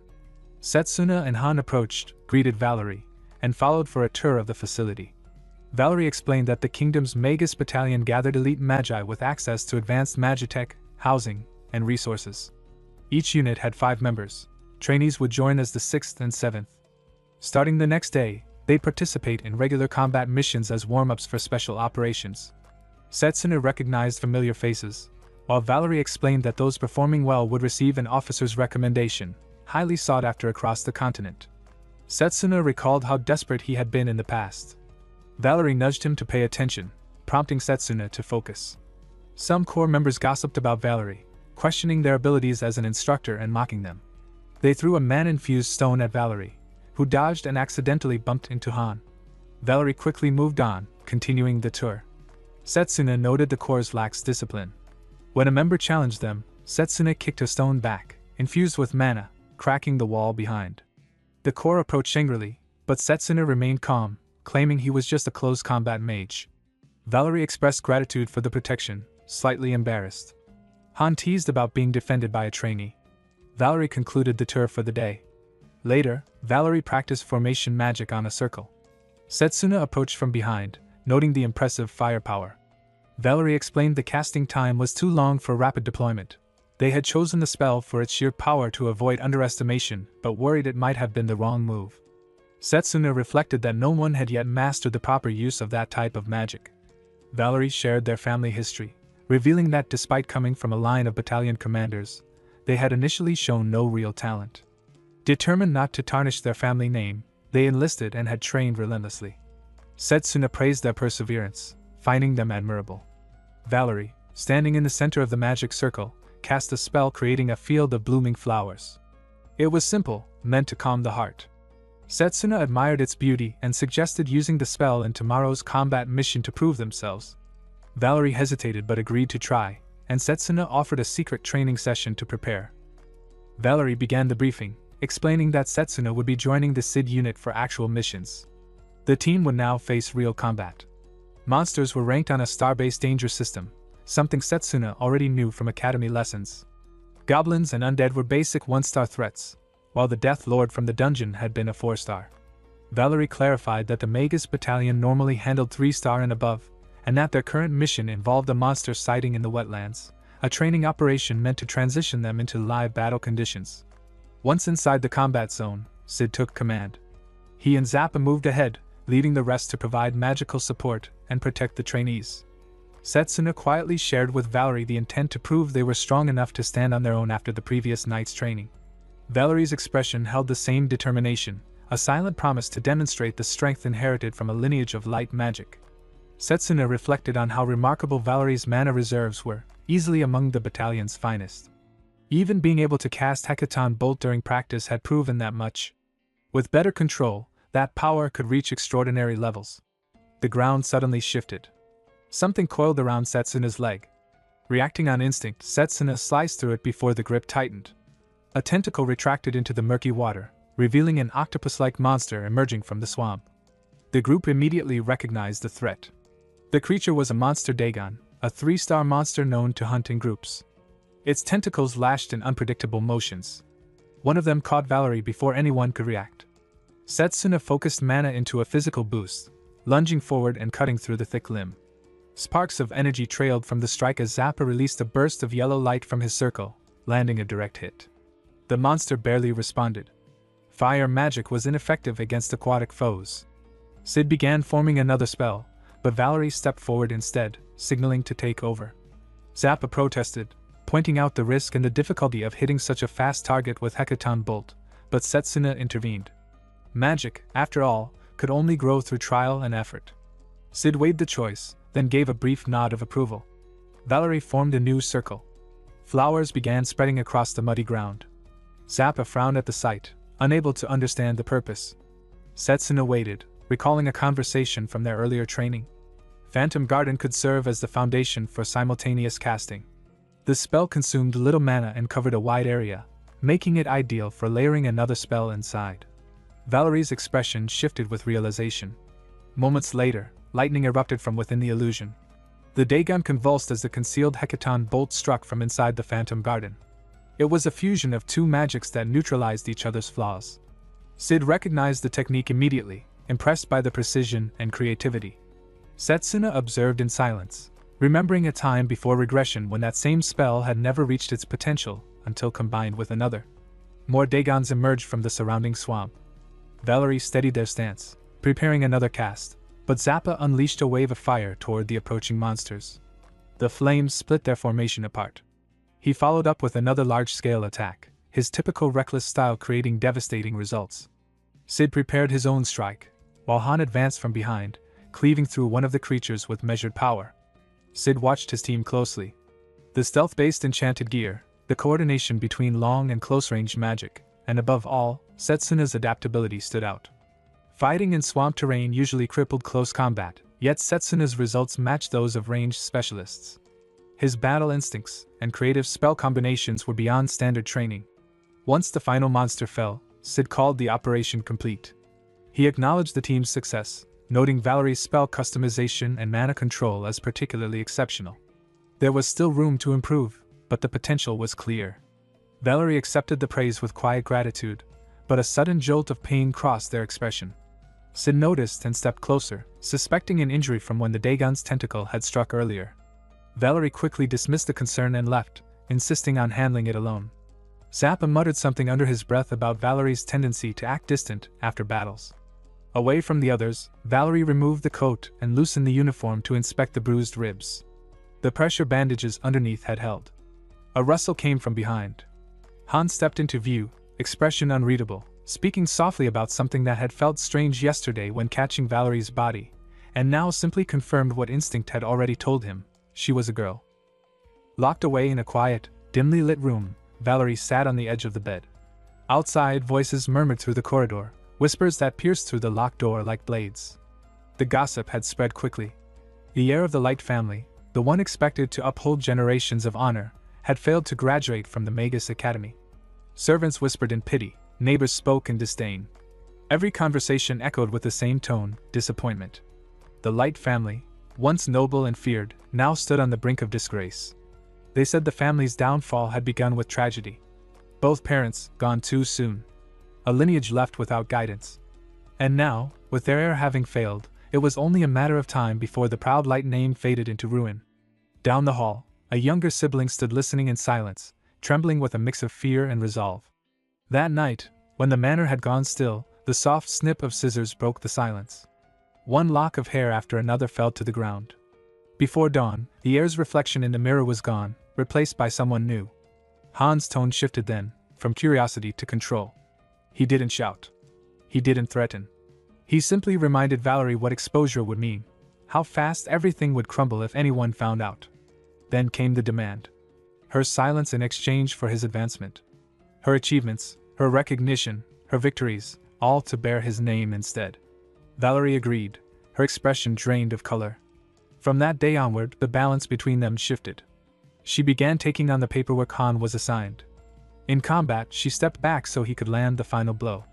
During evaluations, her words faltered, her confidence dimmed. Setsuna noticed.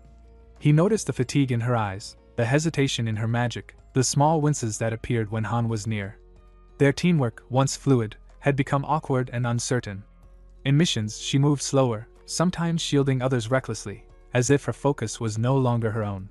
During one encounter, she even placed herself between Setsuna and a monster's strike, creating an opening for Han to claim the victory. Zappa's reprimand afterward was harsh and direct, his voice cutting through the tension like thunder. Valerie said nothing in her defense. Later, Setsuna found her in the courtyard, quietly polishing Han's boots. The scene didn't make sense, not for someone of Valerie's rank, not for someone with her pride. Han brushed it off casually, claiming gratitude, pretending it was nothing more than respect between seniors and juniors. But the truth was written across Valerie's face: exhaustion and quiet shame. The tension finally snapped during training. Words turned sharp, and magic flared before anyone could intervene. Han struck with power far beyond what a trainee should possess.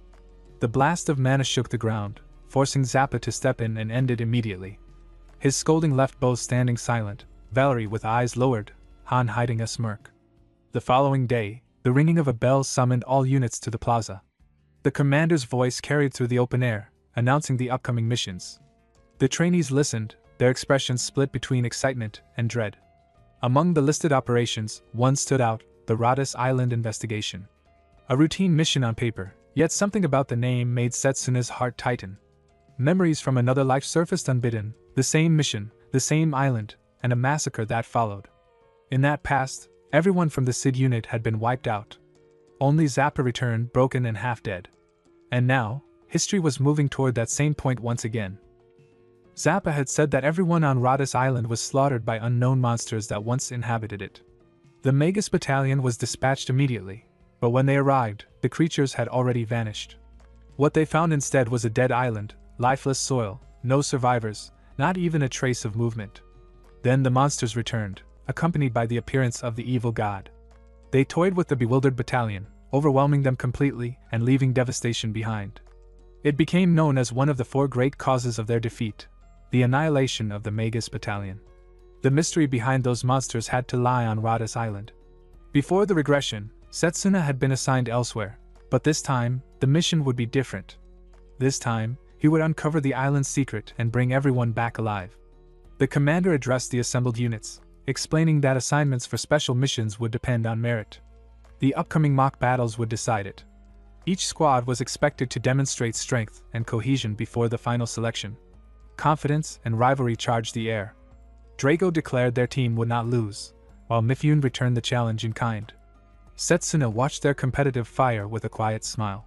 He had already set his sights on the reconnaissance mission to Rhodes Island. That one, he would win. On the night before the mock battles, Setsuna and Blazer communicated with Layla and Wateraina through the blue orb.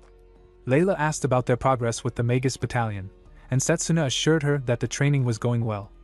Layla, in turn, had grown more comfortable with spirit magic. Wateraina observed that Layla lacked refined mana control but had channeled immense emotion, grief and anger that had awakened multiple spirit spells. Still, she seemed lonely without Setsuna, a truth that made Layla flush in embarrassment. Wateraina continued, remarking that it was rare for a single person to encounter so many spirits.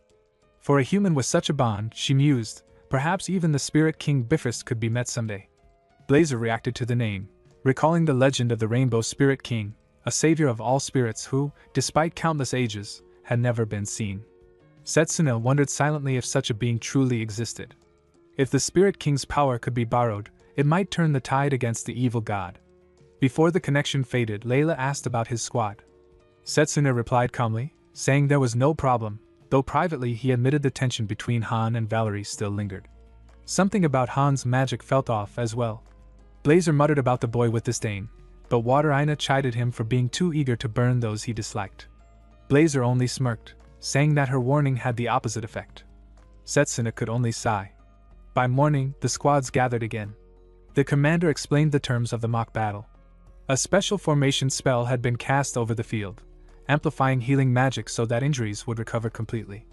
It would not restore life, however, carelessness could still be fatal. Each squad would consist of 5 members, including trainees. Victory could be achieved by knocking opponents from the ring, incapacitating them, or forcing surrender. Sid, as captain, laid out their formation. He and Zappa would handle the main offense. Setsuna and Han would provide rear attack support, while Valerie would manage defense and coordination. The formation was balanced and efficient, one that made use of each member's skills while ensuring the trainees could still contribute. Setsuna thought about the many captains he had served under, realizing how rare it was to find one who commanded both competence and respect. Their first opponent was Diaz's unit. Mifune noted their poor luck facing Setsuna so soon, but Setsuna replied that Mifune's teleportation magic was exactly what they needed to be cautious of. The ability to move freely between formations made for devastating surprise attacks in team combat. Mifune shrugged, saying there would be little chance to use it under Diaz's command. Diaz silenced him, ordering his subordinates to stay back and focus on long-range support. His formation relied on 3 ranged Magi to suppress opponents from a distance, while a summoned beast held the line defensively. Sid analyzed it quickly, a strategy of layered offense and magical cover. Diaz scoffed, calling Sid reckless for relying on close combat. Setsuna recognized the arrogance instantly. Before the regression, his own squad had used a similar formation, but theirs had been built to enhance each individual's talent. Diaz's leadership, by contrast, stifled his team. He had no eye for potential. Diaz mocked Sid again, calling him a rookie and dismissing Setsuna as an unimportant bug on the battlefield. Sid took the insult without reaction, only glancing at Setsuna to signal the start. Setsuna stepped forward. His eyes sharpened as the air around him shifted. The long-range Magi raised their staffs, confident in their superiority. Setsuna's mana flared along the blade in his hand. The idea that ranged Magi were the stars of every battlefield, that misconception ended here. As the horn signaled the start, the mock battle between the arrogant Diaz squad and the peerless close combat Magus began. The mock battle began. The Diaz squad opened a glowing magic circle, summoning a massive metallic beast to the field. At the same moment, Diaz unleashed a stream of fire in Sid Unit's direction. Setsuna advanced fearlessly, his mana blade cutting through the dust and heat as he closed in on the creature. Sid's voice rang across the formation, ordering an interception. Setsuna's strike met the summoned scorpion head-on, the clash ringing like steel on steel. Its armor gleamed, harder than golem stone, a beast known as the phantasmal demon scorpion. From a distance, Diaz watched with sharp calculation. The close combat fighter on the front lines was fast, dangerously so, but even that explosive speed wouldn't be enough to pierce such a shell. The beast's durability was far beyond anything a trainee could shatter. Yet, despite his confidence, something was wrong. He noticed his squad's advance faltering. 3 long-range Magi, coordinated and relentless, should have overwhelmed the enemy. But Sid and Zappa held their ground without yielding an inch. Diaz's frustration grew. They weren't supposed to last this long. He barked for composure, certain the tide would soon turn. The opposing squad was bound to run out of mana first, he'd see to that. But before he could press the advantage, a sudden explosion of light erupted near him. An unexpected strike forced him to defend himself as Mifune teleported in to cover his position. The attack had come from Han, a move Diaz hadn't anticipated. Mifune steadied the defense, remarking quietly that no matter how well someone hid, their mana could still be sensed, and located precisely. It was exactly the kind of tactics Setsuna had been using earlier. Diaz attempted to regain his composure, declaring victory too soon. But Mifune knew better. The outcome was far from settled. Meanwhile, Han observed Setsuna's duel with the scorpion beast. The rhythm of his attacks told a story. His mana reserves were average, but his precision was unmatched. By focusing all of his power into one concentrated point, he drew out explosive strength far beyond his natural limit. Han realized he must have done the same during the placement exam. Diaz mocked the idea of close combat magic, but Setsuna's next move silenced him completely. Setsuna charged his mana blade and struck the scorpion square in the chest, aiming for a single point. The earlier flurry of slashes had merely been a setup, distraction for this decisive moment. The blade burst with concentrated mana, releasing a charged projectile that tore straight through the creature's armored shell. The metallic body collapsed in fragments, its summoning circle flickering out. Diaz stared in disbelief. The impossible had happened before his eyes. Even Han found himself frozen, astonished that a single strike could pierce a phantasmal beast's shell.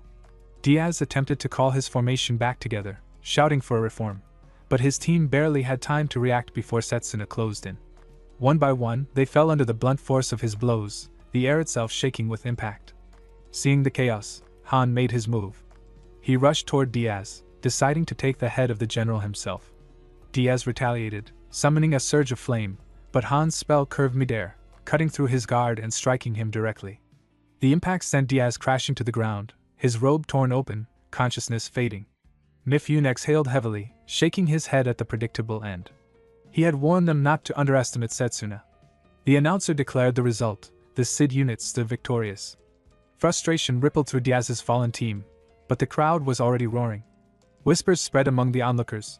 The close combat Magus had shattered Diaz's formation single-handedly. Even Zappa, the renowned powerhouse, had been overshadowed. The Sid unit was becoming the talk of the battalion. After the match, Setsuna turned toward Han, his gaze sharp. He demanded to know the nature of that last attack. The trajectory had shifted mid-flight, something impossible for a standard long-range spell. Han brushed off the question, pretending not to understand. When pressed again about the unnecessary robe he had donned before casting, he claimed it was for caution, to prevent a counter. Zappa stepped between them, frustrated that they were arguing after a victory. Han stayed silent, but his eyes flickered with calculation. He couldn't afford anyone growing suspicious. If Setsuna was beginning to suspect too much, he'd have to act soon, and carefully. Setsuna's focus shifted briefly to Valerie, catching their quiet, uneasy expression at the edge of the field. Before he could dwell on it, Drago placed a hand on his shoulder. Drago reminded him that they were facing his unit next. Their captain, Cha-Cha, respected the strength of close combat fighters, and Drago was eager to prove himself after their last encounter at the academy. Setsuna returned the gesture with a firm nod. Both clenched their fists and bumped them together, a silent vow of rivalry and respect. Setsuna's thoughts sharpened. The next battle would decide who claimed the mission they wanted most. For Radha's Island, for the investigation, he couldn't afford to lose. The Sid unit and Cha-Cha unit faced each other under the arena lights. Setsuna noticed a young woman at the head of the opposing formation. So that was Captain Cha-Cha. Her unit's arrangement placed Drago in the rear and every type of magic user in front, a forward-heavy formation that radiated confidence. A mischievous glint crossed Cha-Cha's face as she taunted her subordinate, prompting Drago to grin and shed his uniform top. The air around him thickened with mana. He announced the technique his family had guarded for generations, invoking the name of his secret art. The spell ignited within him, and his muscles swelled, glowing crimson as mana coursed through every vein. Setsuna recognized the flow immediately. Drago was circulating raw mana through his entire body, forcing it into a rhythm that would shatter most human limits. His physique hardened like forged steel. Setsuna smiled faintly, drawing his mana blade once again. The energy coiled around him like a living storm. The announcer raised their hand, signaling the next round. The mock battle between Sid unit and Cha-Cha unit began. The announcement echoed through the arena as the match between Team Sid and Team Cha-Cha began. Drago charged forward first, a blur of muscle and motion. Setsuna narrowly avoided his punch, but the passing force scraped his face, the air itself trembling from the pressure. He knew that taking a direct hit from that power could end the match in a single blow. Seizing an opening, Setsuna caught Drago's arm and drove a kick toward his face, channeling a surge of physical boost through his body. But Drago tore his arm free with raw strength, forcing Setsuna back. Every exchange left Setsuna struggling against an overwhelming force. He shifted behind Drago, aiming for an undefended spot, but even that failed to land with any effect. From the sidelines, Han launched a precise strike, mocking Drago's clumsy aggression. Drago ripped a slab of flooring from beneath his feet and raised it as a makeshift shield, blocking the blow. Reckless, but effective. Setsuna analyzed the fight as it unfolded. The new spell, Hercules, enhanced physical strength to unnatural levels, a crude technique for most mages, yet devastating for someone like Drago, whose body had been honed since childhood. With nothing but muscle and magic, he was overpowering them all. Setsuna felt the pressure mounting. It had been a long time since close-quarters combat pushed him this far. Across the field, Zappa unleashed a wave of fire, only for Drago to crush the flames between his hands, scattering embers like sparks against stone. Zappa bristled and unleashed another attack, but Drago stood firm, his body glowing faintly from layers of enhancement magic. Cha-Cha roared from behind, her regenerative spell keeping her strength unbroken. The stacked buffs from her formation made her recovery nearly instantaneous. Sid, observing the field, recognized the pattern, an ancient warrior formation, long forgotten, revived through modern magic. It was a bold move, centering on Drago's brute power. The tide began to turn. Sid's formation weakened under the pressure, forcing him to act. Gears of light appeared above him, shifting and aligning as he prepared his magic. If the match would be decided by a single point of failure, then he would wager everything on Setsuna. In the fray, Setsuna faced Drago head-on. There was no time to build a proper spell. The opposing team's coordination had given Drago overwhelming support. But he trusted his allies. Zappa's flames flared higher, signaling a new assault. Their teamwork caught Cha-Cha's side off guard. Two of her teammates shouted warnings. Drago was too far forward, their defense collapsing. Behind them, Han appeared like a shadow, cutting off their support line. The formation shattered. Han's attack came at perfect timing, but Drago anticipated it, turning with uncanny awareness. Setsuna recognized the rhythm immediately. The instincts of a former battalion captain kicked in. Battlefield awareness was second nature. He charged in, catching Drago's arm once more. With a surge of power amplified by Hercules, he pivoted and slammed the giant to the ground. The impact thundered through the arena. A glowing mana blade stopped just short of Drago's face, marking the end. Drago struggled, disbelief written across his features, but the match was over. Cha-Cha's frustration echoed faintly before the announcer declared Sid's squad victorious. The crowd erupted in mixed awe and confusion. Mages weren't supposed to fight like that, yet no one could deny Setsuna's strength. Setsuna caught his breath beside his fallen opponent, acknowledging that Drago was no ordinary fighter. The throw had been risky, Even he hadn't fully controlled the amplified power behind it. Drago, still grounded, swore he wouldn't lose the next time. Setsuna could only nod, already anticipating the rematch. By the end of the day, all mock battles concluded, and Sid's squad stood undefeated. The privilege of choosing the first special mission was theirs. Later, Zappa asked which mission they would take, but Sid remained non-committal, promising to decide by morning. Setsuna suspected he might choose another, and knew he had to speak with him that night, to push for the Rodas Island investigator mission. The halls were quiet as Setsuna made his way to Sid's office, his thoughts drifting to Han and Valerie. It was a good chance to discuss both. He knocked, waiting for permission before entering. Inside, the room was lined with books and maps. What caught his eye, however, froze him in place. 3 versions of Sid occupied the space at once. One wrote calmly at the desk, another stood by the shelf examining reports, and a third sat on the table, reading in silence. Setsuna stared, his mind catching up to the impossible sight. Sid was known as a long-range mage. Yet here he was, divided into 3 bodies, each perfectly synchronized. The realization struck like a spark in still air. Whatever magic this was, it went far beyond anything Setsuna had seen in the academy. Setsuna stared, trying to make sense of the sight. Captain Sid split into 3 bodies, each moving with precise purpose. The illusion of multiplicity snapped like a prism under inspection. Sid was no trickster using simple glamour. When Setsuna hesitated, Sid beckoned him to help himself to tea, but the captain's tone was practical, hands already full with reports and strategy. Sid explained the nature of the phenomenon without ceremony. The threefold presence was the result of a rare branch of magic, cloning granted by a consented ally, and wielded through a unique system called copy gear. Sid borrowed spells from others, stockpiling up to 3 types at once, and keeping them for a single day. The magic was powerful, but limited by short retention and Sid's own modest mana pool. It left him useful and overburdened in equal measure. People offloaded tasks on him because his convenience made their lives easier. Setsuna realized the captain's workload was heavier than it appeared. When Setsuna stated his request to join the Rodas Island investigation, Sid raised an eyebrow, expecting the usual plea for royal escort duty instead, promises of prestige and advancement. Setsuna admitted there were promotions to be had, but something else had priority. Sid read aloud the dossier the standing Sid handed across the table. Setsuna Cromwell, orphanage raised, Elmridge Academy student with exceptional aptitude who chose close combat magic despite expectations. The captain, curious and quietly sympathetic, asked what drove him.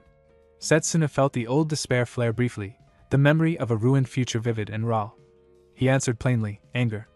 Someone was trying to steal what mattered to him, and he wanted to expose and crush those schemes with his own fists. It was why he had chosen close combat. Sid absorbed the confession, then acknowledged Rodas Island's mystery and risk. The captain admitted he had already considered sending his unit there. Setsuna's earnestness landed like iron. At that moment 2 figures stepped in, Daniel the summoner and Iris the steady healer. Their arrival broke the room's tension with awkward chatter about trivial things, about a heart-shaped chocolate Captain Cha-Cha had made and Sid's clumsy decision to break it up and share it with the unit. The banter was human and ordinary, a small reminder of what everyone here fought to protect. Daniel and Iris also mentioned that Cha-Cha's unit would accompany Sid's team to Rodas, concern more than celebration, confirming that they would not go alone. Setsuna felt the weight of it. These were people he had to keep alive. He excused himself, and Sid offered a quiet aside about Zappa's rough exterior. Setsuna left, passing the training grounds where Zappa stood with Valerie. Zappa unleashed scorn at Valerie, declaring she was a liability and attempting to discharge her from the unit. The threat escalated as Zappa raised a magic circle, preparing to land a punishing blow meant to wound enough to remove Valerie from duty. Valerie answered with steady resolve, confessing a duty to protect family and insisting she would not be cast aside before it was fulfilled. Confidence returned to them like iron found after bending. She formed her own circle in reply, ready to stand their ground. The duel seemed inevitable until Setsuna stepped between them, intercepting Zappa's flame with a slice of his mana blade. He argued up close that Valerie's determination had been proven and asked Zappa to trust her one more time. Zappa spat a warning, fail on Rodas and Setsuna's evaluation would suffer as well, then turned away, still sharp but restrained. Sid gathered the team, Cha-Cha's unit chirping their presence, Daniel offering a wary comment on the coming danger. Sid gave the final order. They would set sail for Rodas. Daniel, recalling Rodas as a once peaceful hot spring retreat, hoped for a peaceful arrival. The wish sounded thin against the reality looming ahead. Beyond the harbor, on that island of horror, the land lay soaked in blood. Corpses and severed limbs floated in a crimson pool, and among them, a creature reveled, maw dripping, a monstrous calm in the slaughter. The scene was a grotesque, living echo of what had once happened there, and of what might come again. Leo stood among the remains of what used to be a house, his left eye now hidden beneath a mask that covered the burnt area surrounding it. The place had completely vanished, leaving behind only ash and the faint smell of smoke. He realized that the witch Morgana had not died after all. The signs were clear now, she had moved her base, outwitting him completely. He muttered to himself that he had been thoroughly deceived. High above him, Pooker hung upside down from a tree branch, watching quietly. The creature spoke from its perch, mentioning that the Magus battalion had departed to investigate Rhodas Island. That was the same place where the Legion was advancing with their plan. Pooker wondered aloud whether the investigation team would be annihilated before their mission even began. Leo's thoughts drifted as he remembered Setsuna. The boy had gone to train with the Magus battalion. A realization crept into Leo's mind. Could Setsuna be part of that very investigation team? Before he could think further, a sharp gleam cut through the air. A kunai knife struck the ground beside him. Leo jumped back, startled, demanding to know why Pooker had attacked him so suddenly. Pooker accused him of leaking information to Setsuna, claiming that traitors needed to atone with their lives. Leo sighed and asked if it really had to end that way. The tension thickened. Leo's mana flared to life, surrounding him like heat from an unseen fire. Leo's face became marked with red lines as power surged through him. The two stood facing each other, apostles locked in opposition. Leo thought briefly that a battle between apostles might be the first of its kind in history. Far across the sea, Daniel and his companions had already left the continent. It had been just over an hour when Rhodas Island finally came into view. Sid stood at the front of the vessel, scanning the horizon. He noticed enormous bird-like figures in the sky, creatures that shouldn't exist there. Rhodas Island, he recalled, was home to around 300 people and known for its natural beauty, hot springs, and peaceful life. The volcano at its center had long been dormant, and no particularly dangerous monsters were known to inhabit it. Yet something about the scene ahead felt deeply wrong. Daniel admitted that the island had an eerie atmosphere. Sid reminded the team of their mission, to search for survivors and investigate the situation. He warned that combat was possible and told everyone to stay alert. Setsuna silently reflected on what he knew. In the past, Sid's unit had been wiped out on Rhodas Island. Zappa, who survived, could recall only fragments, being attacked by mysterious monsters. Now that those same creatures had reappeared alongside the evil god, Setsuna suspected the apostles' involvement once again. Sid continued his briefing, explaining that these special missions were extremely dangerous. Every year, more than 30% of trainees failed to complete them. He told everyone to prioritize their safety above all else, even if they were aiming for an officer recommendation.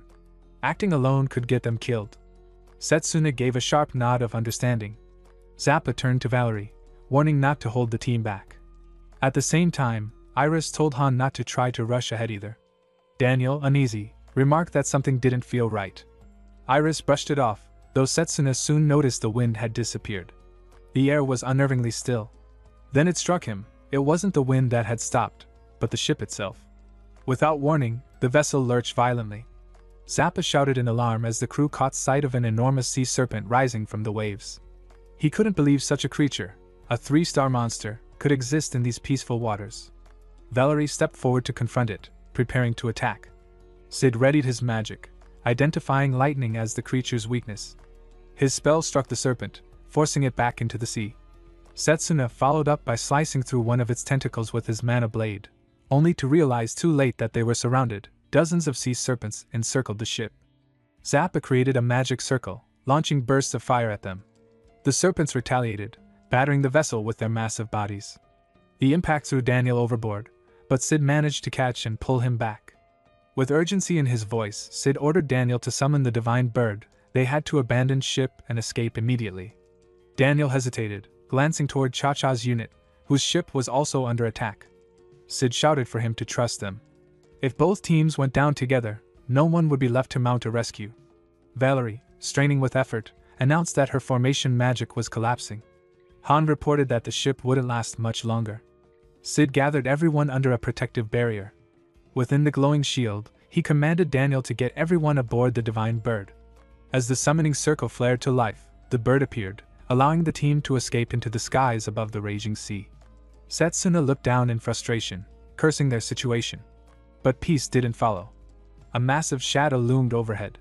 Setsuna looked up, his face darkening beneath the shadow's presence. Hovering above him was a monstrous bird with a human face. Han's voice trembled as they realized there were more, entire flocks of those twisted creatures closing in. Zappa readied his weapon, shouting that they were being swarmed. Setsuna moved ahead to intercept them, preparing for combat as Sid made a grim decision. Escaping through the air was impossible. They would have to descend to the island below. The divine bird landed roughly on the shores of Radis Island. Sid quickly assessed their situation. With monsters in the sea and the ship destroyed, escaping would not be easy. It was clear that they had been lured here deliberately. Iris worried about Cha-Cha's unit, whose ship had been left behind, but Sid reassured her that they were skilled enhancement-type mages who could likely swim to shore if the distance wasn't too great. Zappa agreed, though his expression was tense. Iris hoped aloud that they could regroup soon, but Sid decided they had no choice but to move forward on foot. The group advanced inland, surrounded by the unsettling sounds of the jungle. Iris commented on how strange it was to think this place had once been a tourist destination. They moved through thick undergrowth, and Daniel's voice shook as he admitted it felt like they had stepped into a nightmare.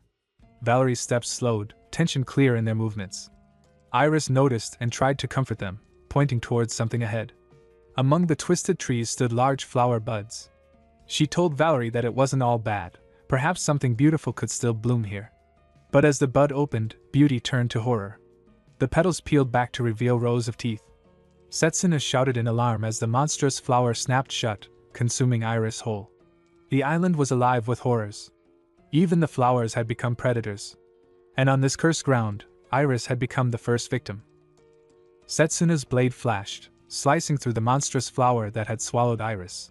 The bud split open, and Iris fell free, landing hard but alive. She pushed herself up, shaking from the close call. Though she had managed to shield herself at the last moment, the impact had still left her rattled. She began to heal her own injuries, quietly reminding herself that as the team's healer, she could not afford to be the first to fall. Valerie exhaled in relief, and Daniel noted how the island's creatures were proving far more diverse and aggressive than expected. Sid agreed, remarking that it was as though everything on this land existed solely to harm humans. Daniel hesitated, glancing toward the mist-shrouded trees. The thought of retreating to regroup with Cha-Cha's unit crossed his mind, but Sid's eyes were fixed on the sky, where the harpy-like shapes still circled. Retreat was only an option if escape was even possible. A sound suddenly cut through the forest. Everyone tensed, magic ready to strike. But what stumbled from the trees was not a monster, it was a boy. He collapsed to his knees, his small frame trembling and covered in wounds. Valerie rushed forward, concern overtaking caution, and Iris began to heal him immediately. The boy could barely speak, his voice breaking as he tried to explain that he was looking for his little sister. Sid knelt beside him, asking for his name. The boy called himself Jonel. He explained that his village had been attacked by monsters unlike any they had ever seen before. In the chaos, the adults had focused on getting the children to safety, but he had been separated from his sister, Sepin. His plea was desperate, she was the only family he had left. Setsuna placed a reassuring hand on his shoulder, silently acknowledging that retreat was no longer an option. Sid agreed and ordered the team to prepare for a rescue mission. In the name of the Mage Corps, they would save every survivor still trapped on the island. The group echoed their assent with resolve. Jonel told them that the village was located near the island's center, about half a day's journey through the forest. Iris warned him gently not to overexert himself. Her healing could mend his wounds but not restore his strength. He nodded in gratitude. Their path led them past the quiet lake and deeper into the forest, where the underbrush grew thick and the sounds of unseen creatures echoed all around. A rustling nearby set everyone on edge. Valerie turned sharply, ready for an attack. A flash of fur appeared, and for a moment she relaxed. It was only a rabbit. But Zappa snapped at her not to let her guard down. Sid adjusted a strange pair of glasses, his body faintly illuminated by blue energy. Through them, he sensed the creature's magic. It was weak but unnatural. Setsuna warned the others that this species rarely appeared alone. His warning came too late. A wave of small monsters burst from the bushes, surrounding them. Setsuna's mana blade cut through the swarm, Zappa unleashed flames, and Daniel summoned a beast to counterattack. The creatures kept coming, biting and clawing with poisonous fangs. Daniel cried out as several latched onto him. Setsuna recognized the danger, Their venom built up quickly, and with so many of them, paralysis was inevitable. Sid activated his copy gear, channeling restorative magic through it while ordering the others to unleash wide-area attacks to push the creatures back. Explosions of fire and mana filled the clearing as Zappa and Han struck in unison. When the smoke cleared, the ground was littered with scorched remains. Zappa exhaled, thinking the battle was over. Han spotted one last straggler creeping towards Setsuna. A faint smirk crossed his face as he decided it wasn't his problem. Before the creature could strike, Valerie moved in and finished it off, drawing a glance of mild irritation from Han. Jonel watched the group in awe, remarking softly on their strength. Daniel, still recovering, tried to lighten the mood with a half-hearted joke. Setsuna turned toward Sid, asking about the strange glasses. Sid explained that they were a magical tool designed to estimate a creature's threat level based on its aura, movements, and physical form. It had proven useful already. Looking skyward through the lenses, Sid noted that the bird-like creatures circling above registered as 3-star threats, the four-legged beasts as 2-star, and the man-eating flower from earlier as 1-star. Sid handed one of the lenses to Valerie, assigning them to support duty. He then ordered the group to make camp before nightfall. The forest would be far more dangerous after dark.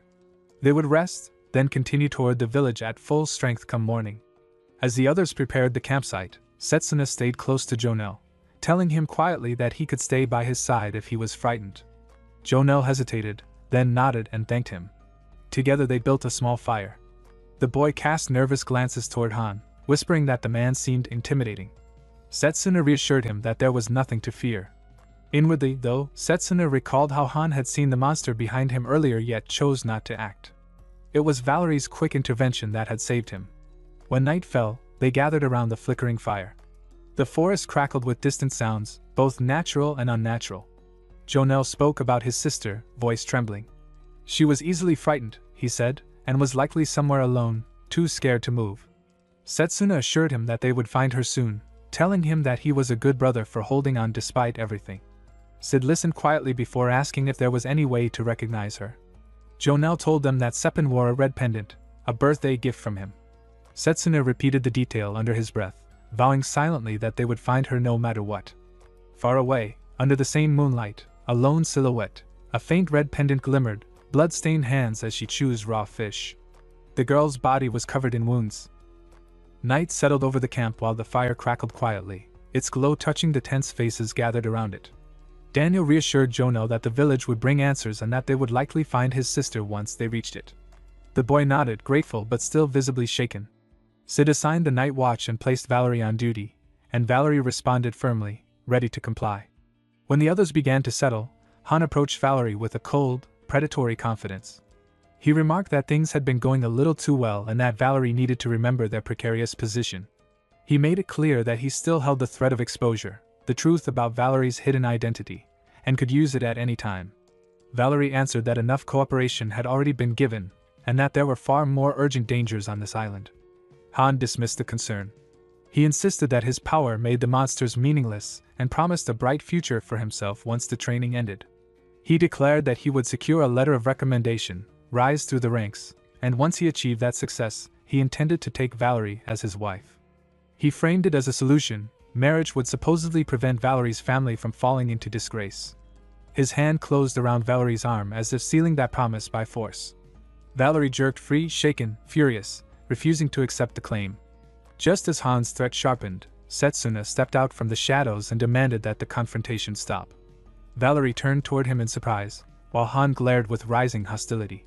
Setsuna admitted that he had suspected blackmail from the beginning and understood now that Han's behavior was tied to the real nature of his magic. Han scoffed at the accusation and dismissed the attempt at discrediting him, calling it a weak psychological attack. He turned away, but inside his thoughts churned with unease, uncertainty about how much Setsuna truly knew, and a growing conviction that Setsuna could not be allowed to leave the island alive.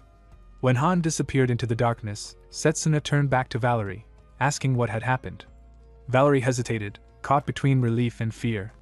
For a moment it seemed possible to speak the truth, but the consequences felt too overwhelming. Valerie apologized, unable to reveal more, and begged him not to involve the rest of the squad. Any trouble might jeopardize the mission. Setsuna accepted that explanation, though his concern was clearly personal rather than tactical. He assured Valerie that he would help if anything happened and asked not to be shut out. Valerie steadied herself and thanked him, relief softening the tension around their shoulders. Morning broke with pale lights spilling over the trees. Sid gathered the group and reminded them that the village should be reachable by midday. Iris warned them to proceed cautiously, unsure of what awaited. Setsuna and Han walked near each other, tension thickening the air between them. Daniel tried to lighten the atmosphere, talking about finishing the mission quickly and enjoying a hot spring afterward, but Setsuna barely responded. Something felt wrong, the forest was unnaturally silent. Sid stopped the group just as monstrous birds with human-like faces burst out of the treetops, fleeing from something deeper within. Zappa was confused. Those were 3-star monsters, yet they were running. Sid immediately called the formation. A heavy rumble surged through the ground as a massive creature stormed into view, a chimera with the heads of a goat, a lion, and a gorilla, its back bristling with a living serpent. Valerie checked it with Sid's glasses and confirmed its rank, a 4-star monster. Iris realized the fleeing creatures must have been terrified of it. Sid ordered it taken down quickly, but the chimera charged with incredible force. Daniel summoned a beast to fight, only to watch it be crushed instantly. Setsuna rushed in with his mana blade, but before he could follow through on the attack, the chimera was suddenly smashed under an enormous shadow descending from above. The ground shook as the true monster revealed itself, a towering creature with a massive human-like frame, thick tusks jutting from its jaw, a trunk curling from its face, and a skull shaped like a triceratops. Valerie checked its rank and went pale. It was a 6-star monster. Sid understood immediately. The 3-star birds had not been fleeing from the chimera at all, they had been fleeing from this. Setsuna recognized it too, the very monster responsible for annihilating the Mage core in his past life. The giant hurled the crushed chimera aside like shattered debris. The corpse slammed into Daniel, sending him collapsing in pain as Jonelle cried out in panic. Setsuna dashed forward and slashed at the monster's foot, but its hide was impossibly thick. The creature tried to stomp him flat, and Setsuna barely managed to leap back. Sid ordered Iris to heal Daniel, insisting that a combined attack might be their only hope. Iris rushed to do so. Valerie stiffened as the shadows shifted again. Zappa saw it too. More of the towering 6-star beasts stepped out from the dark, their heavy silhouettes closing in from all sides. They weren't facing one, there were many. Iris, trembling, turned to Sid for the next order. The ultimate monsters of the island had arrived, encircling them completely. The air thickened with despair as the squad braced themselves, swallowed by an overwhelming threat that no one knew how they could survive. Setsuna recognized the towering creature instantly. The massive body, the thick hide, the trunk curling from its face and the triceratops-like skull crowned with tusks, there was no mistaking it. The thing was a Gorfant, a 6-star monster infamous for its overwhelming strength and for resisting even the strongest long-range magic. In his past life, it had been the scourge of the Mage core. The team formed a tight circle, magic overlapping in a coordinated barrage. The ground shook beneath their feet as spells struck the monster from all sides. Valerie remained in the formation with the others, channeling power through the staff. Her breathing grew uneven, a sudden nosebleed streaking down her face as the strain built. She warned that she couldn't maintain it much longer, her voice tight with effort. Before Setsuna could respond, Jonelle began to panic. The boy's eyes darted wildly, his trembling finger pointing past the battling mages and into the distance. Setsuna tried to calm him, promising that they would find a way out of this alive. But Jonelle wasn't reacting to the Gorfant, he had spotted something else. His breath caught as he recognized a familiar figure darting beyond the forest. He called out to her, reaching forward in shock. Sepin was alive. The boy tried to break formation to follow her, but Sid immediately stopped him. Breaking formation now would be suicide. The Gorfants were too strong, and the circle was the only thing keeping everyone alive. Even so, the pressure on their line began to falter. Zappa stepped forward then, his tone blunt but his intent unmistakably protective. He insisted that everyone move ahead without him. Valerie protested, claiming they would stand and fight with him, but Zappa shut the idea down sharply. Valerie, after all, had responsibilities waiting outside this island, a family that needed rebuilding. Throwing their life away now wasn't an option. Setsuna understood the intention immediately. Zappa always sounded harsh, but beneath that sharp edge lived a stubborn loyalty. He never wanted to see a comrade die, even if he hid that sentiment behind a wall of gruffness. Zappa announced that he would stay behind and cover the rear. If the weak stepped forward now, he claimed, their deaths would only haunt him later. This was a challenge fit only for someone like him. Sid issued the new order without hesitation. They would break off while pursuing Sepin's direction. Zappa would hold the line and secure the escape route. The squad answered in unison, even as the ground thundered once more behind them. Setsuna lifted Daniel onto his back and fled with the others while Zappa launched himself at the approaching monsters, bellowing for them to come at him. The squad pushed through the forest until Jonel reached a cliff's edge overlooking turbulent water. The boy explained that he had seen his sister disappear beyond the tree line, then pointed downward in disbelief. From that height, survival shouldn't have been possible. Before they could question it, the cliff beneath their feet gave way. A violent aftershock from the battle tore the earth apart, sending the entire unit plummeting into the water below. They hit the surface in a churning crash. Far away, an unseen figure watched their descent with a quiet, pleased smile. The observer noted that the group's magic had synchronized beautifully, enough to compensate for their individual shortcomings. But their voice twisted with curiosity as they wondered how the group would fare once separated. This island, after all, was their personal testing ground, filled with monsters crafted solely for the efficient extinction of humanity. The real experiment had only just begun. Setsuna drifted far from the others, carried by the current. When he surfaced, he found himself near a volcanic stretch of land. The water was warm, familiar, almost comforting, and he remembered that this island was rumored for its hot springs. Before he could orient himself, he was surrounded by surviving three-headed chimeras. Their goat, lion, and gorilla heads snarled in unison as the serpent tail hissed behind them. Setsuna readied himself, knowing he needed to regroup as soon as possible. Elsewhere, Iris was fighting off a sky thick with massive owl-shaped monsters. There were too many, but she forced herself to stay calm, reminding herself that teamwork was their only hope. She looked around for Han, terrified and calling out, only to let out a final scream. Han heard her cries and smiled to himself as he fled through the forest. He had no intention of helping her. In his mind, this was simply where her journey ended. Valerie faced their own struggle, surrounded by monstrous fish-like creatures churning through the warm water. Nearby, Sid's voice cut through the chaos as he battled the same species, calling for Valerie. They tried to pinpoint each other's locations over the noise. Valerie followed the direction of his voice into a cave, expecting the captain, only to be greeted instead by the flock of monstrous human-faced birds lurking in the shadows. The creatures beckoned with eerie mock warmth, coaxing Valerie deeper. Valerie recoiled in horror, a scream tearing from her throat. Sid turned toward the sound, instantly distracted, and that brief lapse sealed his fate. A Gorfand emerged from the mist behind him and struck without hesitation. Sid countered with bursts of electricity, fists tearing into the creature's hide, but nothing pierced its defense. Blood filled his mouth as he realized the harsh truth: tricks and technique meant nothing against a creature of this caliber. Only those born with overwhelming talent could challenge such a beast. Zappa's face flashed in his mind for an instant. Sid dismissed the thought, wishing for something he wasn't would only waste time. Instead, he steeled himself.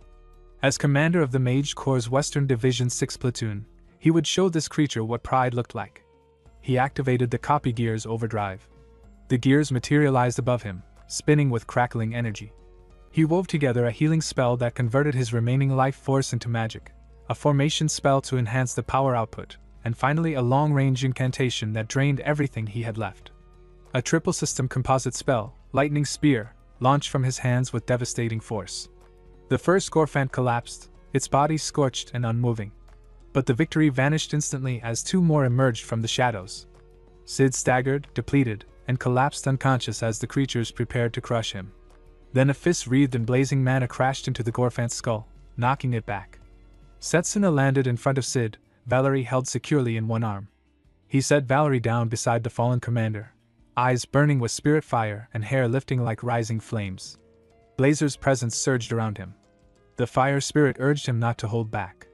Setsuna agreed. The time to go all out had come. Setsuna carved through the battlefield with a flaming mana blade, the air cracking under each swing. The Gorfand, massive, plated, and furious, staggered as burning cuts opened across its hide. Setsuna forced it back, driving the beast toward a break in the terrain. The creature bellowed, then stilled as a faint human-like murmur drifted from above. A cluster of winged creatures circled overhead, their bodies feathered but their faces disturbingly human. They floated low with eerie calm, insisting that further struggle was pointless. Setsuna recognized the tactic immediately. They mimicked speech to pull prey into submission. It was a mistake they made often. Close combat was their weakness. Flames flared. Wings ignited. The flock fell and shredded, burning fragments. The Gorfants lunged again. Setsuna surged upward, carving through limbs and plating until only one remained, towering, trembling. Landing on the creature's massive head, Setsuna steadied the mana blade between its eyes. The memory of countless past battles with this species pressed sharp and cold against the back of the mind. The despair they once caused was returned in a final sweeping blaze that split the monster cleanly in half. Silence followed. The flames softened. Setsuna's form faded back to normal. Valerie and Sid lay on enormous leaves, the fire reflecting faintly across their unconscious faces. Setsuna checked for a pulse along Valerie's neck and finally breathed out, alive. A faint sound stirred. Valerie blinked awake, dazed but responsive. Setsuna leaned closer, asking if there was pain, offering help, only for Valerie to brush the concern aside with stiff insistence. Sid soon awoke as well, breathing heavily but grateful, though confused by how such monsters had been defeated. The explanation remained unspoken, and Sid let it go. The priority was regrouping. Zappa emerged next, stumbling from between the trees, badly wounded. Han followed closely behind. Zappa claimed the earlier monsters had simply matched well against his strength. Han explained that the stealth robe had allowed an escape from the monsters, but the maneuver had left Iris separated somewhere in the chaos. Sid tallied the missing, Jonelle, Daniel, Iris, and stressed the need to locate Cha-Cha's unit as well. Han then mentioned the village he'd passed, and Sid considered whether it might be Jonelle's. Preparations began immediately. Sid assumed only he and Setsuna were fit to move, but Valerie insisted on joining despite the risk. Han guided the way toward the valley. The forest thickened, and for a moment the group stretched out in a staggered line. Han's pace shifted, too light, too precise. Setsuna didn't notice, but Valerie did.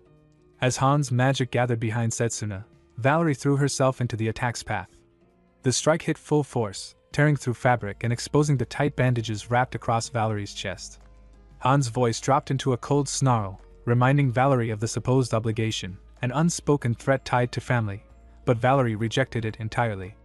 Protecting someone who had saved their life mattered more than any burden imposed by fear. With no other choice, Valerie revealed the truth. The Academy had rejected her brother, so Valerie had secretly taken the exam in her brother's place and entered the Royal Mage Corps to restore the family's honor. Setsuna accepted it without hesitation, promising secrecy and refusing to let Han continue the threats. The mana sword lit once more. Han cursed the defiance and vanished into thin air. Setsuna warned Valerie to stay still and listen for the shift in the air. A small construct dropped from above, a bird-shaped creature made of translucent glass, its wings shimmering with enchantment. Setsuna caught the creature mid-strike. The design made sense now, not a true ranged spell, but an invisible golem propelled forward and manipulated through trajectory changes. Clever, but weaker than legitimate ranged magic. The glass bird was hurled toward Han's hood, snapping the fabric back and exposing the face beneath. Blazer's voice echoed faintly, recognizing the scent of Zephyrian clinging to Han, a clear sign of spirit magic. Setsuna understood immediately. Spirit users channeled borrowed mana into their bodies, restricted by the nature of their chosen spirit. Just as Setsuna specialized in close-range fire magic, Han wielded wind-based enchantment, a discipline once feared in the Great Magical War. Valerie watched as the wind-wrapped golems sharpened with invisible blades. The sight defied everything Valerie believed. Spirits were supposed to be legends, not living bonds. Han shifted targets and lashed out at Valerie again. The hit sent Valerie tumbling backward toward the cliff's edge. The ground vanished beneath her feet. Valerie fell. Setsuna moved, but Han blocked the path with a quiet, vicious confidence. Saving Valerie would expose Setsuna's back. Fighting Han would doom Valerie to the ravine below. The golem waited for the slightest opening, ready to tear into whoever chose incorrectly. There was no dilemma for Setsuna. There was only one right answer. Setsuna went after Valerie. Setsuna caught Valerie mid-fall, pulling her into a tight hold as they dropped. Han struck immediately, forcing Setsuna to block with his blade while still cradling Valerie against him. Han took the sight as confirmation, amused that Setsuna had chosen a comrade over his own survival. His next strike sent them plunging downward, and he watched the fall with a sneer, already deciding that 2 deaths at once would be convenient. Then something in the movement below made him freeze. Setsuna hung on by a single finger, supporting not only his own weight but Valerie's as well. Han stared in disbelief at the impossible strength in that one trembling hand, just long enough for Setsuna to surge upward, haul both of them to solid ground, and land with Valerie. A faint red glow pulsed beneath the surface of Setsuna's arms and shoulders. The instant he steadied himself, Han recognized the technique. Drago's muscle enhancement spell, copied in a heartbeat. The realization sent a shock of panic through him. Setsuna stepped forward, telling Valerie to rejoin the others. Valerie understood immediately. With the worsening injury, staying would only weigh him down. She slipped back, breath tight with frustration, but trusting him. Han tried to cut her off before she retreated, only to have Setsuna intercept the blow. The clash rang out, sharp and final, an unspoken promise that the fight would not be shared. Han hurled blades of wind wrapped in his invisible golems. Setsuna met each one with seasoned familiarity, dismantling their rhythm as if he trained against this style for years. He pointed out the flaw openly. Han had poured everything into imitating ranged magic, leaving his true craft underdeveloped. The criticism hit a nerve, and Han lashed out harder, refusing to accept that someone could see through his techniques so easily. For a moment, Setsuna vanished into the still air. Han tried to summon more golems, only for the spirit within him to intervene, an icy reminder of the contract he'd never fully earned. The spirit refused to lend any more mana. Han argued, demanded, tried to force the issue, but the pact held firm. The shift in power was all Setsuna needed. He appeared behind Han, triggering his own spirit form with a burst of fire that lit the cliffside. Han tried to retreat, convinced he could keep Setsuna at range, only to falter as Setsuna closed the gap with speed that defied reason. Setsuna demonstrated what true spirit-infused melee looked like, striking with blazing force that tore through Han's defenses. A final flaming blow sent Han rolling across the ground and over the edge of the cliff. Setsuna watched the fall, knowing the wind magic would keep the man alive. Han would not die, not yet, but the threat was over for now. Blazer asked if they would pursue. Setsuna declined, choosing instead to rejoin Sid and the others. Far below, Han dragged himself upright, cursing everything, the spirit, the pact, his own limitations. He demanded more power, and the spirit responded coolly, offering another chance at the test. Han's memories flooded in, the childhood shaped by nobility in name only, a life spent under stronger houses, a father who reminded him daily that those without talent existed only to die for honor. He had stolen that ancient artifact, survived Zephyrian's trial, risen to the top of Isay Academy, and yet here he was, still not enough. Desperation drove him into a cavern hidden beneath the cliffs. Rows of sealed containers lined the chamber, each holding a dormant Gorfant suspended in glass. Before he could speak, a cloaked figure stepped out from the shadows and greeted him, unexpected, but calm, as though Han's arrival had been anticipated in some alternate plan. The figure welcomed him to Legion's workshop, the domain of the Apostle, and then asked the only question that mattered to someone who had clawed for power his entire life. Did he want more? Leo rested his back against a tree, reviewing the concept of gravitational manipulation, control over the pull exerted on anything one physically contacted. Nearby, the upper half of Pucker's body lay mangled beyond recognition. Leo acknowledged that Pucker's ability had been formidable, yet it meant nothing against the person Leo had become. What was done could not be undone, and although the planned moment had arrived far too early, he accepted that it was now time to act. Setsuna, in his estimation, was almost certainly dead. If Legion, fifth of the Apostles, had reached him first, then Setsuna was either granted a mercifully quick death or repurposed as another test subject.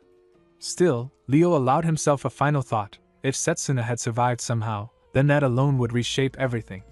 Han, elsewhere, found himself staring at one of Legion's twisted creations, a grotesque figure with multiple faces, clustered arms, and blood-slicked flesh that throbbed with unnatural life. Legion took notice of the horror on Han's pallid face, amused by the reaction. Han demanded to know who or what could create something so hideous, but Legion only dismissed the question as misdirected. Han's true wish was obvious: he sought power, and Legion offered it freely, extending a hand adorned with long, predatory nails. Han recoiled at the implication that accepting the offer meant becoming another monstrosity like the one before him. Legion taunted him further, listing every path Han had already burned behind him. He had no unit, no comrades, and nowhere to go. Han felt the truth carved through whatever pride he had left. Everything had fallen apart because of Setsuna, at least, that was the belief he clung to, and if Legion could grant him strength, then nothing else mattered. Zephyrian tried to intervene, warning that accepting Legion's power would sever their pact permanently. Han silenced him at once, unwilling to hear another word of restraint, and stepped toward the only future he believed he had left. Meanwhile, Sid considered the likelihood of survivors in the village and divided the group into pairs to conduct a thorough search.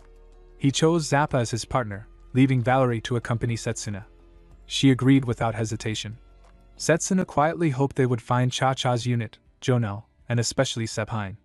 Valerie echoed the hope, mentioning Jonel and his sister with concern. A weakened section of ground crumbled beneath Valerie's foot, and Setsuna caught her before she slipped. His reassurance flustered her briefly, but she steadied herself and they continued. Soon after, Jonel appeared, relieved and trembling. He claimed to have seen Sepine entering a cave but admitted he had been too frightened to follow her. Valerie questioned his fear until he repeated the image he had witnessed, wings sprouting from Sephine's back when they last saw her on the cliff. Setsuna made a quick decision. Valerie was instructed to take Jonel back to Sid. The cave was too dangerous for a child, and too uncertain for a group. Valerie questioned his intent to enter alone, but Setsuna refused to risk losing Sepine again. Jonel thanked him quietly before leaving. As Setsuna descended toward the cave, he reviewed the troubling details. Sepine was just an ordinary child, so how had she survived the monsters? Why did their group always split whenever she appeared? The possibility of an apostle lurking inside became harder to ignore. Blazer encouraged him to unleash his full strength. After all, that was why Valerie and Jonel had been sent away. Setsuna acknowledged it wordlessly. Far behind them, Zappa scolded Valerie for letting Setsuna go in alone, though Sid quickly decided they should follow and support him. Before they could act, Han emerged from the trees, his expression twisted with new confidence. Zappa met him with open hostility, calling out everything Han had done, but Han brushed aside the accusation. He wanted one thing, Setsuna's location.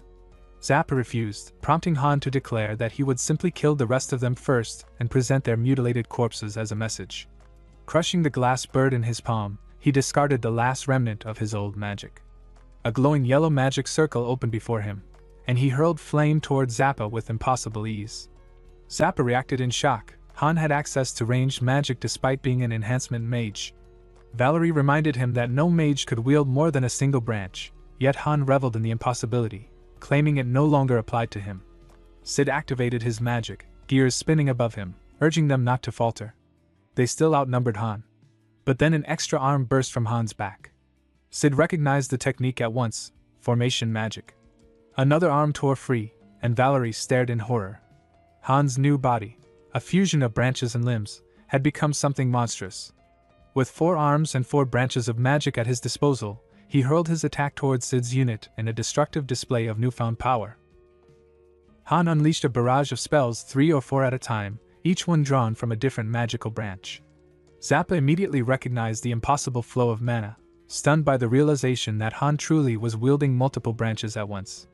Sid's expression tightened as he caught sight of the grotesque arms sprouting from Han's back. Those limbs, he explained, belonged to the mages who had once guarded the island. Han had torn away their strength and affixed it to himself. Valerie stared in disbelief, horrified by the violation. The sight repulsed her. The act felt like an insult to life itself. Han reveled in their reactions, boasting about the power bestowed by Legion. With several branches of magic at his disposal, he maintained a seamless rhythm of offense and defense that ordinary spells couldn't breach. Sid asked Zappa whether he could pierce that conjured shield, and Zappa stepped forward, determined to do so. He raised 3 magic circles and began a complex chant, drawing on his vast reserves of mana. Valerie watched in awe as the spellwork layered and built upon itself. Sid understood the risk. Attribute magic grew stronger with each stack, and if Zappa managed to complete the incantation, the spell would be devastating. Han, sensing danger, attempted to crush the technique before it fully formed. A 5th arm erupted from his back, and Zappa cursed as he felt the pressure of its incoming strike.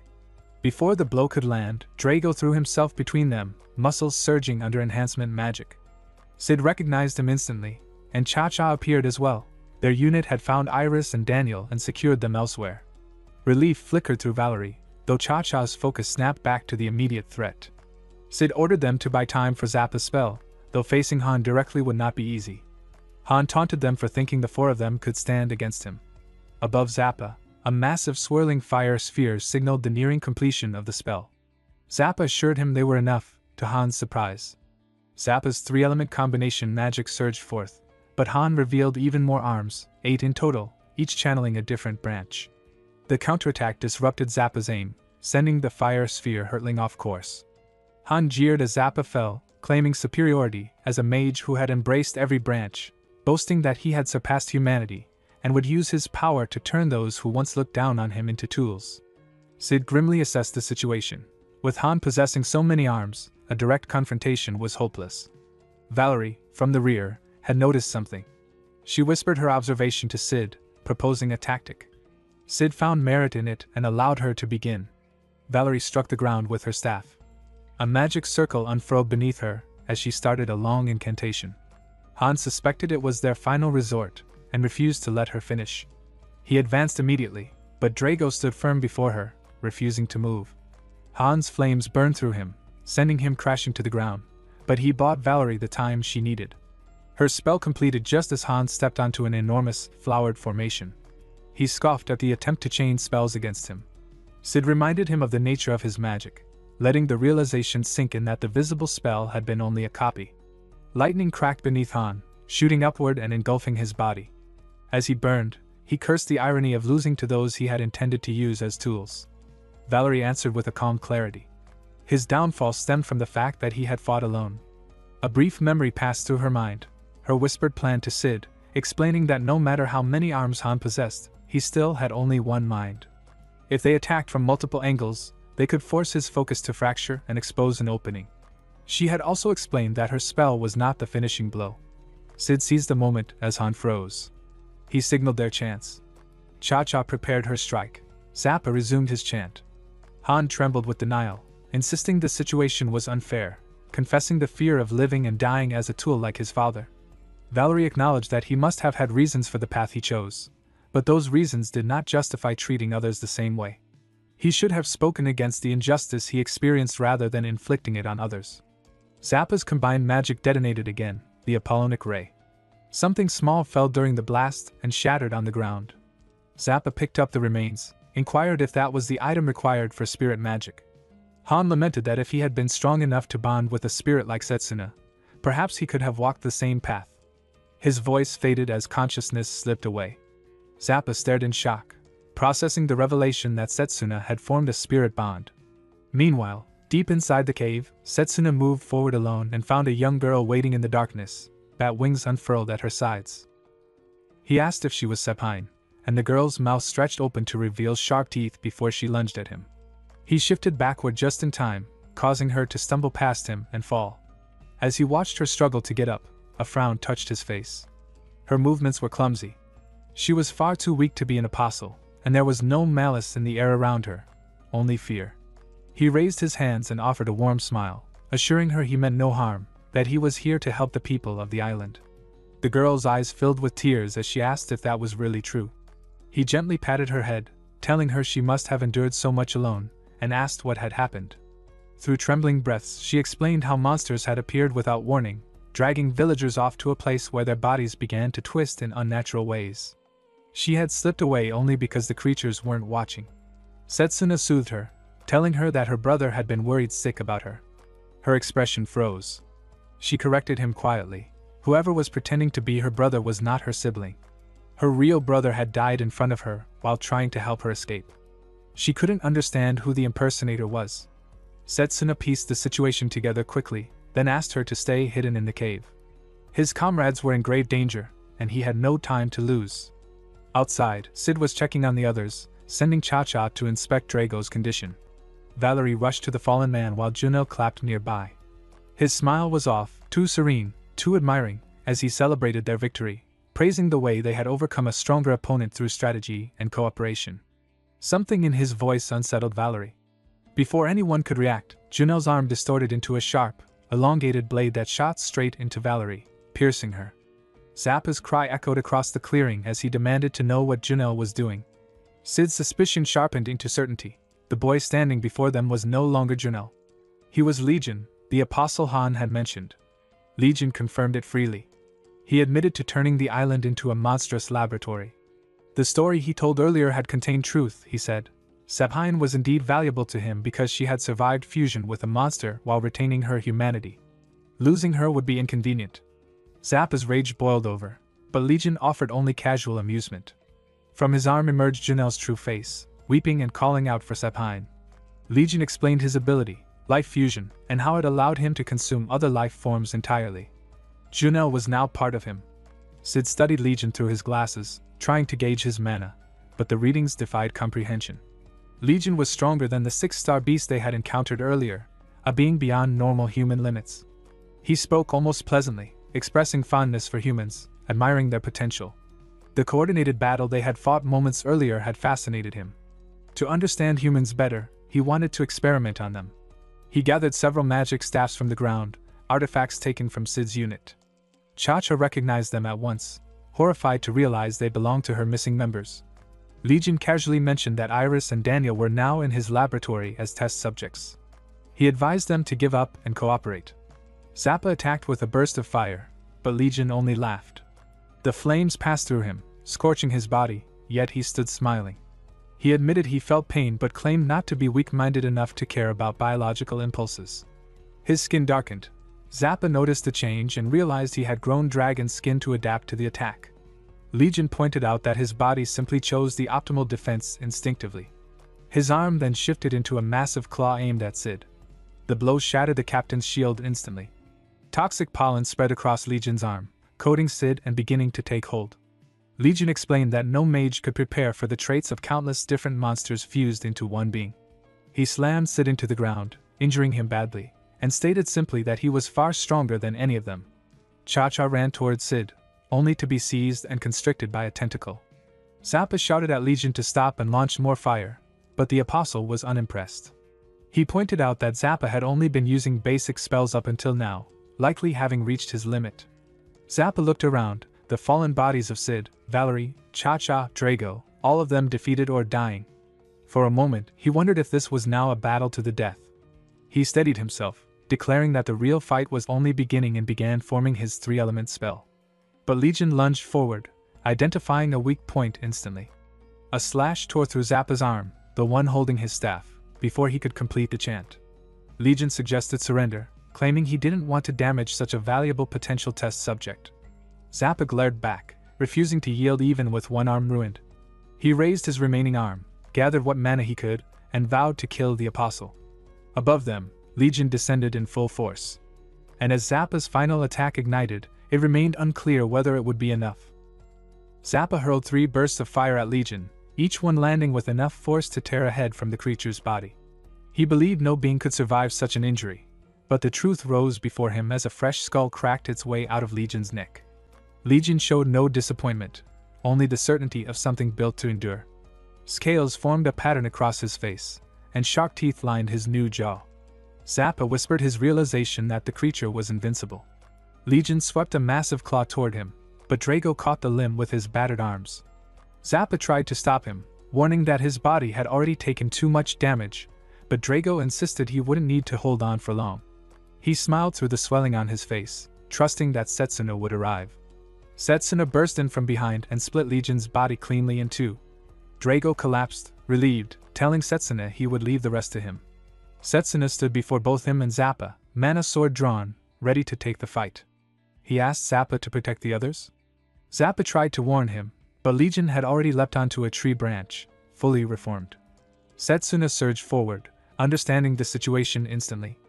A tentacle from a sea beast pushed out of Legion's body, and Setsuna cut it down. Legion countered with the heavy, clawed arm and managed to grab him, but Setsuna sliced himself free with mana-reinforced strength. He wondered just how many creatures had been fused to create this abomination. Legion marveled at Setsuna's mana control, especially from a close combat mage, and questioned whether such skill was really enough to defeat Sagan and Tsukuyumi. Blue mana rushed across Setsuna's body as he realized the truth. Legion was another apostle. Legion introduced himself as the 5th apostle of Vindrake and acknowledged Setsuna Cromwell at last. Setsuna tightened his stance, muscle enhancement magic reddening his arm, aware of the opponent's formidable nature. He launched forward and delivered a blow powerful enough to drive Legion into the ground. Legion welcomed the idea of a one-on-one and leapt deeper into the forest, drawing Setsuna after him. He taunted him for not attacking from afar and demanded a demonstration worthy of further study. Setsuna shifted into spirit form, accepting the challenge, but warning that Legion would not have the chance to research anything. He unleashed a flurry of punches, tearing holes through Legion's unstable body.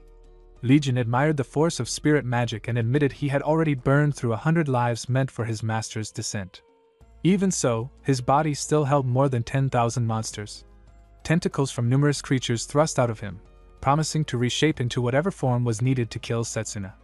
Setsuna realized spirit magic had a time limit and pressed the attack, but Legion sprouted massive wings and carried himself into the air.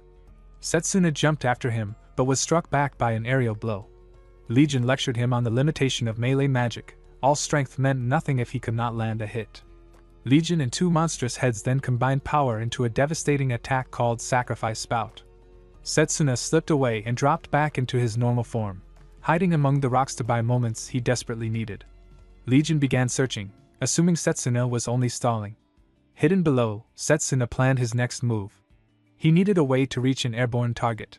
His eyes fell on Zappa, and on Zappa's arm, restored.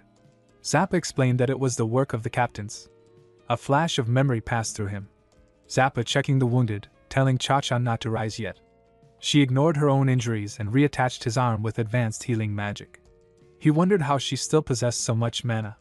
As her spells connected, she realized he was healing far too quickly. Sid awoke then, offering the remainder of his mana. He reminded them Legion was holding villagers and comrades captive, a task only the strongest mage of the Western Royal Corps could face. That meant Zappa. In the present, Setsuna agreed they could not waste the captain's final strength. If they worked together, they might end this. But Zappa first demanded honesty. Could Setsuna truly stand against that monster using spirit magic? Setsuna confirmed he could. Zappa admitted he couldn't overlook a criminal even if one had saved his life, but harming his comrades was something he could never forgive.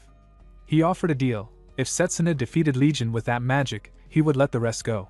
Setsuna accepted, calling the offer exactly the kind of logical compromise he expected from Zappa. The comment irritated Zappa, who complained that Setsuna never treated him like a senior, as he did with the others. Setsuna only smiled, thinking of the years they had fought side by side. Zappa brushed it aside and handed him something, insisting he would need it to finish the fight. A light glinted in Setsuna's hand, and he stared at it in surprise. Zappa handed Setsuna the item he had taken when Han was defeated, assuming it was something capable of casting spirit magic and trusting Setsuna knew how to use it. Setsuna closed his eyes and called upon the wind spirit, Zephyrian. A voice answered, questioning whether he was prepared to face the trial. Zappa sensed a shift and felt uneasy about helping someone use spirit magic, but with Legion still rampaging, there was no time for hesitation. He promised to buy Setsuna time. Setsuna agreed and let himself fall into complete focus. His consciousness slipped into another realm where Blazer stood beside him. He wondered if this place was the realm of wind and what kind of spirit Zephyrian truly was. Blazer made it clear he didn't like the spirit, though Setsuna pointed out he said that about everyone. Blazer urged him to judge for himself, because the spirit would appear soon. Zephyrian manifested and declared the trial. Setsuna had to find the exit hidden somewhere within an endless labyrinth of wind. Setsuna questioned whether there should be some kind of worthiness check first, but the spirit explained he observed humans constantly, and enjoyed granting power to talented people just to see how they used it. Blazer exposed the spirit's true nature, describing him as someone who enjoyed watching humans grow drunk on power and crumble under it. Setsuna realized the spirit did not care who received his power as long as they were capable. He accepted the challenge, and Zephyrian opened the path. He stepped into the shifting labyrinth. Even if the maze was infinite, he knew there had to be a path. The flow of mana guided him like wind currents, and he followed their movement with certainty. Zephyrian watched in amusement, impressed by how quickly Setsuna understood the labyrinth's demands. Setsuna sensed the structure of the maze, and noted that an ordinary mage would wander here forever. But then the path split. One direction carried gentle, calm mana, the other pulsed with the storm's violent energy. The calm path should have been correct, but something felt off. A spirit trial would never be that simple. Han had only accessed half of Zephyrian's power, which meant the true answer lay elsewhere. He called out into the winds, declaring that Zephyrian sought someone with the will to face the storm and the strength to overcome it. Zephyrian confirmed it. If Setsuna wanted all his power, he needed to break through the raging tempest and find the true exit.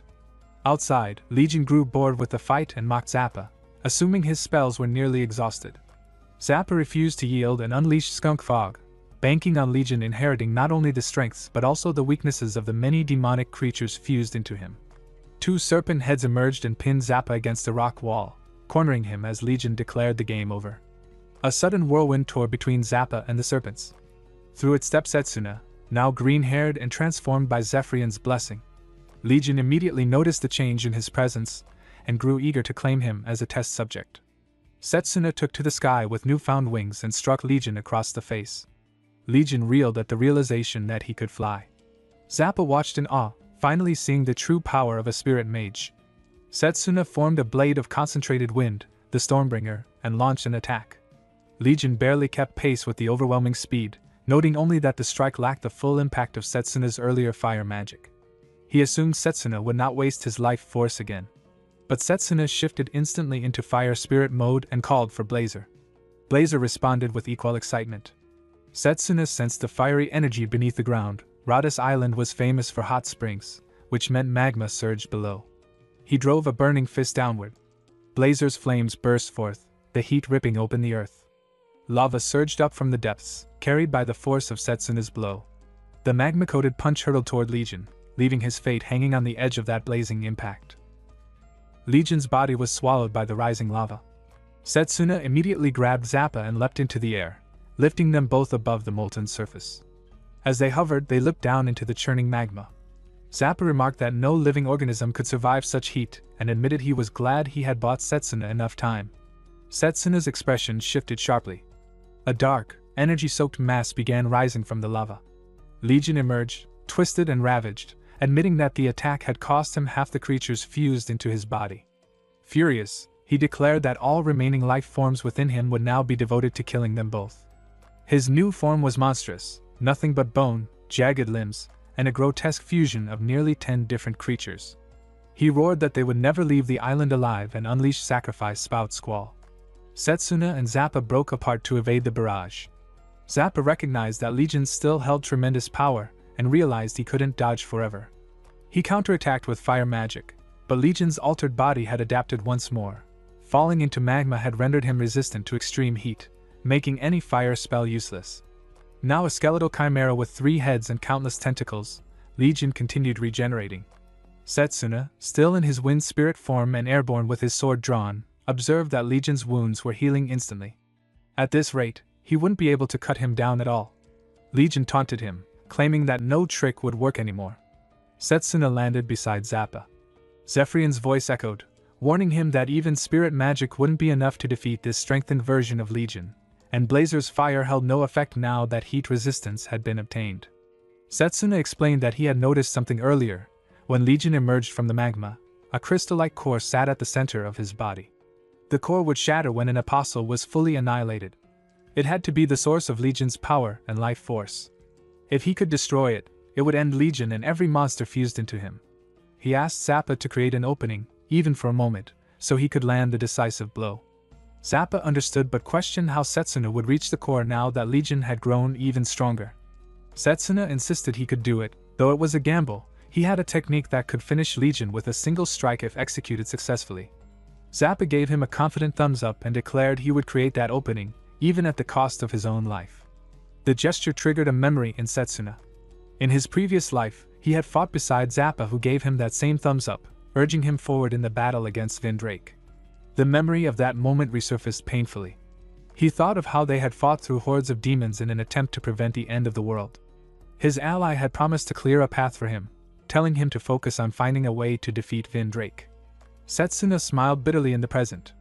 He had failed to save the world back then, but this time, things would be different. He shifted fully back into his wind spirit form and readied himself. He told Zappa it was time. Zappa sprinted toward a cliff's edge and called out to Legion, announcing that he had a proposal to make. Legion finally located Zappa, only to find him standing with his hands raised and his staff dropped at his feet. Zappa announced that he had a proposal and claimed he was surrendering, insisting he would cooperate with any experiment if spared. Legion immediately saw through the act, recognizing that Zappa was merely stalling for time. Zappa responded with mocking confidence, pointing out that all of Legion's experiments had been failures. Every monster had been defeated and even Sephion was now under Setsuna's protection. Legion had boasted endlessly about his research, yet here he was, cornered and struggling. If anything proved his failures, it was the current situation. Legion realized Zappa was intentionally provoking him and immediately grew wary. But a sudden flash of electricity cut through the air. A massive bolt struck him head-on. Zappa had used Legion's own horns as lightning rods. Though the attack landed, Zappa sank to his knees, exhausted. Legion noted his weakened state and searched for Setsuna, suspecting the diversion had been pointless. Zappa pushed himself to continue. He needed Legion distracted just a little longer. He tried to muster one final spell behind his back. Legion declared that no matter what plans humans devised, they could not defeat him. He ridiculed them as nothing more than test subjects doomed to be crushed by the MANWHA of the Death God. Just as he moved in to finish Zappa, something slammed into him with full force. A summoned beast had struck him down, Han's final contribution. Han denounced Legion's view of people as disposable tools before collapsing. Legion dismissed the attempt as futile. Zappa seized the moment and launched his attack, but Legion leapt away, irritated by their persistence. Setsuna arrived then, his presence marked by a surge of immense blue energy. Zappa's efforts genuinely impressed him. He now understood why Zappa carried the reputation of being the strongest mage in the Western Branch. Blazer immediately sensed the overwhelming intensity of Setsuna's gathering power and begged him to stop, knowing what he was attempting. Setsuna, however, had resolved that there was no alternative. Legion suddenly stiffened, finding himself unable to move. He saw Jonel's face emerge on his own malformed body. Jonel was resisting, fighting from within, begging Setsuna to save Sepine. Setsuna acknowledged that although Legion had claimed Jonel's body, the boy's spirit remained unbroken. Furious, Legion rejected the notion, seeing Setsuna as nothing more than a test subject. Setsuna shifted into his fire spirit form, ready to stake everything on a single strike. Legion quickly recognized the target, his core. But he believed his final form was impervious. Neither fire nor wind could pierce the transformed armor of fused creatures surrounding it. Setsuna drew his sword of flames in one hand. Blazer pleaded with him again, sensing the danger. Setsuna silently apologized. There was no turning back. He summoned the wind blade in his other hand. Legion realized Setsuna's intent. The combination of both elements would drastically amplify the attack's power, but the magical force involved was beyond what any mage should be capable of controlling. Setsuna ascended high into the air, spirit wings carrying him upward, both elemental blades drawn. Legion could hardly comprehend what he was witnessing. He declared that he ruled over life itself, certain that no unfamiliar magic could threaten him. Setsuna raised both blades, channeling the full strength of wind and fire spirits. He vowed to free every soul Legion had exploited.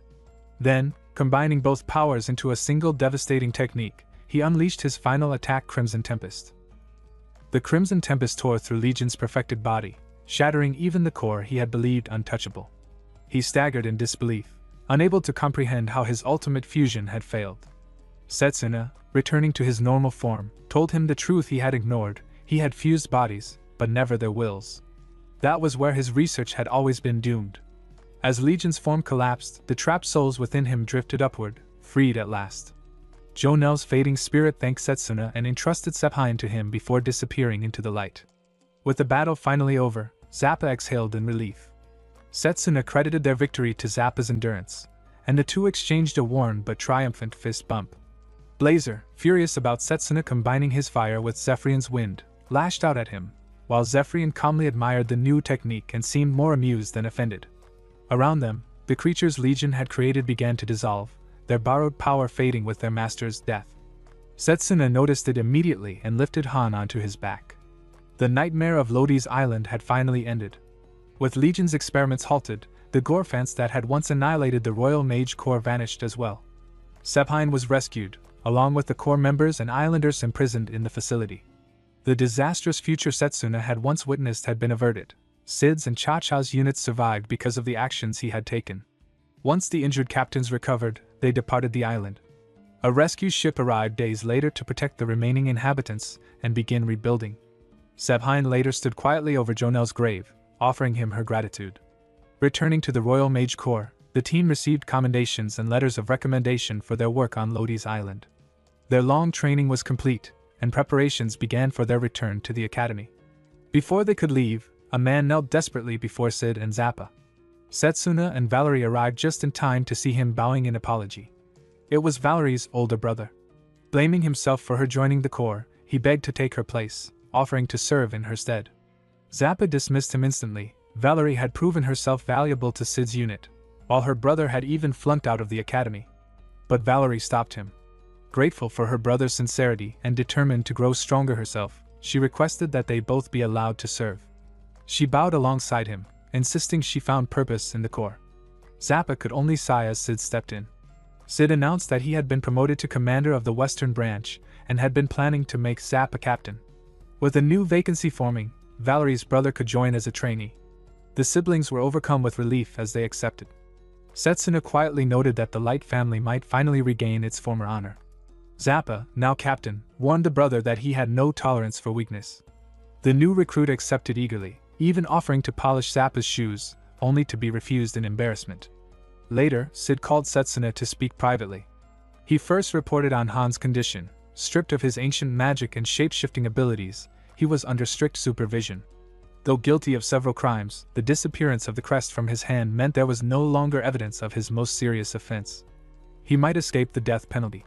Then Sid shifted the conversation to Setsuna himself. From the very beginning, Setsuna had seemed aware of the unnatural events on Lodi's island. Sid demanded to know who Legion truly was and how much Setsuna knew. Standing before him, Setsuna finally decided to reveal everything, the truth about the enemy threatening their world, and the ultimate calamity that still awaited them. Setsuna now wore the item recovered from Han's body, a small charm that allowed him to call the wind spirit in his left ear as an earring. Sid listened in heavy silence when Setsuna finished recounting what he knew. The headmaster of Elmridge Academy had warned the royal mages during an emergency meeting, but hearing it again from someone who had fought an apostle firsthand left a deeper weight on him. Apostles, servants of Vindrake, the death god, intent on bringing about the end of the world.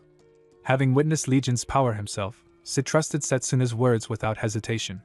Setsuna continued, outlining the next looming threat, the Silent Dragon's calamity. The ancient dragon that guarded the holy city would be slain, its blood corrupting a water vein and wiping the city off the map. Sid immediately began planning. The Mage Corps would increase patrols and keep watch over the dragon, reinforcing its protection before the apostles could strike. Setsuna thanked him and described the final, worst disaster, the capital's sudden disappearance. The nation's largest city erased overnight. That event was still 2 years away, leaving them room to maneuver. Sid suspected the apostles were already making subtle preparations there and promised to send scouts at once. Setsuna felt relief at his decisiveness. Sid surviving this timeline was a blessing. But eventually, the inevitable question came. Sid wanted to know how Setsuna possessed such detailed knowledge of catastrophes that hadn't happened yet. His insight was too precise to be coincidence. Setsuna answered plainly. He had come from the future to stop humanity's extinction. Sid believed him without wavering. The Corps existed to defend humanity and maintain peace. If Setsuna fought for that dream, then Sid would support him wholly. Hours later, in the bustling camp preparing for their departure, Captain Cha-Cha pulled Drago into a tearful farewell, insisting he return after graduation. Zappa cornered Setsuna soon after, arguing that school would only hold him back. He should drop out and join the Corps so they could form the strongest team in the entire organization. Setsuna promised to consider it after graduating. Valerie approached to thank him as well. Setsuna returned the gesture, only for her to correct him. Her true name was Vanessa Light. He promised to remember it. Far away, Leo read a paper bitterly yet delighted. Setsuna had survived. Stronger than ever. Perfect. The ideal pawn for his future plans.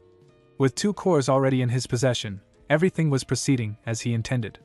The paper on the floor beside him lay smeared with blood. When Setsuna returned to the academy, Layla greeted him with bright relief. The headmaster had also returned and was requesting their presence. Setsuna welcomed the opportunity. There were things he needed to discuss as well. Inside the headmaster's office, Liano commented on the adventure Setsuna had just endured and asked him to recount everything. Setsuna explained the battles, the apostles, Legion, and the catastrophe he had averted.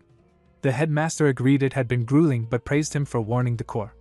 It was only the beginning, however. The apostles would now move more boldly. He also commended Layla, who had learned spirit magic during their time apart. Lionel informed them he had been traveling with the headmaster, preparing for the eventual war against Vindrake. A full-scale conflict could erupt at any moment, and both students needed to be ready. Setsuna thought back to the timeline he had escaped, the orphanage children lost, his comrades dead, the world collapsing. Protecting everyone this time felt unreal. To safeguard that fragile peace, he declared his resolve. He asked the headmaster for permission to form a pact with the time spirit. The headmaster summoned his own spirit. A ripple of energy filled the room as the spirit of time manifested. Chronoboros. Setsuna was awestruck at its presence. The spirit already knew of his journey and his purpose. If he wished for a contract, he would have to face the trial. Wateraina and Layla stepped back to bear witness. Chronoboros revealed the challenge. Setsuna would face an opponent he subconsciously believed he could never defeat. It was the trial of transcending the impossible. Setsuna accepted without hesitation. A silhouette appeared at the far end of the white, timeless space. Setsuna stepped forward to see who it was. Layla gasped. Setsuna froze. The figure standing before him was himself. His future self. Layla noticed the lone figure standing across the arena and recognized the familiar stance. She quietly pointed out that it looked like Setsuna himself. Liano studied the magic crest forming around that distant version and realized it was the Setsuna who once specialized in long-range combat, the one from before his return to the past. Even the headmaster grew curious, wondering what kind of mage that alternate path had produced. Layla's unease grew. The ranged Setsuna radiated a cold, sharp intensity that felt far more intimidating. Liano wasn't surprised. In that timeline, Setsuna had been fighting Vindrake every day, pushing himself to extremes. But the Setsuna standing with them now was a master of close combat magic. If he could somehow reach his other self, he stood a real chance, but getting close was the challenge. Setsuna understood that instantly. He needed to close the distance. The future version attacked first, unleashing a barrage of fire magic. The current Setsuna raised his mana sword, cutting through the blasts that would have burned him on slightest contact. Layla remembered he had sliced through similar attacks before, but the headmaster reminded her that this opponent had identical mana reserves and identical control. Fire magic dealt damage even if barely grazed. Setsuna realized his other self was tracking his movements with magic detection. So he suppressed his presence, casting a silent zone, and circled for a blind spot strike. He lunged for the exposed back only for his blade to bounce against a flawless defense. The impact threw him away.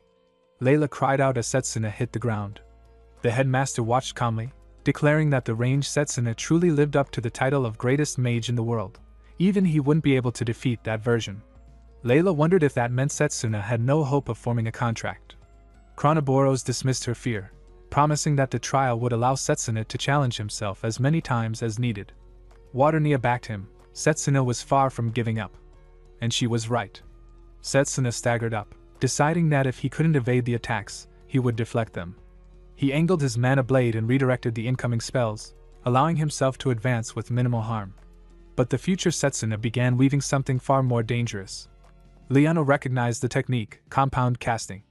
Spell after spell layered into place with surgical precision. The headmaster counted them under his breath, amazed by the flawless control. He had never seen so many elements shaped at once. Setsuna recognized it as well. That mixture had been his signature technique as a ranged mage, a 6-element combination, elemental burst. Layla couldn't understand how such a powerful mage could still not defeat Vindrake back then. The headmaster explained that all magic failed before magic disintegration, except close combat techniques that required no incantation and activated too quickly to be erased. Liano added that although ineffective against Vindrake, the ranged Setsuna was still monstrously skilled. And defeating someone like that in melee seemed nearly impossible. Chronoboros then revealed the cruelty hidden behind the trial. The projection they were watching had already repeated dozens of times. Setsuna had fought himself again and again. Layla felt her chest tighten. Setsuna would never surrender, but losing over and over, how many times could he endure it? Time passed. No one knew how long. Eventually even the headmaster wondered if the trial had finally broken him. But Setsuna lay in the dust of the spirit world, battered, clothes torn, body bleeding, still forcing himself upright. He had lost count of the battles. Thousands perhaps. Yet somewhere in that endless cycle, he had begun to read every move of his other self. His melee magic had been useless at first, but now he was finally beginning to grasp the rhythm. He rose with a determined breath, deflecting the barrage of elemental shots. He apologized in his mind for making his other self wait so long. As he stepped forward, one of his eyes shimmered gold, the mark of his resolve. This time he would prove it. Close combat magic could surpass a ranged mage.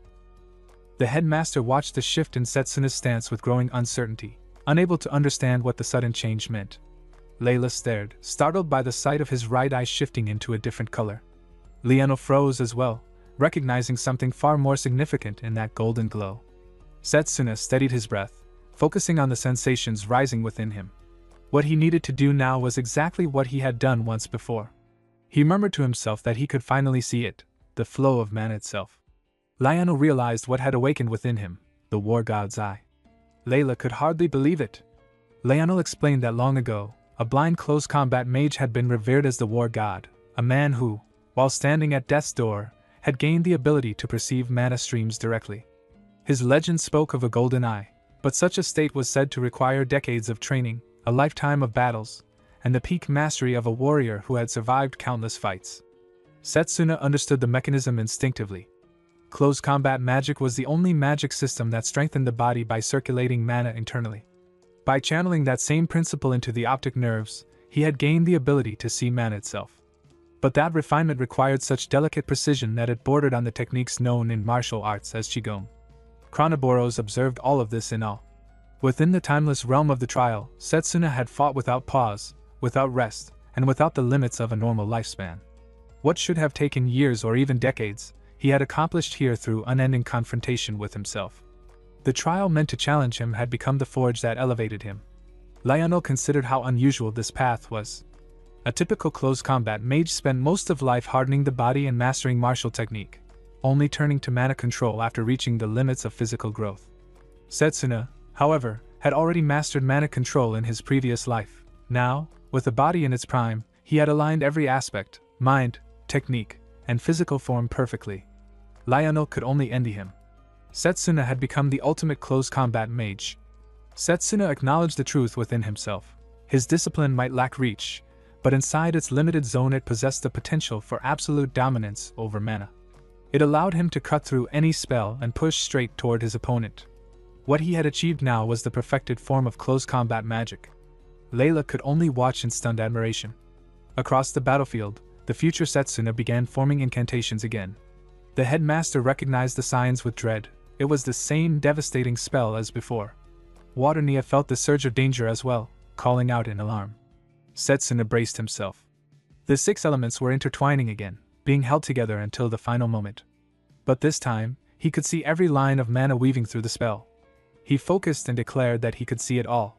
With a single decisive strike, he cleaved through the elemental burst and scattered its power. The spectators erupted in excitement as the impossible unfolded before them. Setsuna leveled his blade at his future self. The ranged version raised his hands with a quiet, knowing smile. Setsuna told him he was close to proving that he would defeat the evil god with this power. Lionel burst into laughter, triumphant. The headmaster acknowledged the truth. Setsuna had surpassed the strongest version of himself. Layla's voice trembled, filled with pride. Chronoboros declared that Setsuna had passed the trial. Layla realized this meant Setsuna now carried 3 spirits. Lionel added that with the war god's eye, he could fight the high-ranking apostles on equal footing, perhaps even greater. Setsuna agreed, but reminded them that his final goal was the destruction of the evil god far beyond the apostles. To achieve that, he needed to form contracts with even more spirits. The headmaster had expected exactly that answer. He explained that there was a perfect place for Setsuna to continue forging new contracts, the hidden elf village known as the Valley of Spirits. Layla was astonished. She had never imagined such a place existed. The headmaster assured her it was a top-secret location, unreachable through ordinary means, but he had a way to get them there. A knock interrupted him. He allowed the visitor inside, and Zachary entered while supporting an injured man. They brought word claiming to be from the Holy Church. The wounded messenger held out a letter addressed to Setsuna, sent by Lady Roberta. Layla was surprised to hear Roberta's name. Setsuna unfolded the letter and began reading. The message spoke of the highest-ranking priest of the Holy Church, the great saintess, and warned that there was something urgent Roberta needed to tell him. Layla's eyes caught the dark smear on the paper. It was blood. A tremor ran through her. Something terrible had happened to Roberta. Zachary offered to take the wounded messenger to the nurse's office while Layla lingered, troubled by something she couldn't ignore. She turned to Setsuna, reminding him that he had always tried to save everyone he could. Yet despite that, he hadn't spoken a single word about saving the great saintess. Setsuna replied with a calm certainty that she was far beyond saving, and that was why he had never once uttered the death god's name until now. Roberta hid behind a pillar as the great saintess, eyes veiled and staff in hand, walked with an air of solemn purity. When she removed the cloth, tears streamed from her eyes as she recited the divine command to preserve the beauty of the world, vowing never to cease her prayers for eternal human salvation. Gustav stood beside her, claiming to have someone important to introduce. A dark fissure tore open in midair as Satanakia, the second apostle, stepped out. The saintess recognized the name from earlier reports and questioned whether the strange power before her was the death gods. Satanakia explained the nature of dimensional rupture, an ability that ripped open space itself. Purging knights stormed in, rushing to protect the saintess, but Satanakia's raised hand carved invisible slashes through the air. The knights fell in an instant, their blood scattering across the marble floor. Roberta could barely comprehend what she had witnessed. He had torn open space while simultaneously cutting the knights apart. The saintess realized the truth and confronted Gustav, who revealed his true form as Valum, the 11th apostle, capable of assuming any form at will. His transformed body shifted, 3 distinct heads turning as he demonstrated the grotesque nature of his power. Unshaken, the saintess opened a glowing book and calmly recorded both apostles' abilities. She explained its nature, the Book of Truth, her divine gift. The world was written within it, and by altering its text, she could rewrite reality itself. She challenged them to test their powers against her. Satanakia, intrigued rather than intimidated, commented on her formidable ability and declared she must meet his master. A portal opened, and Vindrake stepped through. The saintess froze. Vindrake, the god she worshipped, stood before her, revealing that he was the true creator. Roberta, hidden behind the pillar, felt her world collapse as he proclaimed that the death god was the one who had created them. The saintess begged to understand why he sought to destroy the world he had fashioned so beautifully. Vindrake answered with serene indifference, explaining that humanity's prosperity, if left unchecked, would eventually corrupt and ruin his garden. The world was beautiful now, and he intended to preserve that beauty through purification. Satanakia added that the saintess's Book of Truth was a gift granted for that very purpose. Marianne, the first apostle, had originally held such authority. The saintess's despair set into silent acceptance. She acknowledged her selection and surrendered to her creator's will. If the extinction of humankind was divine love, she would offer her body and tears in devotion. Her eyes closed and reopened transformed. Her irises burned red, the whites of her eyes turned black, and dark tears streamed down her face. Realizing how catastrophic this revelation was, Roberta fled, determined to warn Setsuna. Though a knight stepped in to shield her, urging her to escape, she ran with healing magic flowing over her wounded arm, desperate to reach safety. Layla could barely speak. The great saintess and apostle. Laiano grasped the terrifying implication. Their enemy was nothing less than the god of this world. The headmaster recognized the magnitude of the threat, and presented the person who would guide Setsuna to the elves' hidden village in the Valley of Spirits. Morgana appeared, greeting Setsuna with a knowing smile. She acknowledged his growth, having long believed in the potential he had now clearly realized. Setsuna was stunned to see her Morgana, the witch, had returned. And now, with the path ahead turning toward the elves, the question finally emerged: which spirit would Setsuna form a contract with next? Morgana looked fully restored, her body returned to its former state, and she explained that healing herself had been easy.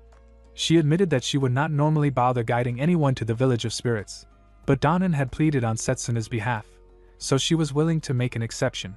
Setsuna thanked her with genuine gratitude. Behind Layla, Waternia quietly manifested, the spirit hovering with anxious eagerness, prompting Layla to ask if she could join them as well. Morgana agreed without hesitation. A few days later, after the headmaster arranged a temporary leave of absence for Setsuna and Layla, the 3 of them departed. They rode lizard-drawn carriages across a region where the sunlight never reached, the skies smothered by unbroken layers of cloud. Layla shivered from the cold as Morgana announced that they had arrived. The landscape seemed barren, offering no sign of a hidden elven village.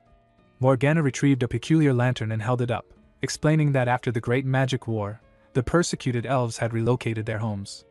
The lantern summoned a swirling blue portal, and from its depths a dragon emerged, causing Layla to falter in astonishment.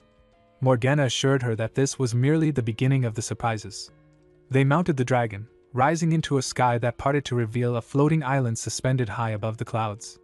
Morgana named it the Valley of Spirits, and reminded him that humans had not been welcomed there since the war.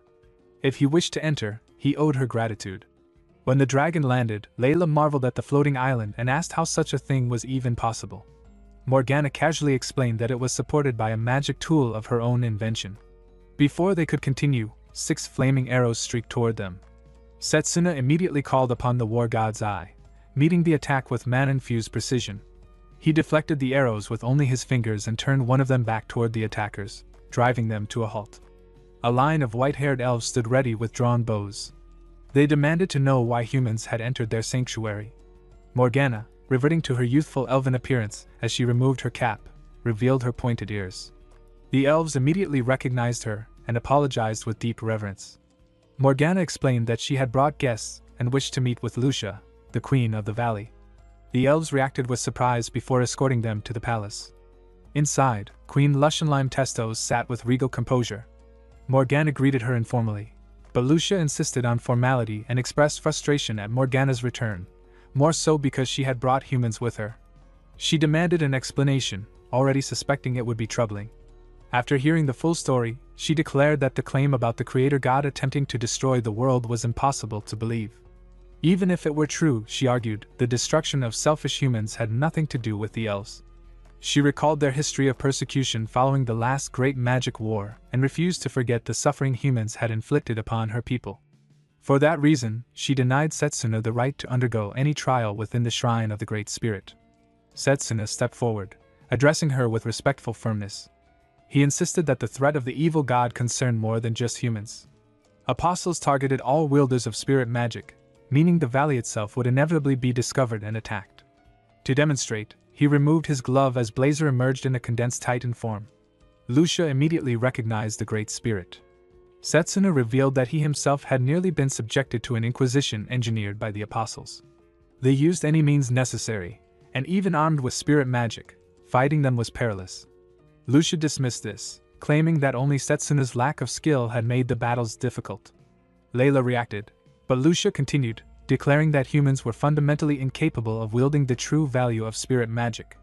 Even during the war, their unrefined attempts had caused needless casualties. Setsuna countered with a reminder that the war itself had been sparked by the ambition of a single elf, not humanity as a whole. Lucia reacted with fury, insisting that such a fact did not justify persecuting her entire race.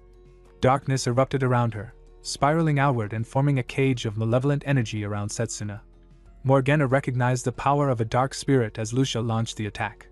Setsuna, activating the golden glow of the war god's eye, located the core of the spell and cleaved through the imprisoning darkness with a precise strike of mana-infused strength. Lucia was stunned by how easily he had dismantled her magic. Setsuna explained that close combat magic, when refined, allowed one to perceive a spell's core and destroy it directly, proving that the human use of magic continued to evolve. Lucia attempted a second attack, only to be interrupted by her attendants calling out to her in alarm. Even Morgana acknowledged that the situation was far more troublesome than she had anticipated. Morgana's house was quiet as Setsuna, Layla, and Morgana gathered around the table, the weight of their failed negotiations lingering in the air. Setsuna noted that discussions with the queen had collapsed entirely, while Morgana dismissed it with a weary remark about Lucia's stubborn nature. Layla tried to suggest persistence, but Setsuna rejected the idea, uneasy about letting the situation stretch on. What should have happened years later? The great saintess's defection was already shifting because he had altered the four great causes of defeat. The apostles were moving differently in this timeline, and Morgana pointed out the obvious truth: no one could predict what would come next. Setsuna wrestled with how to convince Lucia to allow him into the shrine. Morgana believed Lucia already understood they would not leave easily and would likely force a test of strength with the outcome deciding the matter. Setsuna could only think of how a victory would worsen the resentment between humans and elves, complicating the cooperation he had hoped for in the fight against the apostles. Layla rose from the table and slipped quietly out of the house. Wateraina questioned her destination, and Layla admitted that witnessing the trial of the time spirit had made her understand the burden Setsuna carried fighting endlessly, from the destruction of the world until now, without rest. It might have been necessary, but the weight of it still pained her. She reached for the fruit in the nearby tree, pulling them down with her mana, hoping to prepare something comforting for him. She had cooked with the same fruit before at her family's inn, and she intended to make baked sweets that might ease his heart, even a little. As she gathered the last one, nearby elves spotted her and rushed forward, recognizing her as the human Morgana had brought. By the next morning, Setsuna sat with Morgana in the palace, troubled that Layla had not returned home the previous day. Lucia approached, cold and direct, instructing the humans to leave the Valley of Spirits. Setsuna refused, explaining the weight of humanity's future resting on him, asking again for permission to take the trial of the Great Spirit. Lucia saw through him immediately. He would not leave no matter how firmly she denied him. With a sigh, she allowed a single chance, a battle against her, victory earning access to the shrine, and defeat meaning immediate departure. Setsuna hesitated only briefly before realizing he had no other option. Lucia made it clear she granted this chance only because of Morgana, emphasizing her belief that elves and humans could never coexist. As Setsuna and Morgana followed her outside, they came across an unexpected scene: Layla at a table with several elves, busy with trays of baked goods. Lucia stopped in confusion. One of the elves proudly presented something freshly baked, and Layla eagerly asked the children which version they preferred. The children chose the elves' creation, and Layla accepted her loss with a laugh, acknowledging the 3 centuries of cooking experience she couldn't match.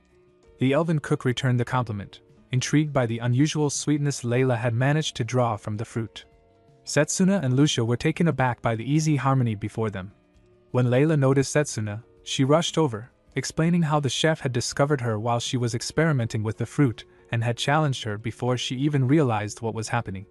Morgana could only note how the situation had transformed into a cooking competition.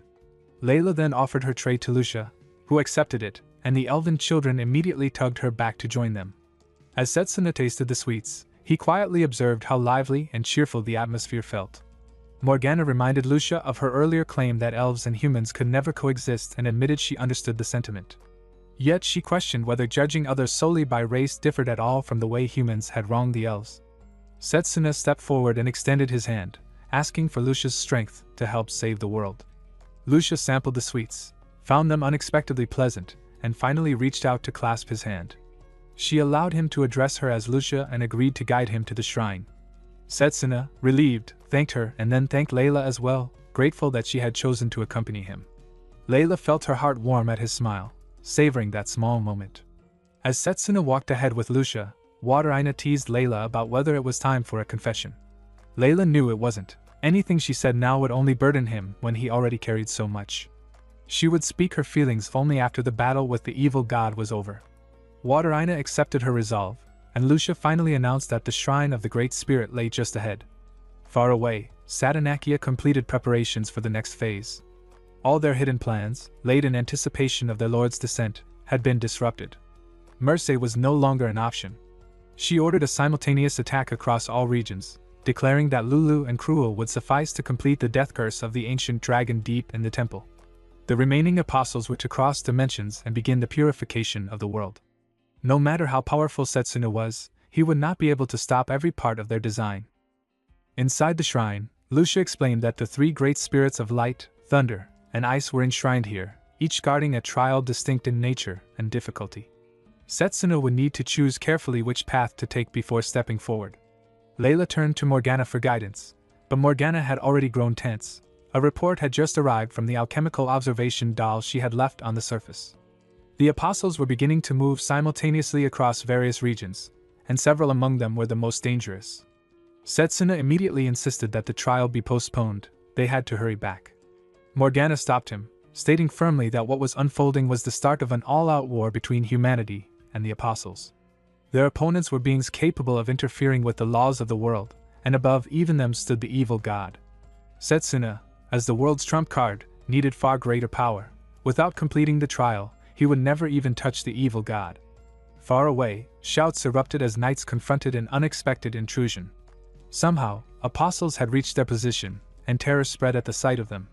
Cruel, the 6th apostle, and Lulu, the 4th apostle, revealed their authority, the cursed eye of killing, which inflicted a death curse on those who met their gaze. Elsewhere on campus, Carol wondered aloud if Drago would eat well today, only for strange sounds to cut her off. Apostles descended upon the academy grounds. Gigantes, the 7th apostle, appeared with Dantalion, the 3rd. Dantalion's authority allowed the summoning and control of a monstrous army from another world. Chaos consumed the academy. Carl cried out as the teachers and the headmaster rushed in, the latter mounted on his white dragon, joining the desperate battle to repel the apostles. Dantalion commanded his demonic army to devour everything, declaring humanity's hope doomed to vanish beneath their advance. Meanwhile, Satanakia oversaw the broader campaign. Cursing the ancient dragon in the temple depths and assaulting the magic academy were both progressing without issue. The next target was the Magus army. With them destroyed, humanity's greatest fighting force would fall. When Gustav asked about their own mission, he announced that they would proceed to destroy the royal capital, the center of humanity's power. Back at the valley, elven knights identified intruders and opened fire. The apostles pressed forward, clashing against the defenders. Lucia confronted them directly, determined not to allow them any further.